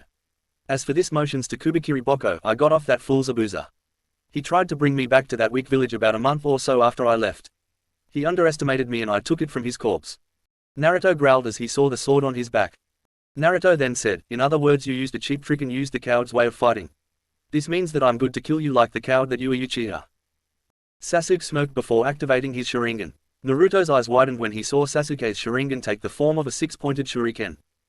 You like it? Sasuke asked. It's called the Mangekyo Sharingan. I attained it when I cast a genjutsu on myself to make myself think I killed someone important, or in my case just all the people who have stood in my way. Naruto growled again as his eyes flashed through the colors of the elements. If Sasuke wasn't so busy living it up, he would have seen Naruto's eyes turn purple for a second. Back with the Konoha nin and the old lady. Jiraiya dodged a few blades and slammed his foot into the side of a puppet, making it shatter. The hunchback revealed that had the ability to control multiple puppets. Out of the sand he had summoned a great deal of them and was manipulating them with incredible ease. Fortunately his training allowed him to keep up with all the puppets as he found that the weapons that the puppets had were coated in poison. The old woman, who was named Chiyo, fought using medical abilities that allowed her to shatter the puppets like they were brittle. Tenzo was also having difficulties with his opponent. The blonde man was able to launch clay bombs from his hands. They took different forms such as humans, birds, or bats, and each had a different effect along with the powerful explosion that would happen if they made contact with him. Luckily Tenzo had a special ability that allowed him to defend himself. This ability was Mokuten or wood release. The wood he was able to creature was strong enough to block the attacking bombs and allowed him to counter with the water jutsu that he knew. Jiraiya grinned as he found that the number of puppets around him was starting to dwindle. He smashed a certain puppet before going through hand signs. Toad oil bullet. Sasori, the hunchback, was caught in the blast of oil and suddenly found it very hard for him to move. Chiyo shot forward along with Jiraiya. The man formed a rasengan in his hand while chakra was focused into Chiyo's hand. The two impacts were enough to send the puppeteer flying backwards. His body hit the rock and there was a lot of dust kicked up. Jiraiya and Chiyo stood at the ready in case there was some kind of counter. They were right to be as the body of the hunchback broke away to reveal red-headed male who was actually a puppet himself. So this is what you've done to yourself, Chiyo said with a shocked and a slightly disgusted look. Sasori said, yes, I've truly mastered the art of puppetry. Now let me show you what a real puppet master can do. Red sand art, manipulation of 100 puppets. Thousands of chakra strings shot out of the puppet man's arms. At that moment 100 puppets burst from the ground. While most looked ordinary, there were a few peculiar ones. One was a large salamander-like puppet that had a massive frill on the back of its neck. The second was actually the puppet he was wearing. A special seal flashed on it that allowed it to repair, and it jumped up revealing a dark-skinned puppet that had a large mask on its back with the mouth open. It also had what resembled a scorpion tail coming out of its back. The final one made Chiyo's eyes widen. It was the third Kazekage. She said, be careful. The puppet in the middle was made from the body of the third Kazekage. He was known for his magnetic techniques and it might still have it. Chiyo took a scroll out from her back and went through a few hand signs before she called out, "White secret technique, the Chikamatsu collection of 10 puppets." In a plume of smoke 10 human-sized puppets stood around her. While each of them wore a white cloak, they all had different appearances. The first was one that looked like a traditional oni with white hair, grey skin, and 2 gold-curved horns. This one had a pair of colossal fists. The second had a grey area around its mouth with a single part of hair sticking up from the top of his head. Like the one before it, this one had a pair of large fists. The third puppet had a red face and white hair. This one had small hands, but it looked like this one had smaller hands. The fourth puppet had long black hair, grey skin, and what looked like purple eyes. The fifth puppet had blue skin and had multiple holes in the top of its head. The sixth puppet had spiky grey hair and a green area around the lower half of its face around the mouth. If it opened its mouth, you would see the kanji for Buddha. The seventh puppet had grey hair in a ponytail, a grey beard, and red markings under its eyes. If it opened its mouth, you would see the kanji for Dharma. The eighth puppet had white hair and long sideburns with the kanji for Sangha in its mouth. The ninth puppet looked like a woman with red hair that was done up in 2 large buns. To top it off, the puppet was wielding a pair of broadswords. The final puppet had grey hair with 1 eye in the middle of its head. "Come on, boy," Chiyo said, "show me what you got." The 2 puppeteers and the toad sage charged at one another. While all this was going on, Tenzo was dodging multiple bombs that were thrown by Deodara. Back with Naruto and the Lord of Pride. Sasuke was glaring angrily at Naruto. The fight was supposed to be easy for him. This was supposed to be the final stepping stone before he was ready to face Itachi. This was obviously not going his way. Sasuke immediately started the fight Jutsu and tried to use Naruto's own style against him. The attack failed. Naruto had shown incredible skill in his own fighting style. Unknown to Sasuke, Naruto had found another Jutsu style to help him. This style mostly relied on focusing regular chakra to his arm and legs and used increased speed and strength to his advantage. Sasuke hadn't expected this and was immediately repelled by the attack. This was followed by a few backup punches that he could have sword should have been thrown by Tsunade. Naruto dug his heels into the sand. He looked at Sasuke, was panting and now sporting a black eye at a busted lip. Sasuke glared at Naruto with an intense hatred. He drew the kusangi while Naruto drew his own sword. The pair shot forward. The two met with a loud clang. Sasuke and Naruto struggled slightly before they started swinging rapidly. The sound of clanging metal and showers of sparks fell to the sand beneath them as they fought. After a few swings, Naruto pushed Sasuke back and his eyes turned to brown and green. The boy raised his hand and yelled, "Desert Dagger." The blonde swung his sword down and sent a wave of sand at Sasuke. The Uchiha barely dodged the attack, feeling a deep gash on his leg. He growled in frustration as electricity surged around his sword. He made a thrusting motion and growled, "Chidori sharp spear." Naruto saw the attack coming and Naruto's eyes turned green quickly. Naruto spun around like a twister, picking up the sand and dispersing the electric technique with the wind acting like a natural insulator. Sasuke rubbed his eyes as sand entered them, making it very hard for the boy to open his eyes. He suddenly found himself the victim of a powerful clothesline. Naruto then grabbed Sasuke's ankles and swung him around before throwing him like a softball into the air. Naruto's eyes turned green and yelled, "Sonic clap." Naruto clapped his hands together, sending a wave of wind that hit the Uchiha with great force and sent him flying like a ragdoll and sent him crashing down onto the sand. Sasuke winced in pain. He rose up slowly and felt his chest stinging in a great amount of pain. He rose up slowly and glared angrily at Naruto, who was just looking down at him. "I'll give you one last warning, Sasuke," Naruto said. "Give up or face judgment sooner than later." Sasuke spat and growled, "Save your pity for the weak. I'll kill you here and now with the true power of the Uchiha clan." Sasuke's eyes started spinning and he growled, "Tsukuyomi." Naruto's eyes widened.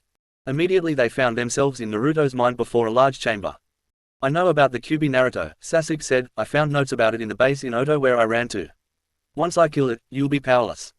Sasuke went over to the gate. He walked into the chamber. He was shocked to find it empty. Naruto chuckled and said, "The fox has been dead for a long time. In its place I found my own powers from it. Now, get your pale butt out of my head." Sasuke was then hit with an incredibly powerful gust of wind that knocked him clear out of Naruto's mind. Once back in the real world, Sasuke started panting. It had taken a lot of chakra for him to enter Naruto's thick skull. On top of that, his eyes were starting to sting from pain. Naruto said, "While we were on the business of weapons, Sasuke, let me show you something I learned." Naruto held out his sword and said, "Scorch, Feniku Syofun." In a flash of fire, Naruto's phoenix sword appeared. Naruto pointed the weapon. Sasuke growled and, despite the pain in his eyes, growled, "Amaterasu." Black flames shot out of the ground, attacked Naruto. The blonde simply said, "Incinerate, Phoenix Fire Bomb." Flames picked up on Naruto's sword and shot out. As they intercepted the black flames, they stood at a standstill. The flames mixed. Unfortunately for Sasuke, his eyes started to act up. In a sudden burst of pain, Sasuke closed his eye and the black flames vanished. The flames Naruto shot headed straight at Sasuke. The young Uchiha dodged the attack. The flames, however, actually seemed to curve and hit his arm and burned it to a crisp, making the boy call out in absolute agony. Naruto took a few steps forward and Sasuke decided to pull out his final card.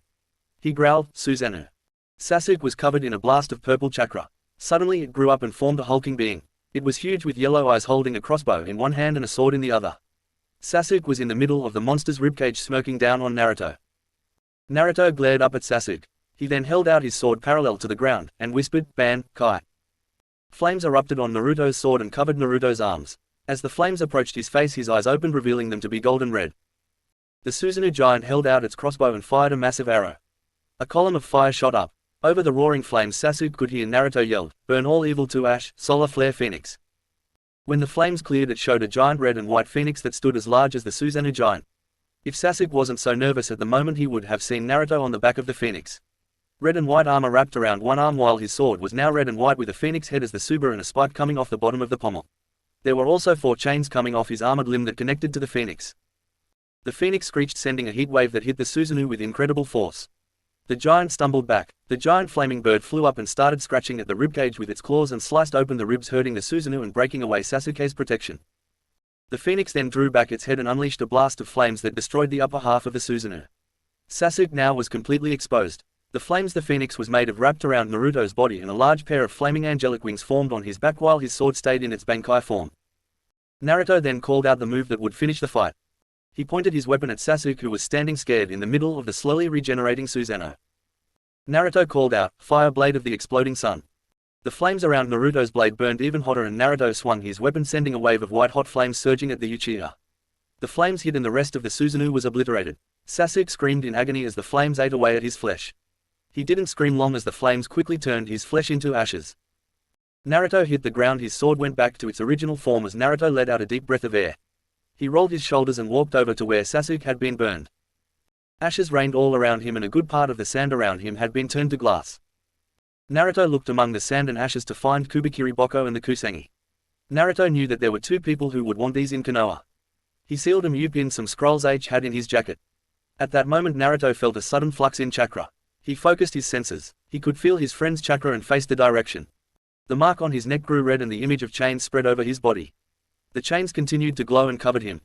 The image pans away from the boy to show the desert, and a roar of anger was heard. A black figure, presumably Naruto, flew up into the air and shot towards the direction of the fight. Back with the others. Jiraiya fired another blast of oil from his mouth. The white-haired pervert then pulled out a few seals before throwing them, and the exploding tags on them exploded. The result was a large explosion that wiped out a great deal of puppets. Chiyo's own puppets were very effective in the fight. The puppets had shown incredible powers. Puppet 1 and 2 just brawled with the puppets, smashing them to pieces. Puppet 3 would fire an orb from its mouth that would act like a giant chakra shuriken that would slice puppets to pieces. This weapon was able to destroy the puppet of the 3rd Kazekage. Puppet 4 worked with Puppet 3 by extending its hand via a chain. Puppet 3 would then fling its compatriot around and smash puppets around it. The impact smashed the side of the frill on the salamander puppet by smashing the part that kept the frill connected. Puppet 5 could shoot spikes out of the holes on its head. Puppet 6, 7, and 8 worked together to create a technique Chiyo called the 3 jewels crushing suction technique. The 3 puppets would get in a triangle formation before a massive tornado appeared. This attack was powerful enough to smash most of the puppets, especially when the scorpion-like puppet was destroyed. Puppet 9 would slice through puppets left and right, though the swords did limit the puppet's dexterity. Finally, Chiyo and Puppet 10 were facing off with Sasori. The red-headed puppet man was fighting the duo off using blades on his arms. Jiraiya smashed one final puppet before shooting forward and firing one last blast of oil from his mouth. The blast caught Sasori and he couldn't move. The 10 puppets and Chiyo moved in. Chiyo punched the man in the face. Puppet 1 and 2 did the same. Puppet 3 shot its chakra shuriken forward and sliced off one of Sasori's arms. Puppet 4 whipped him with his chain hand. Puppet 5 just rammed its spikes into the puppet master's chest. Puppet 6, 7, and 8 all hit him with a powerful strike with a pincer maneuver. Puppet 9 swung her sword, cutting off Sasori's other arm. Finally, Puppet 10 opened its mouth and fired an orb from it. As it flew at Sasori, Chiyo said, "Sealing technique, lion closing roar." The orb opened up and pinned Sasori to the wall. It spread and the spikes pressed the man to the wall. Jiraiya formed a rasengan and slammed it into the puppet man's chest, destroying his heart. As life left him, he looked at Chiyo and said, I'm sorry, grandmother." With that, the puppet master of the Akatsuki died. Jiraiya looked at Chiyo and shrugged before they ran at Tenzo, who was dodging bombs from Deodara. Deodara suddenly found himself surrounded by the 3 of them. "Give up," Jiraiya said, "you can't beat all of us." Tenzo, who was really low on chakra, said, "It's about time. What took you two so long? Did the doll boy give you that much of a hard time?" Jiraiya said, this coming from the guy who had trouble fighting a guy who makes clay toys. Tenzo snarled. Deodara was an expert with his bombs. He had nearly killed Tenzo multiple times if not for all the wood defense techniques that he knew. His clothes were slightly burned. Deodara was also injured. He had multiple blast wounds from a few of Tenzo's water jutsu as well as a couple cuts from the ANBU members' tanto. Deodara cut off the old sage by laughing and said, "I will beat you, even if I have to destroy myself to do it." The Mad Bomber ripped his shirt off showing a mouth on his chest that was stitched shut. Deodara quickly formed a ball of clay and shoved it into the mouth. Chakra veins spread across his body and he growled, "I'll see all of you in hell. The ultimate art, CO." His body started to rupture. At that time a black blur flew up and grabbed him. The man was then flown into the air by what grabbed him. The flying figure then drew back his arm and unleashed a right hook that sent the Mad Bomber flying. Once high up in the air, Deodara exploded with tremendous form. With the creator dead, the clay that held Gaara started to break. Gaara was still unconscious, but he was alive. The figure landed on the ground hard in front of them. When it stood up they got a good look at it. The figure was tall with spiky red hair. Its skin was darkened and almost a sickening black. It had spikes of bone coming off the back of its elbows and its knees. He also had blades of bone shooting out of the top of his forearms outward toward his hands. The iris of its eyes was red while the sclera was black. On its back were a large black angel wing and a large bat wing. It also had a few bone spikes coming out of its back. What got Jiraiya and Tenzo's attention was its face. There were 3 crimson marks that resembled scars on each cheek. "Naruto?" Jiraiya asked. Slowly the creature turned back to normal, revealing Naruto. Naruto grinned weakly. As the strain from using his Bankai and the full power of his curse mark set in, he collapsed just in time for Jiraiya to catch him. "He's exhausted," Chio said looking at the boy. "Come on, let's get him and the Kazekage back to Sunagakure." With that they left. As they didn't notice a man with orange hair and purple eyes that had a ring pattern. Chapter 15. Return to Konoha and, you're my what? Deep in the bowels of a megakure. A man with long red hair sat in the middle of a large pod. This was the leader of the Akatsuki Nagato aka Pain. Now most would be surprised to see this because when the leader of the Akatsuki spoke to them it was usually a man with orange hair. There was the sound of knocking and a woman entered the room. She was tall and beautiful with blue hair, orange eyes, and an origami rose put in her hair. "Pain-sama," the woman said, "I have returned." The red-haired man reached out and took some papers the woman had with her. "Is this true?" the man said as he looked at the papers. "Is it really true, Conan?" The now identified Conan said, "Yes, Pain-sama, I'll leave you to your thoughts." With that the woman left to leave Pain to his thoughts. As the door closed it automatically locked. Pain hung his head from his spot. As he did tears started to run down his face. Crying was something he hadn't done in years. Something he swore he would never do again. The tears would not stop, however, as darkened memories rose to the surface. Flashback many years ago in the now destroyed country of Uzugakure. A much younger Nagato ran around after a little girl who was about a year or so younger than him. The girl giggled as she jumped around followed by her big brother. "I'm gonna get you," Nagato yelled. "Oh, no you're not," the girl yelled back. Nagato jumped after the girl and she squealed as her brother tackled her and they wrestled on the ground. She was then put in headlock and given a noogie. "Nagato, Kushina, lunch," came the voice of their mother. As they ran in, Kushina asked, "Are we having ramen?" Their mother said, "Kushina, what have told you about ramen?" Kushina sighed and said, "It may be good but it's unhealthy to eat every day." The woman smiled and said, "Good girl, now go join your brother." The 3 sat down for lunch. As they did, Nagato asked, "Do you think Dad will be home in time for the festival?" Their mother said, "I don't know honey. Your father is really busy with the war and all." Nagato sighed, "Well, when I pass the Genin exam in a few months I'll be able to join Dad on the battlefield." Kushina giggled and said, "I'll join you too big brother when I pass. Then we'll become the most powerful ninja siblings in the village." The brother and sister fist bumped while their mother smiled at their antics. Later that night, Nagato was brought out of his sleep when by the sound of something crashing and the smell of smoke. The redhead looked out his window to see houses on fire and ninja running through the streets. A lot of them had symbols he didn't recognize. He then heard somebody scream. The boy ran downstairs just in time to get tackled by a blur. He looked down to see Kushina with her arms wrapped tightly around him crying hysterically. Nagato was about to ask why when he looked over to see their mother. She was beaten, bleeding, and her neck was twisted at an odd angle. Her shirt and pants were ripped open and he dared not think as to why. "What do we do?" Kushina asked. "Big brother, I'm scared." Nagato comforted his little sister and said, "It's going to be okay Kushina. We need to get out of here." At that moment the crack of wood was heard and a beam fell through the roof. Nagato pushed Kushina away and the beam crashed down separating them. "Big brother," the young girl yelled. "I'm okay," Nagato yelled, "go to our old secret hideout. We'll meet up there as soon as possible." "Okay," Kushina yelled to be heard over the flames. With that the duo left in different directions. About an hour later. Something was wrong. Kushina should have been at their hideout a while ago. Their secret hideout was an old cave that they had found a few months ago and was near the edge of the village. Thanks to their constant hide and seek, they knew all of the nooks and crannies of the village. He knew that she should have been brought in here as soon as or close to the time he did. The boy saw a group of the foreign ninja coming in. Even though it made his heart ache, he ran into the cave to find a way out of the village before he was killed. About 15 minutes later, Nagato got out of the caves around the edge of the village. He looked around and gasped at what he saw. His village, his only home, was completely gone. The entire village was now completely destroyed. Fires were sending smoke up into the air. The buildings were taken down and he could see the bodies of the villagers, both local and foreign. Nagato took a risk before he cupped his hands around his mouth and yelled, "Kushina." There was no response. He yelled even louder, "Kushina." Tears started to well up in his eyes as he fell to the ground sobbing. "Crying isn't going to bring him back, boy," said a voice. Nagato turned around to see a man standing behind him. He was wearing a headband that had a symbol that resembled rain. "Come you with me, child," the man said, "there is nothing here for you, no."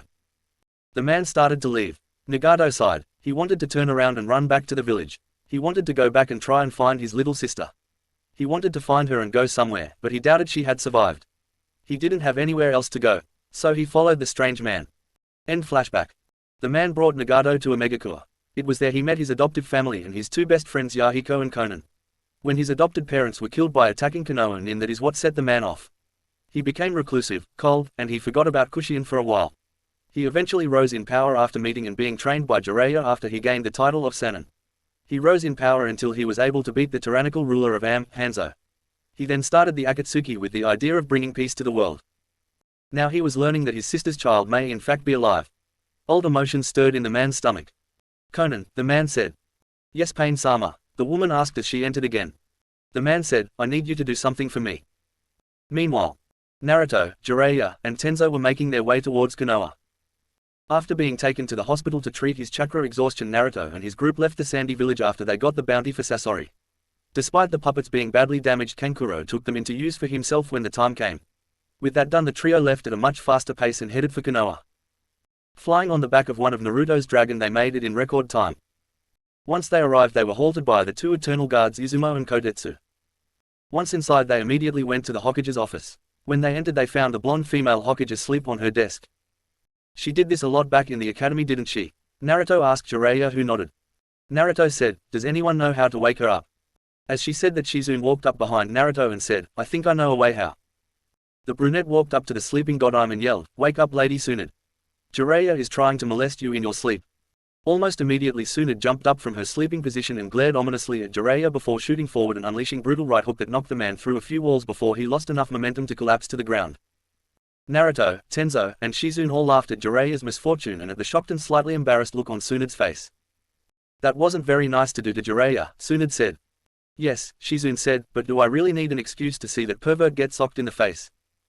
Tsunade shrugged and said, "Fair enough. Now, how did the mission go?" Naruto said, "The mission to Sunagakure was a success. Tenzo and Jiraiya faced off against Deidara and Sasori with the help of someone from Suna named Chiyo, while I went off to face the Sasuke Uchiha. Sasori was beaten and killed by the combined efforts of Chiyo and Jiraiya.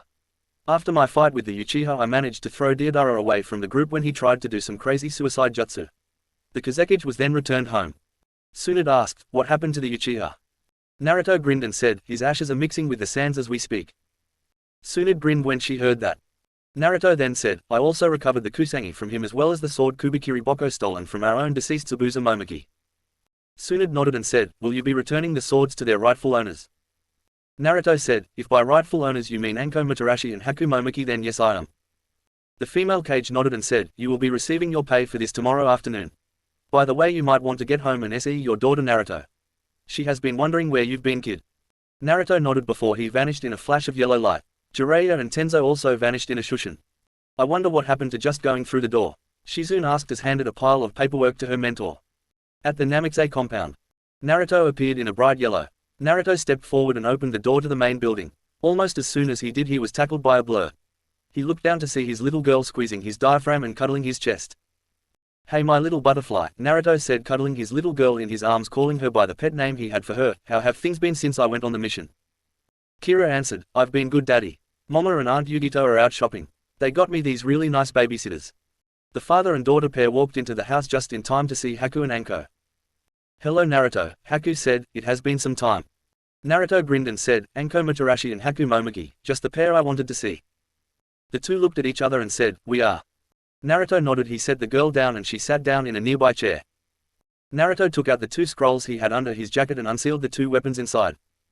The kusangi clattered to the floor while Kubikiri Boko smashed into the ground. Both of the girls had wide eyes. Anko tentatively picked up the kusangi as if it was going to bite. With a little difficulty Haku managed to lift the massive sword that belonged to her now deceased father figure. Naruto, did you get these from? Haku started. Naruto nodded and said, ran into the duck-haired jerk on our last mission. I got them from him with a little persuasion. Naruto would have just said that he killed the smug sob, but there was a child in the room. The two girls hugged Naruto tightly and left whooping with joy. Kira walked up to Naruto and said, hey daddy, while you were away I learned a new trick. Naruto looked down at his little girl and asked, really? Well, don't just stand there leaving me in suspense, show me. While you're at it you can show me the other tricks you know. With that the pair went to the back of compound towards the training ground. As they did there was a knocking at the door. Naruto said, go on back sweetie, I'll be there in a minute. Naruto answered the door to see his perverted godfather standing there with a huge mark on the side of his face. Hello Ero-sennin, Naruto said, what are you doing here? And I better not hear anything about my daughter because you are not going to use her to try and pick up women. Jiraiya said, easy there Naruto. I just ran into those two girlfriends of yours. Fu said something about her having a special skill from both you and her, I was wondering what that was. Naruto sighed and said, darn you Fu and your sometimes very big mouth. Meanwhile Fu sneezed, making a lot of young men around her offer her a tissue and caused said girl and Yugito to roll their eyes at the desperation that some men in this village had. I'll show you, Naruto said. With that he led the old man to the training ground. Kira was waiting for them and she waved yelling, Hyoro Jij. Jiraiya face-palmed when he heard the little girl say that accursed nickname. Why is it that no one in Minato's family always disrespected him? Naruto said, okay my little butterfly, show me what you got. Kira nodded and, to the shock of Jiraiya, started focusing his chakra. As a result of being born from two Jinchuriki, Kira's chakra coils had developed extraordinarily fast, as well as it having the density of the Uzumaki clan chakra, which would allow her to use chakra chains when Naruto taught them to her. The chakra focused on Kira's back and a pair of large, for her size, butterfly wings spread out across her back.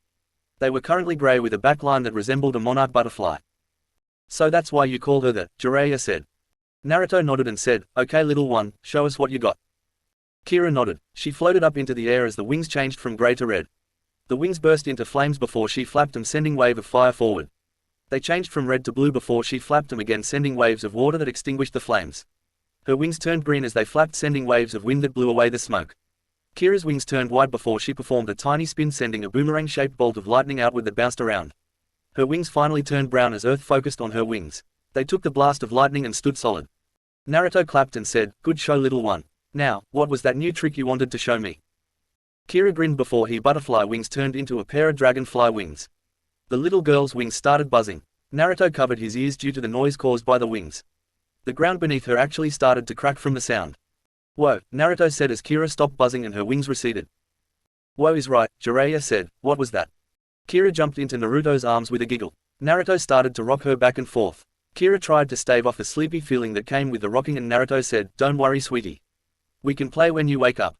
The girl yawned cutely and started to sleep, snoring in an adorable way. She got a mix of the chakra from me and Fu when she was born, Naruto explained. When she was 2 she started manifesting these butterfly wings. On top of that her chakra coils started to develop faster than normal. By the time that she's a genin she'll have Jonin level chakra according to Sum-chan. Anyway, we call her bloodline the Butai-koku element butterfly. It's basically my bloodline mixed with the powers of an insect thanks to Fu containing that giant beetle. Though, the trick with the dragonfly's wings is new. Looks like it might extend if this goes on. Jiraiya was shocked when he heard this. Apparently Naruto's bloodline was versatile depending on who he bore children with. He wondered what would happen if he bore a child with Yugito and Sum. Naruto was suddenly aware of an unfamiliar chakra.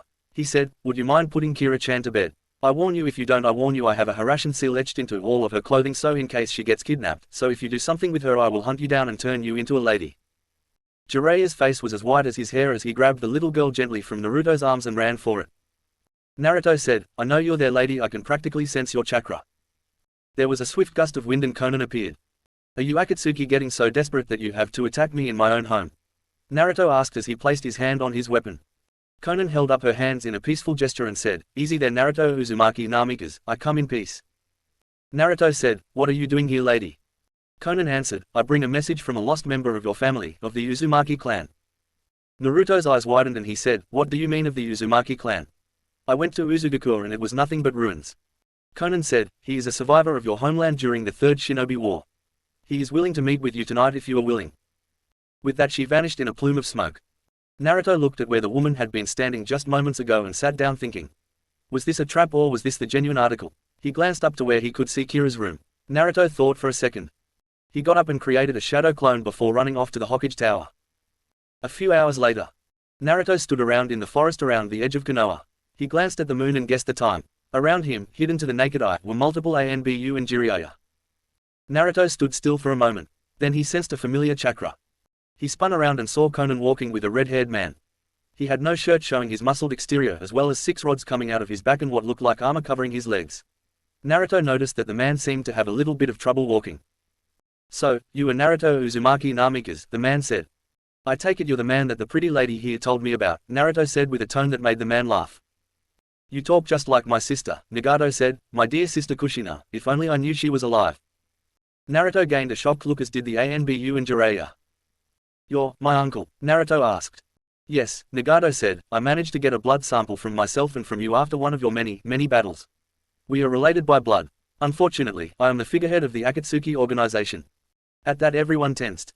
"So you're the leader of the group that has been hunting me and my kind for all this time?" Naruto yelled. Nagato said, "I don't expect you to understand, child. I was driven by grief after the destruction of my village and the death of my very best friend. This was long before I knew you were alive. Forgive my nephew. I wish to make amends, for my sister, your mother's sake." Naruto looked at the man with a raised eyebrow. He then said, "Tell me all you know about the members of the Akatsuki." Chapter 15, Mission to Kumo and New Recruits. It had been a few days since Naruto had met up with long-lost uncle. Nagato informed Konoha on all the Akatsuki members, the immortal duo Hiden and Kakazu, the contradicting pair Kisame and Itachi, the plant weirdo Zetsu, and finally the mysterious masked man named Tobi. Nagato told them that Tobi thought he was the reincarnation of the long-dead Madara Uchiha due to the fact that he had one of his eyes transplanted into his face. Nagato originally thought he was crazy, but went along with it in his quest for eternal peace. He told Naruto that he would send him info on when the Akatsuki members would move and where they were going. When they were down enough members they would attack and take down the Akatsuki in their home base in Omegakure. Naruto agreed to this since it seemed like a thorough plan. Nagato hadn't gotten to meet Kira yet, because Naruto didn't fully trust him. Nagato knew that he would gain his nephew's trust eventually. Deep in Omegakure, Pain's Deva path stood before the remaining members of the Akatsuki, Tobi, Kisame, Itachi, Hiden, and Zetsu. The Deva path stepped forward and said, "Hiden, Kakazu, I need you two to go to Hidden Cloud Village. You are to find the 8 Tails and bring him down." Knowing their connection, if they find out the 2 Tails and 9 Tails are bound to show up as well. Hiden grinned maniacally and said, "Finally I get to send more poor souls to Lord Jashin." Kakazu rolled his eyes at his comrades' antics and they turned to leave. The path then turned to Kisame and Itachi and said, "I want you two to go to Kirigakure. The 6 Tails has finally resurfaced." The two nodded and left. As they did, Kisame said, "I can't believe we have to take on a giant freaking slug." Itachi said, "Do not be so impatient, Kisame. The 6 Tails may provide you with a challenge that you so desperately seek." Kisame huffed and hefted his sword onto his back. The man turned to Zetsu and said, "Zetsu, split and follow both teams to report on their progress. If any of them fail in their mission, kill them." Zetsu nodded before his black and white halves split in two and melded into the ground. Tobi floated up to Pain and said, not in his usually cheery tone, "You seem to be taking a bit of a stand sending both of our teams out. Why tell Zetsu to kill them if they fail?" The path answered, "We have already failed once in the retrieval of the 1 Tails. The only reason I wasn't able to make an example of Sasori or Deidara was because they were already dead." Tobi actually grinned behind his mask. "You are becoming quite the ruthless leader, Pain. I like that." As he floated away he thought, "Too bad your power is a threat to my future plans. You made such a great leader too. Oh well, all good things must come to an end, my puppet." Tobi was so enwrapped in his thoughts that he never noticed a small toad in the corner of the room with Rinnegan eyes vanish in a puff of smoke. In Konoha, Kira yelled, "I'm gonna get you, Daddy." Naruto yelled back, "No you aren't." If anyone was able to see what was going on they would sworn of alcohol if they were drunk. They would see Naruto flying through the air with one eye green and the other one red, while Kira flew after him with her wings green. This was actually both an exercise and a game for the duo. Naruto got to push his chakra to its limit by constantly shifting the chakra around him using his wind and fire powers. It also helped Kira get a good grip on flying and allowed her to enhance her maneuverability. All of that was wrapped up into one colossal game of tag. As the father-daughter duo was flying around in the air, an ear-splitting scream was heard from the Namikaze household down below. The two stopped flying as Yugito came out of the house and yelled, "Naruto! There's some freaky toad with ripple eyes in here. Get it to leave before Fu here has a meltdown. Naruto sighed when he heard Tara about Fu. Being the fact that Fu had an insect sealed inside her, she had a slight fear of frogs and toads since they were one of the many natural enemies of bugs. It also didn't help that when she was 3 some teenage boys played a prank on her that involved throwing her in a barrel full of frogs and toads. She's been slightly freaked out by them. Naruto and Kira flew down and landed at the gate before they all walked in. They found a light brown toad with a ripple-patterned eye.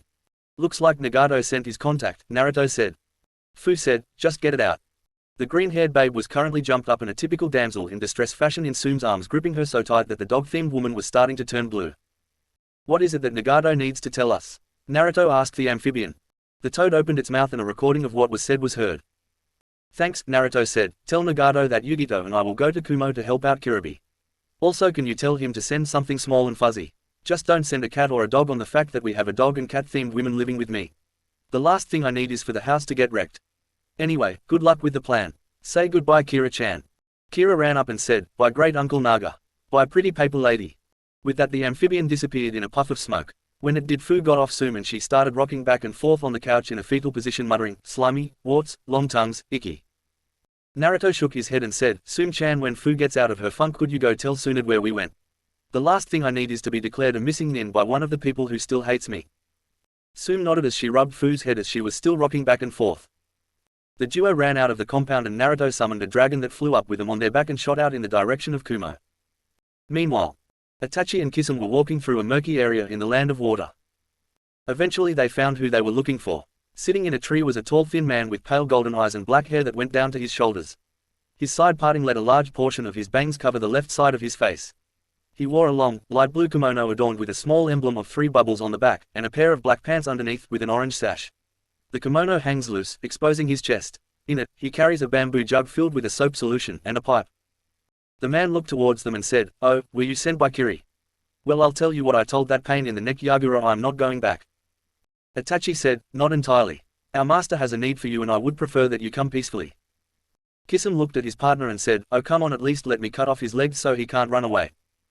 Utakata took out his pipe and dipped it in some solution. The man then said, allow me to think for a moment. Okay, done, here's my answer. Water star, acid bubbles. The 6-tailed Jinchuriki blew on his pipe, sending green-colored bubbles outward at the 2 Akatsuki members. Almost immediately the water in the muck around them shot up and formed a water wall around him, blocking the bubbles and sending the acid to sink below into the water. Bubbles, huh? Kayam said, no attack like the unexpected one. Now, let's play. Kisame ripped the bandages off his weapon, revealing the multiple blades that covered his weapon. He charged while Kisame rolled his eyes as he saw his partner's battle-crazed antics. Back around the Kumo area. Hiden was currently swinging his scythe, decapitating a few of the ninja and villagers that were around them. Hiden, Kakazu said annoyed, do we have to do this every time we see a group of villagers that we come across? If we fail because of this your stupid ritual, then we are so screwed. Hiden spun around and yelled, shut up Kakazu. I have to please Jashin-sama. Oh great Jashin-sama, don't let this non-believer's stupidity insult you. With Hiden's last sacrifice done, the silver-haired sadist and his partner left. As they did though, they never noticed a pair of silver eyes filled with anger. Meanwhile, in a higher plane of existence, a little kid's laughter could be heard as he watched TV. On it was Hiden killing the people of the village and sacrificing them. He laughed as he saw this, but his mirth suddenly turned to fear when he felt a shadow standing over him. He turned around to see Kami standing above him with a very angry look on his face. Jashin, the god said, his voice thundering, what did I tell you about making crazed priests that are immortal? The boy shuffled his feet nervously and answered, to nod to daddy. Kami nodded and said, good, now go to your room and think about what you've done. I'll clean up this mess. Jashin said, but daddy. Kami interrupted and said, no buts little mister. Now go. Jashin sighed and walked away, grumbling about unfair parents and never being allowed to have any fun. Kami sighed and went to see if he could do something about a certain bloodthirsty priest. Back on Earth. Naruto and Yugito sat on the back of the dragon Naruto summoned and were flying at top speed towards Kumo. We might actually beat those 2 immortal freaks there, Naruto said. From what Nagato told me, one is money hungry and the other is insane over some fake god. Elsewhere, Hiden sneezed and yelled about somebody disgracing the great and powerful Jashin, which earned him a powerful right hook from Kakazu. Yugito yelled, look. Naruto and Yugito looked down to see 2 people with Kumo headbands. The first was a tall muscular man with white hair and a goatee. He had the kanji for iron tattooed on his right shoulder.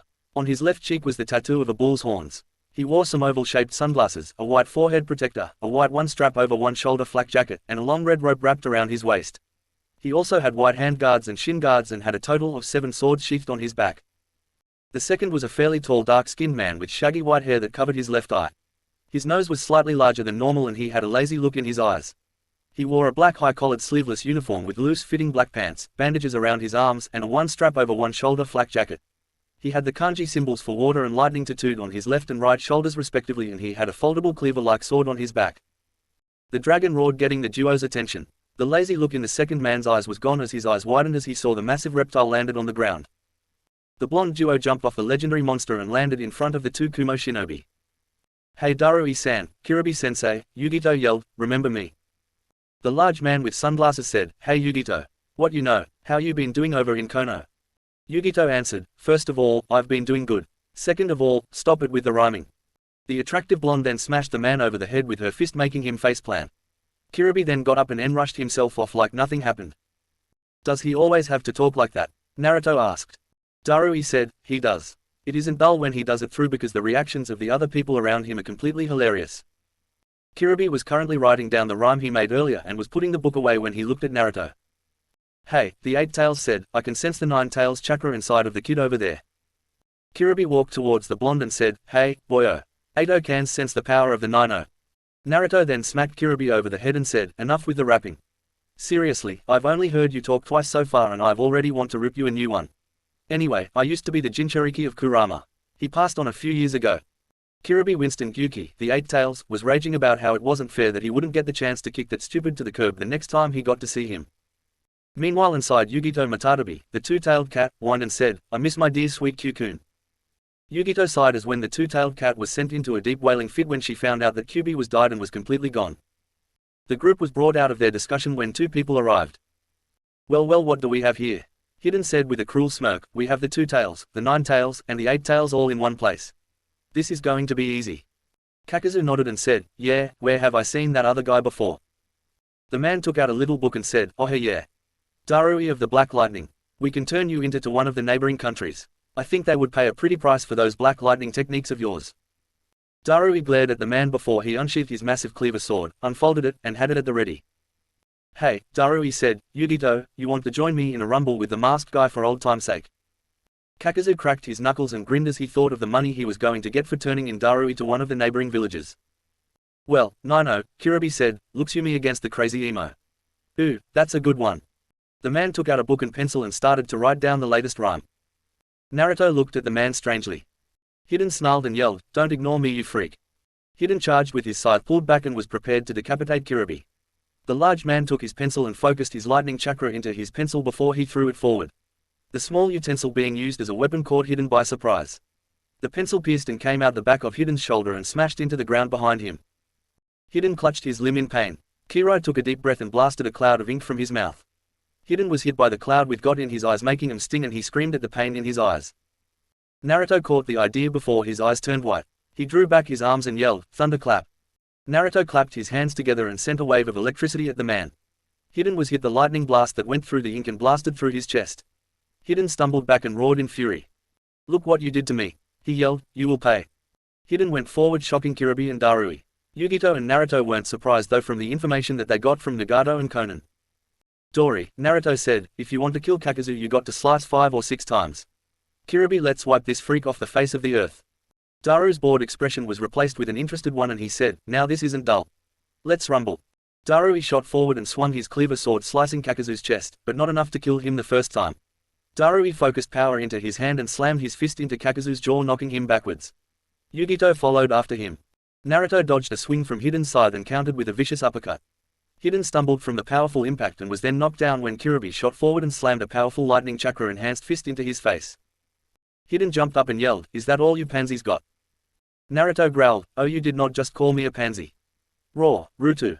In a burst of flame, Naruto's katana was by Zanbatsu. Naruto charged and swung the sword and it met with Hidden's triple-bladed weapon with a loud clang. Yugito and Darui vs. Kakazu. Kakazu dodged another punch from Darui, but a follow-up punch from Yugito knocked him back. Kakazu unleashed a punch of his own. The duo dodged and it was a good thing it did. The power behind the punch was enough to shatter the ground. Yugito went through hand signs and yelled, "Hellfire Blast." Purple and blue flames burst from Yugito's mouth at an incredible speed. Kakazu vanished in a burst of speed. The flames actually managed to burn Kakazu's cloak. When they got a look at Kakazu's back they saw that he had 4 masks on his back. They immediately got that might be why Naruto told them to kill this guy about 5 times. Darui went through hand signs and said, "Storm style, laser circus." A glowing aura appeared on his hands and he fired a barrage of lasers from his hands. Kakazu dodged them thanks to his incredible speed. However, own victory was short-lived as one blasted his arm off.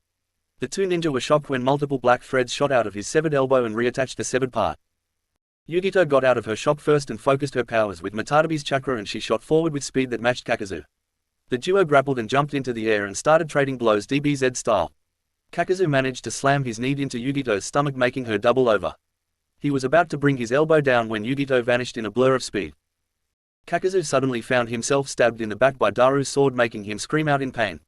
The pain grew and his arm went completely numb as the Kumo ninja focused lightning chakra into the blade making him cry out in pain. Darui threw the man away before Yugito came up again and focused the Nibi's chakra into her hands. Hellfire claws. Purple and blue flames appeared on the woman's hands and formed cat-like claws. The large claws stabbed into Kakazu's chest and stabbed into his chest destroyed his 2 more hearts leaving him only 2 left. Kakazu growled in anger before throwing a fist up and slamming Yugito in the jaw knocking her onto the ground. The immortal doll man then grabbed Daru's arm and twisted him around before throwing him into the ground. He pulled the sword upward and out of his sword and the black thread sealed his wounds. The black thread spread over Kakazu's arms and a mask appeared in both hands. Fire style, intelligent hard work. Wind release, pressure damage. One mask started to inflate and burn when Kakazu smashed into his other arm. The flames shot forward and the pressurized attack from the other mask combined with it turning the orange-red fire white. Yugito went through a few hand signs of her own and yelled, "Breath of the two-tailed cat." An enormous blast of purple and blue flames erupted from Yugito's mouth and soared forward slamming into Kakazu's own fire attack. The 2 fire attacks met and cancelled each other out with a resounding boom. The grass was burned on the ground. Unfortunately for Kakazu he was closer and the explosion left him dazed. Darui quickly formed a shadow clone and they both yelled, "Lightning style, twin Black Panthers." Dori and his clones both fired black lightning from their hands that took the shape of 2 large cats that charged right at Kakazu's hearts. Kakazu twisted himself at the last second taking the blast on only one side. When the smoke cleared all of Kakazu's left side was completely gone. "I'll get you for this," Kakazu croaked, "I'll get you." Kakazu's hand was still replaced by a mask and pointed it at Kakazu with the intent of killing them both with this attack. Moon release, full moon slash. Suddenly a huge blast of silver chakra and sliced right through Kakazu's remaining heart. The man gagged for a second before he was suddenly sliced to pieces. Yugito and Darui saw a flash of silver and gold in the distance. The duo ran for it to find the guy who just killed Kakazu with a single stroke. Meanwhile, the fight was not going good for Naruto and Darui. They quickly found Hidden's self-proclaimed immortality wasn't just hot air. The man had taken fireballs, lightning bolts, pressurized blasts, giant rocks, and water blasts and hadn't died yet. He had also managed to take some of Kirabi's physical assaults and hadn't died. Even a lightning-enhanced sword assault hadn't killed him. "You won't be able to kill me just yet," Hidden mocked, "thanks to Jashin-sama I am immortal." In the higher plane of existence Kami groaned and rubbed his temples in annoyance while, in his room, Jashin had a feeling that he would be in big trouble when his dad came in. Back on Earth Naruto was growing more annoyed and growled, "That's it. I'm getting sick of this clown. Shake the." Naruto was cut off when a voice yelled, "Moon release, moonlight wave." A sudden wave of silver energy shot forward and sliced Hidden's arm off. Hidden screamed in pain. They turned around to see a new character standing on the ridge. The figure was tall with long spiky silver hair, think Inuyasha's hairdo. His eyes, much like his hair, was deep silver. He was wearing a black long sleeve shirt, with black long pants. Over that was an intricate looking armor that looked like a knight samurai combination with a moon symbol etched on the back. In his hand, still coated with silver chakra, was an intricate broadsword with the image of the moon's phases on the blade. "I don't believe it," Yuki said, "I thought they were all dead." Kirabi thought, "What you mean 8-0? The Eight Tails answered, "Many years before Kumo was founded there was a village called the Hidden Moon Village in Lightning Country. They were known for their abilities in swordsmanship. They were even known for their special chakra which was known as Moon Chakra. It is a fusion of fire, wind, and lightning chakra and is the ultimate cutting form. There was even a special version they called the Gingetsu Myaku that granted them more powerful abilities. The village was supposedly destroyed when a plague swept through the village and killed the villagers and their warriors. Apparently, one of them survived and passed the bloodline on through all these years." The man growled and jumped down. He glared right at Hidden said, "Hidden right. Do you know who I am?" Hidden said, "No." The man said, "I am Naruto Jin, the last member of my clan. You and that stitched up freak tore through my village and killed all my friends, everyone I knew. Now, I'm going to carve their tombstones out of your insane hide." Hidden grinned before he reached down and picked up his arm. He reattached it with a sickening crunch. "Should we help him?" Naruto asked. Kirabi answered, "Nah, I think this guy can handle himself." The two silver-haired fighters charged at each other letting out battle cries. The two met with loud clangs as their steel weapons met in show of sparks. Again and again the sound of singing steel echoed through the area. Naruto pushed against Hiden's arm and knocked him backwards. Jin drew back his arm and unleashed a vicious fire chakra-enhanced punch on Hiden's jaw. Hiden jumped up and swung his scythe to try and cut him. When it came close, a layer of silver chakra repelled the blade. Hiden looked shocked, as did the others, even Darui and Yugito, who just arrived. "Do you like it?" Naruto asked. "I call it my moon armor. It activates whenever I feel I'm in danger. It's able to deflect most techniques up to B rank and is able to stop even the sharpest of blades. In other words, that whole Jashinist thing you got going on isn't going to help you." Hiden was nervous. If this was true, then he was in big trouble. If he couldn't cut the guy, he couldn't use his immortality to his advantage. And if he was able to kill Kakazu, then it was obvious that he was no pushover. Hiden was starting to think that he would need that technique. Suddenly a group of Kumo Jonin and a few Chuunin appeared. Hiden silently thanked Jashin and grinned evilly. "Kiribi-sama," the lead Jonin said, "what is going on?" Before Kiribi could yell at him to stay back, Hiden jumped up and swung his scythe. One by one the Kumo ninja fell and hidden above the corpses. Hiden yelled, "Now you're dead, you silver-eyed freak. Time to show you the ultimate power bestowed upon me by the great Jashin-sama. Multi-sacrificial technique, Great Blood Golem." Hiden smashed his scythe staff into the ground and the blood from the dead ninja was suddenly ripped from the bodies and wrapped around him.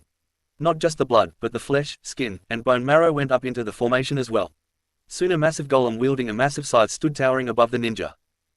The monster laughed, sending out a demonic version of Hiden's voice. "Now you pathetic worms," Hiden said, "you will all fall before the power of my ultimate technique."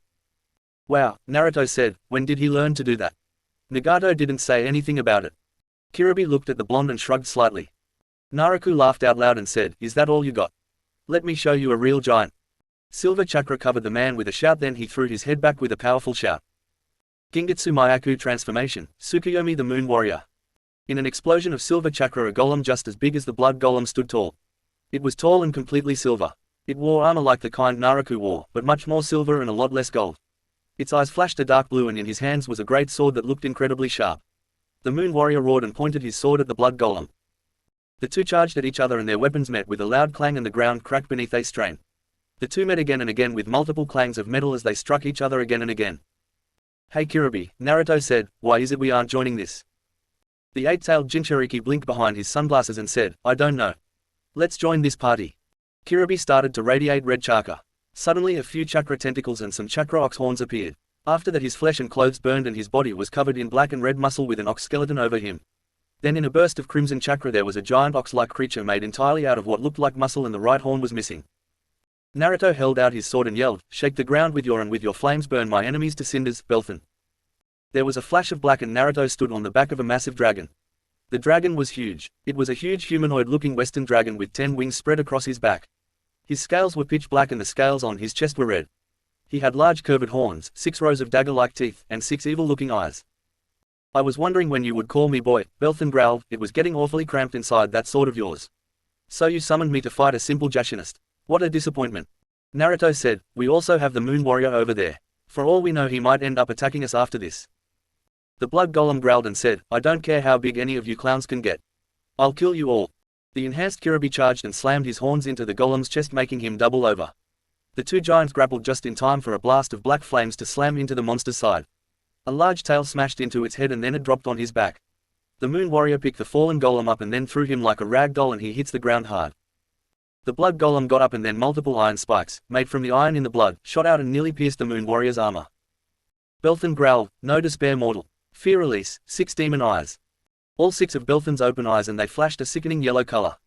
Suddenly the golem started screaming as dark horrors that no human should have to experience went through his mind. Belthan said, "Time to end this farce." All 3 started to focus for an attack. Fire, water, lightning, earth, and wind started to focus in Belthan's mouth. Red chakra focused in the air in front of the Hachibified Kiribi's face. Silver flames, wind, and lightning focused around the massive sword the Moon Warrior wielded. Belthan, Fear Release, Ultimate Nightmare Blast. Hachibi Kiribi, Hakabiki Imari, 8-tailed menacing ball. Moon Warrior, Silver Storm Blade. A stream of night sky black chakra fired from Belthan's mouth, a huge blast of crimson chakra was fired from the Hachibified Kiribi, and a silver electrified laser blast was launched from the Moon Warrior's sword. When the attacks hit, the explosion was immense. The blood golem screamed in agony as his body was destroyed. Darui and Yugito dug their legs into the ground to try to not be blown away by the shockwave. Not only was the body destroyed, but in the blast front the black half of Zetsu was hidden destroyed. In plumes of smoke and flashes of light the giants were gone and the humans were back. That was awesome, Naruto yelled. He silver guy thanks for, where did he go? The duo looked around saw that Naruto was gone. Apparently he left after he destroyed Hidden. That was awesome, Naruto said. Listen Kirby, there are a few more of these guys out there. Kirby grinned and said, thanks for the help Nino. Kumo or not, you're now my bro. Naruto's sweat dropped and said, seriously man, enough with the rapping. Anyway, Yugito and I might want to get back to the Konoha before someone starts to miss us. See you later, you rapper wannabe. Kirby grinned. Then he realized what Naruto said and yelled, hey. By then Naruto and Yugito had jumped on the back of another dragon and had flown off with Kirai shaking his fist at the flying lizard and shouting curses at him. Later in Omegakure, the Deva path stood in front of the remaining Akatsuki members. It would seem that Hidden and Kakazu have failed, the path said in a bored tone. Kisame grumbled something unintelligible. He was a little embarrassed from his fight because he had been caught in a bubble and almost killed by a bunch of bubbles when the fight happened. He would have killed when the Utakata used the bubble to try and crush him if Itachi hadn't saved him using his Sharingan. Zetsu's white half came up through the floor. Zetsu, the Deva path said, where is your other half? Destroyed Pain-sama, Zetsu said, apparently it was destroyed in the battle's crossfire. The Deva path said, unfortunate. I take it since they have not yet returned that they have failed. Toby nodded and said, they must have failed Pain-sama. They were bad unlike Toby. Toby is a good boy. Everyone rolled their eyes. For now we must wait, the man said, with the 6 tails under our control again we can begin an attempt up on the 1 tails. For now we wait. Itachi asked, why must we wait Pain-sama? Me and Kisame are ready to deploy. The Deva path answered, you need to rest. The Aikibi Jinchuriki is powerful until he is subdued. You are of no use to us dead. For now rest, in the meantime, I believe I may have found a new recruit for our cause. With his business done the path returned to his master's side and the remaining Akatsuki members left. As they did Toby was in thought. Pain was acting strangely in recent day. Was he trying to betray him to Konoha? Toby immediately shook his head against these thoughts. Pain was a patient man and they would need all the strength they had left to fight and contain the Jinchuriki. Besides he knew that Pain was a patient man. He waited many years for peace and he could wait a few days more. Later at an unknown location. Naruto Jin sat on log in front of a small campfire. He was using a whetstone to sharpen his sword. He grinned as he sharpened his weapon at the thought of getting back at those freaks that wiped out his town. He was the last of his kind, the protector of his village and he had avenged them. He stopped sharpening as he recalled the other 3. They had powerful chakra like his, were they descendant of his old clan as well.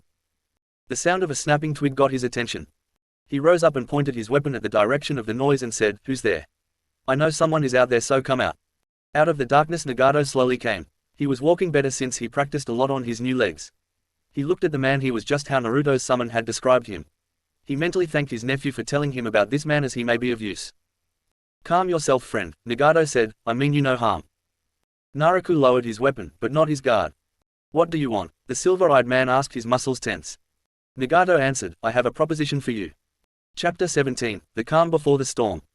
It had been a week since the death of Hidden and Kakazu. Naruto had managed to collect their bounties and the duo had gone back to Konoha. Naruto was sitting in the living room watching a move with Tsume, Yugito, and Fu when Kira walked in. Hey, Daddy, the girl said, look what I found in the training yard. Naruto turned around to see his daughter holding a light brown bunny.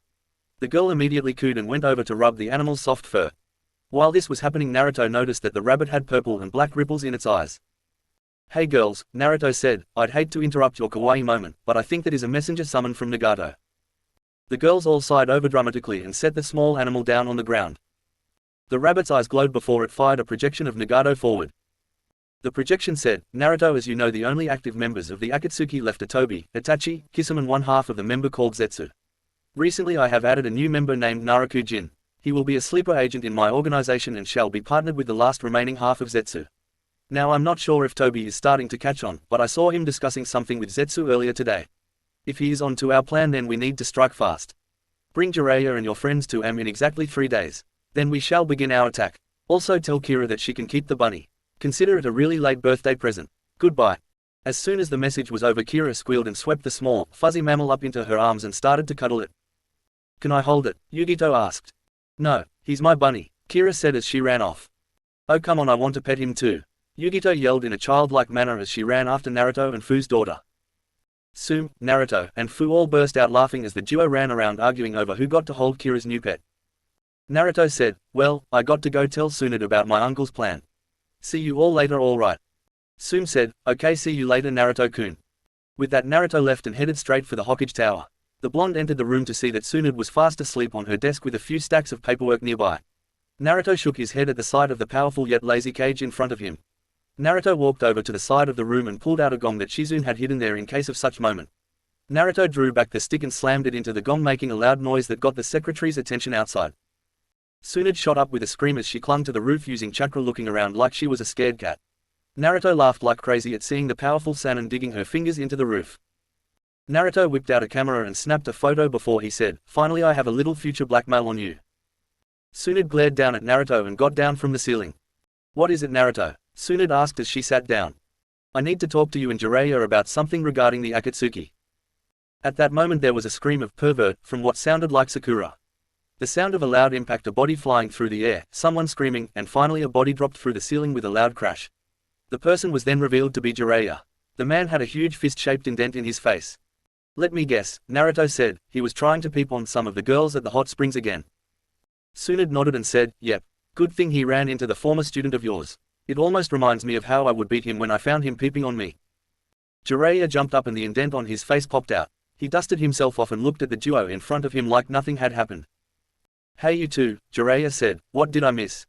Naruto answered, "Nothing. We missed you getting your perverted butt handed to you by Sakura though. That is something I wanted to see." Tsunade nodded and said, "Anyway, I was just about to call you Jiraiya. Naruto has something he needs to tell us." Naruto looked at the 2-cage level ninja and said, "A few minutes ago I got a message from Nagato Uzumaki aka Pain. He told me that there are only 4 active members of the Akatsuki left.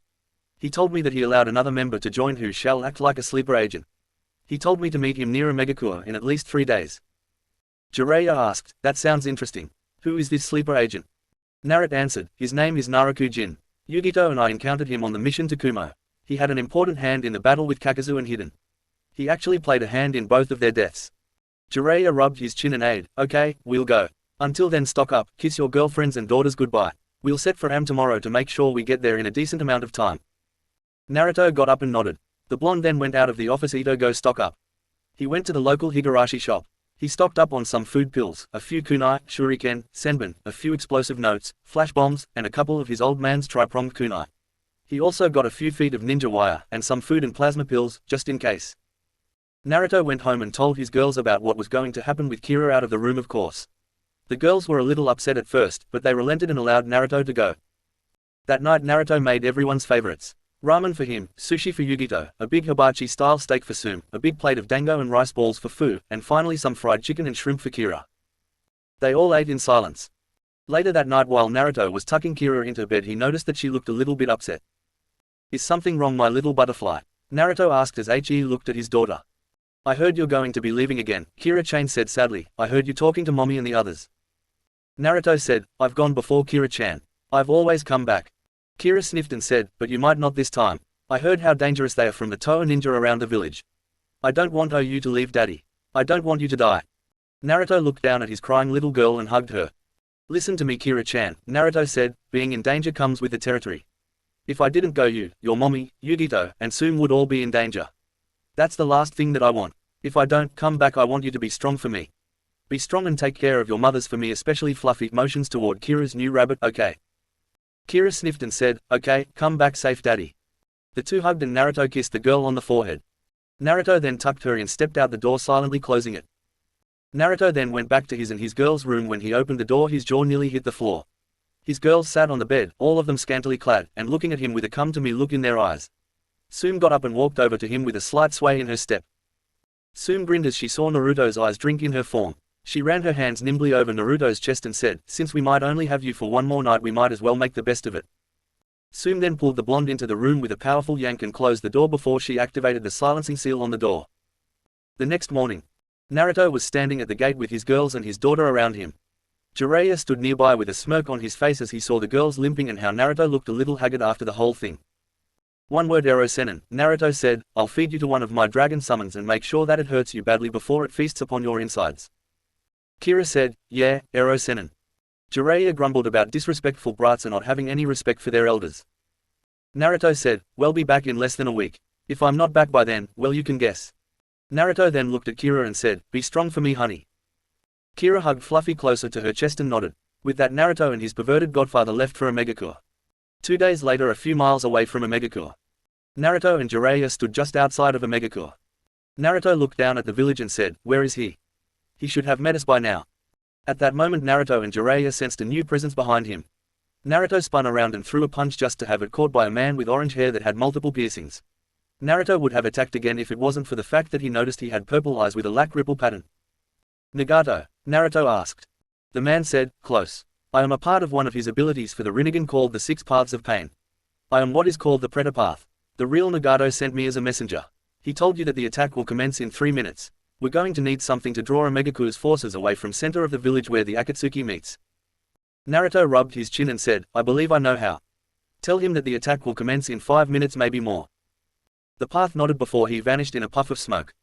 Naruto quickly drew some blood on his thumb and said, "Summoning Jutsu, 5 Dragon Warlords." In a huge blast of smoke 5 dragons appeared. All of them were Eastern dragons. The first one had dark red scales on his back and an orange underbelly with orange crest running down his back. His mane was made of fire. On his head was a crown made out of molten rock. His eyes were actually made of blue fire. This was Pyrothesis, the Fire Warlord. The second dragon had grey scales on his back and a peppermint green underbelly. It also had peppermint green spines going down its back. He had a feathery mane and his crown was made of condensed air. His eyes shined white and grey in the light. This was Ventinus, the Wind Warlord. The third dragon had gold scales on its back, and dark grey underbelly and dark grey spikes running down its back. His mane was made of electricity and its crown looked like it was made of a bunch of magnets. His eyes flashed electric blue. This was Radiant, pronounced Raidane, the Lightning Warlord. The fourth dragon was completely brown. His eyes were a golden brown and his mane looked like it was made of iron and his crown was made out of rubies. This was Galanos, the Earth Warlord. The last dragon was entirely dark blue. His eyes were sea green and he had a mane made of steam and crown made out of ice. This was Clevianus, the Water Warlord. The 5 Eastern dragons bowed to Naruto and said in unison, "For what reason have you summoned us, Naruto-sama?" Naruto said, "I want you 5 to go with a clone of mine to 5 different corners of this village. When given the signal, you and the clones are to attack. Am I understood?" The 5 dragons nodded and Naruto formed 5 shadow clones that went with the dragons, who cloaked themselves so that they wouldn't be seen. The group went through to the 5 points of the village. After about 5 minutes of waiting, the dragons focused their power and the clones started going through hand signs. Pyrethes, Dragon Release, Flames of Rage.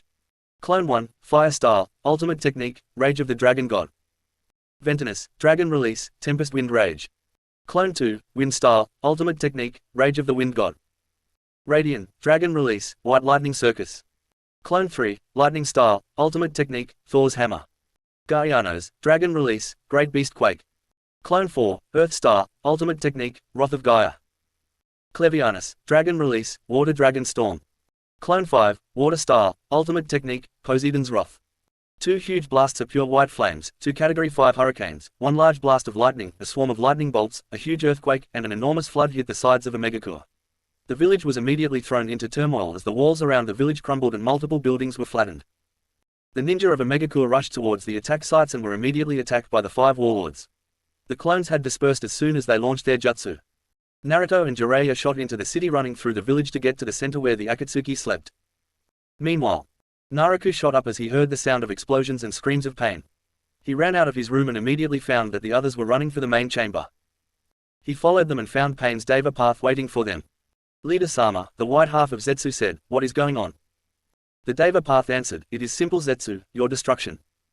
The remaining Akatsuki members looked shocked when they heard this. Suddenly Naruto shot forward and swung his weapon, effortlessly slicing through the Zetsu's remaining body. Less than a second later, all of Zetsu's body was sliced to pieces. Kisame roared, "Traitor!" He swung Samehada just for Naruto's long sword to turn into a Greta sword and take the full brunt of the attack. "Is that all you got?" Naruto yelled as he pushed back and with a mighty kick knocked Kisame through a nearby wall. The silver-eyed man jumped after the fish man to continue their fight.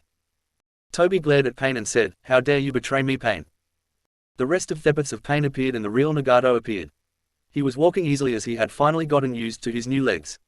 Konan appeared nearby with her powers at the ready. Nagato answered, "You should have known that I would find out that the Kyuubi Jinchuriki was my nephew. For my clan, family stood above all else. Now Toby, it is time for you to die." With that, the paths of Pain, Nagato, and Konan charged at Itachi and Madara. The final battle had finally begun. Chapter 18, The Final Battle. Itachi's eyes flashed as Amaterasu flames shot forward at Nagato as he charged at Toby.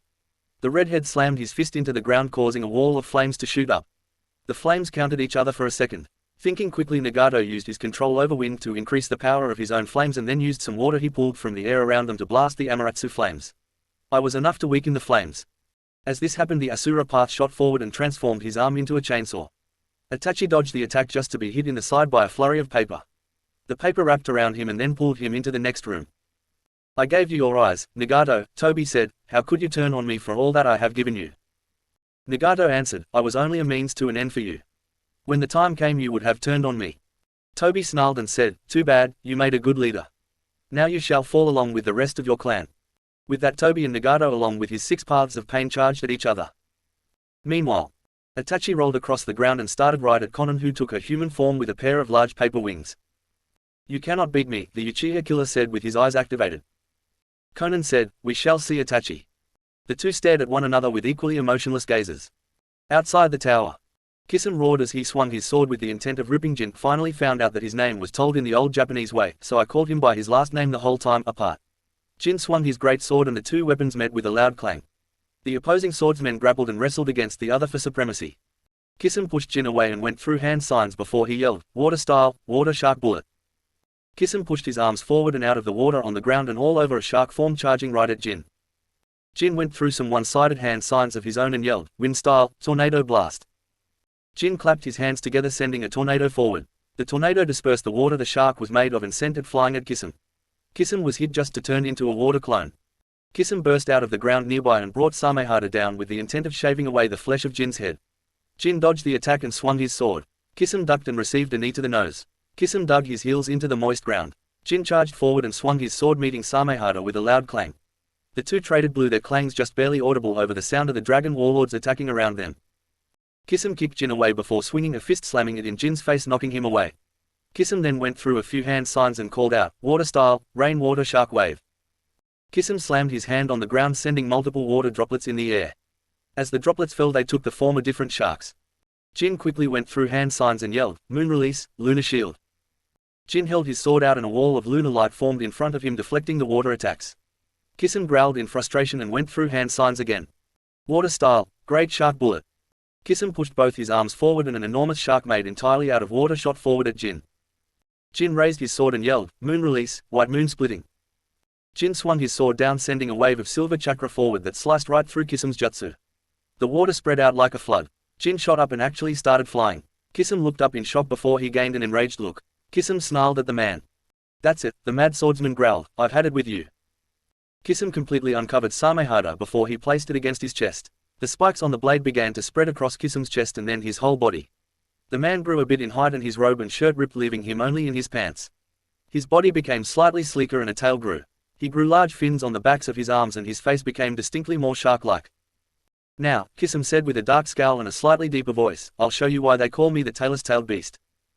Kisame roared and charged forward. Jin dodged one strike but a follow-up knocked him backwards and into a lake.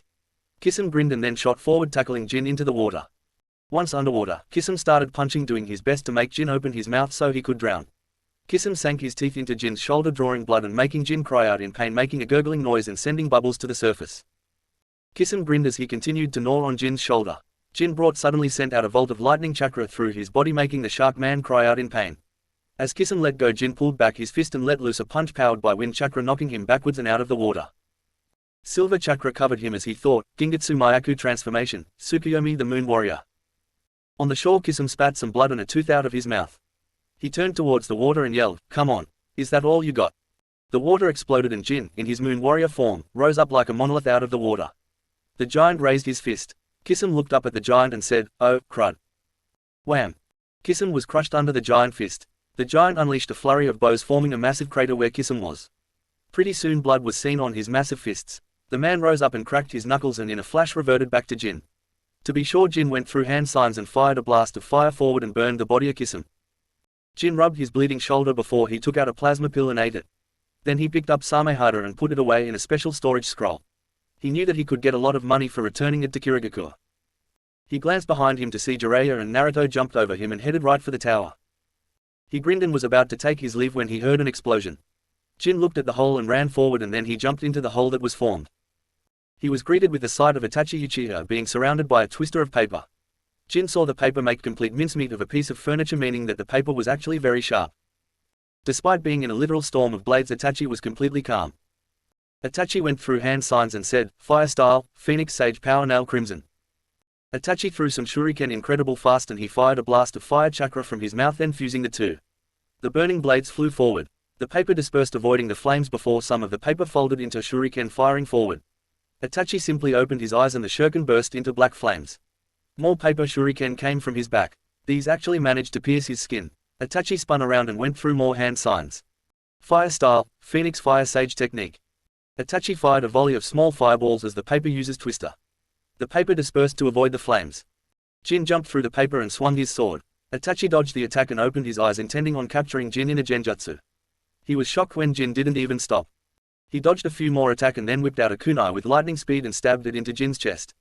Jin burst into water. Jin burst up from the floor and swung a lot of kunai that riddled Itachi's back. Itachi spun around and dodged another sword swing from Jin. Then he had to dodge another volley of paper shuriken and kunai from Konan. Konan formed her body quickly and the paper in the air around her formed a large circle. Paper chakram. The massive circular blade shot forward. Jin performed a shushin to avoid the massive paper blade, but he didn't have time to dodge the massive blade. Itachi said, "Tsukuyomi." Suddenly, purple chakra appeared around him and formed a large rib cage. The chakram slammed into the rib and it pushed against the ribs. The ribs groaned a bit and started to split. After that the chakra burned and was deflected off it. Jin charged forward and yelled, "Moon release, fist of Tsukuyomi." Jin unleashed a powerful punch that launched a huge fist. Itachi's eyes widened as the giant chakra fist slammed into the ribcage surrounding him. The sound of cracking was heard. The ribs around Itachi broke. Silver chakra focused around Jin's hands as he unleashed a vicious combination that not only smashed into the Mars body, but it also formed multiple lacerations. Jin slammed a knee into Itachi's stomach. The last member of the Naruto clan jumped back and said, "Moon release, lunar wave." Jin clapped his hands, sending a wave of silver chakra that formed and knocked Itachi through the hole in the wall and sent him flying through the air. Konan formed her body and then said, "Paper person of God technique." Countless sheets of paper shot forward. Unseen on the paper was a bunch of explosive note hidden in them. The paper shot forward towards Itachi and he was completely covered in them. The explosive notes then exploded with incredible force. Only human and paper ashes were left. The sound of an explosion from down below got their attention. They both nodded and went down to the floor below. Meanwhile, Naruto and Jiraiya had finally arrived. The duo had been delayed by a bunch of ninja. Naruto had taken out Umamui to take the down quickly. He and the perverted sage ran forward and landed in front of the fight between Tobi and Nagato. Nagato was alive and well, but the animal path was destroyed, as was the Asura path. Naruto said, "Surf, great wave." A wave of water shot forward from Naruto's trident, blasting Tobi away from his uncle. "You okay?" Naruto asked. Nagato nodded and said, "Yes. Be careful, he has the ability to turn intangible and he has the ability to use the powers of the Sharingan." Tobi rose up from the ground and spat out some excess water. Tobi's eye hole in his mask flashed red and Tobi threw out a punch, sending chakra chains flying from his arm. Naruto spun Umamui, catching the chains and wrapping it around the weapon. He pulled on it with incredible strength, ripping Tobi forward. He stabbed the weapon forward only for it to go right through Tobi's chest. "You can't beat me," Tobi said. "I am a god-given human form. I am eternal." Naruto said, "Oh, shut up. Bring the fury of the storm." Double tortoise shell. There was a huge flash of blue. On Naruto's arms was a pair of large blue shields. They were both in the shape of shells and had massive crystals on them. Tobi unleashed a flurry of kunai and shuriken. Naruto covered himself with his shield and he jumped up. The shield closed together and he rolled forward like a pinball. Tobi dodged the giant pinball of doom just for it to turn in and nearly bowl him over again. Inside the giant shield-made ball, Naruto's eyes flashed green. The giant ball that was once Naruto sped up with a wind chakra concentrated on it. Tobi turned intangible and avoided the main attack. However, he turned tangible at a bad time and he was nearly killed by multiple blades of wind that followed. The orb sliced his chest. Jiraiya, Nagato and the remaining paths of Pian came forward to take the advantage of Tobi's disorientation. Nagato held out his hand and suddenly increased gravity around Tobi, making it impossible for the man to move. Jiraiya's hair grew to an incredible length and he called out, "Wild Lion's main technique." Jiraiya's hair shot forward and formed a large mouth that roared and sank its teeth into the immobilized Tobi's shoulder. The man cried out in pain. The Deva path sent a wave of gravity forward that applied pressure to all of Tobi's body, making it near impossible for him to breathe. The Predator path jumped behind Tobi and started to drain the chakra from his body. Tobi managed to phase out of the path's grip and then smashed a mine made out of explosive tags into the man's chest. It exploded, destroying the man. The Naruto path unleashed a brutal right hook that cracked Tobi's mask. Tobi dodged to the left and then spun around, slamming his fist into the Naruto path's jaw, breaking it, and then used the Amaterasu flames to burn him. The human path jumped up and grabbed the back of Tobi's head. The path started to pull on him and started to remove his soul. Unfortunately, Tobi took a hidden dagger out of his sleeve and stabbed it into the path's head, killing him. The Deva path sent out another gravity wave, sending Tobi backward and smashing him back into the wall. Jiraiya quickly summoned two toads. One was green and the other was purple. All Jiraiya did was point at Toby and the two toads immediately understood.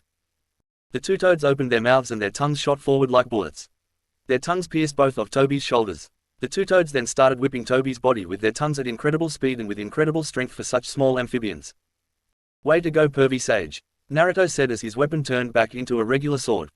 Suddenly, Toby caught their tongues and pulled on them like ripcords and slammed them together, effectively knocking them out. Jiraiya growled and formed a rasengan and shot forward and slammed the attack into Toby's midsection, making the man cry out in pain. The Toad Sage jumped back and Naruto's eyes turned green. Wind blade. Naruto swung his sword, sending a blade of wind that Toby was able to turn intangible just as the attack smashed and sliced through the wall. Toby glared right at Nagato, wanting to kill him quick because these gravity attacks were getting annoying. Just as his Sharingan eye flashed, Jiraiya knew what was going to happen. He pushed Nagato out of the way just as the black flames burst in Jiraiya's face. The Toad Sage screamed in absolute agony as the black flames. Naruto looked down at Jiraiya. He got on his knees. He looked into Jiraiya's eyes and saw the life leave the man's eyes. "Fool," Toby said, thinking that he could stop me. "He met the same fate as all who stand in my way." Naruto's eyes turned furious. The curse mark on his neck spread and Naruto ascended to his second stage form. He glared right at Toby and growled, "Freeze, Shimodora." The ice katana appeared in Naruto's hands. Naruto then growled, "Freeze the blood in their veins. Great Tundra Hunter." Shimodora flashed and in its place were a pair of gauntlets with large claws on Naruto's hands. If Toby hadn't been so arrogant, he would have noticed Naruto's eyes were now completely purple. Toby launched the Amaterasu flames again. Gravity split him apart as Naruto shot forward and his claws started to glow with frozen energy.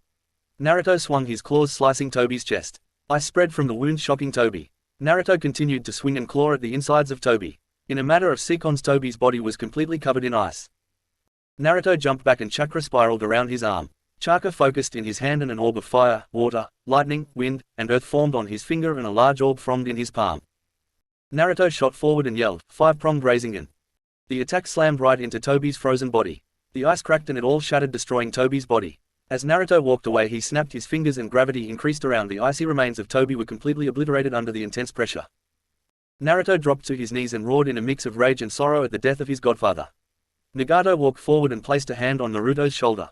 The two then shared a family hug. They immediately separated though, because it got awkward. With that, Naruto left to go back to his village. He just hoped that Tsunade didn't kill him when the time came. 3 weeks later. Naruto sat down on the couch with Kira in his arms. After Naruto left he went back to Konohagakure. Tsunade was glad when she found out that the Akatsuki was dead, but was upset when she found out that her perverted teammate died. She was upset and they held a memorial. A few of the toads showed up, except Gamabunta because he didn't want to accidentally sit on one of the guests. At the same time, Naruto was focusing with the gravity power he got from his fight with Toby. Turned out Naruto got an ability to control gravity like his uncle could with the Rinnegan. Naruto currently sat in front of the TV. He had been given a vacation for his victory over the Akatsuki. Naruto sat with Kira when Tsume, Yugito, and Fu entered the room looking at each other excitedly. "What's up, girls?" Naruto asked as he looked at the trio. Fu giggled and said, "Naruto, Yugito and Tsume have something to tell you." Naruto looked at the two and asked, "What is it?" Yugito grinned and said, "Well, you see, me and Yugito have been feeling weird lately. We went to hospital and I don't know how to say this." Tsume blurted out, "We're pregnant." Naruto's eyes widened for a moment. Naruto swayed back and forth and then collapsed on his back with a smile on his face. Kira asked, "What does pregnant mean?" Yugito picked her up and answered, "It's an adult thing. Basically, it means you're going to be a big sister soon." Kira was quiet before she squealed. I'm going to be a sister." She hugged Yugito's stomach, making her giggle slightly. Time skip, 16 years later. Naruto sat in the cage's office going through some important files while his shadow clones went through his useless paperwork. A few months after the death of Toby, Tsunade resigned, giving her position to Naruto. Naruto immediately worked on trying to get better relations with different villages. This took about 3 years of his time as Kage, since most of them weren't willing to let go of some old grudges. Naruto looked over at a picture on the wall. It depicted Konan wearing a wedding dress and Nagato in a tuxedo. Naruto smiled fondly at the memory. About a year after Toby's death, Nagato and Konan fixed up a megakure and at some point Nagato proposed. Naruto, his wives, and Kira were all invited to the wedding. Naruto wound up being the best man and Kira, much to the joy of everyone else, got to be the flower girl. Naruto remembered a few girls there talking about how cute Kira was in her flower girl dress. Right now the two had a son and daughter they named Kushina and Yahiko. Naruto also remembered what happened to Jin. It turns out Jin went to Kirigakure to return Samehada. There he met the Mizukage, Maiterami, and was instantly smitten. He returned a few times after that to retrieve bounties and other things. Eventually they went out and about a year later married. Their son, Jiro, had grown up to be strong ninja with a mix of his mother and father's bloodlines. Naruto remembered being invited to the wedding. He remembered saying that if he hadn't met Naruto and his uncle he never would have come to Kiri and met his beautiful wife. Naruto also saw a picture of Tsunade standing in front of the ribbon cutting of a building. After retiring, Tsunade actually did something to help her money problems. She opened up a casino in Tanzuka-gai. She was on her way toward becoming one of the richest women in the country. Naruto was brought out of memory lane when the door opened. Team 7 reporting for our next mission, Rokudime-sama, said his now 19-year-old daughter. The girl had grown tall, slender, and was beautiful just like her mother. She wore a regular John and flak jacket with a butterfly on the back, some black ANBU pants, sandals, and had a miniature crossbow on her wrist. Over the years her bloodline had developed to where she could create more than butterfly wings with her chakra. She could form a scorpion's tail, a dragonfly's wings, a spider's fangs or legs, and so on. In the academy she had her father's reputation as a prankster to help increase her stealth skills. She became a prodigy just like him, becoming a Jonin soon after she graduated the academy thanks to her own intense training. She was Jonin level even without her bloodline being used. Naruto looked at her team, which consisted of Kira's younger brother and sister. Yugito and Naruto's daughter was Tora. Like her parents, she was blonde and she had icy blue eyes that only turned icy when she was angry. She wore a black shirt with a purple jacket and some cargo pants with sandals.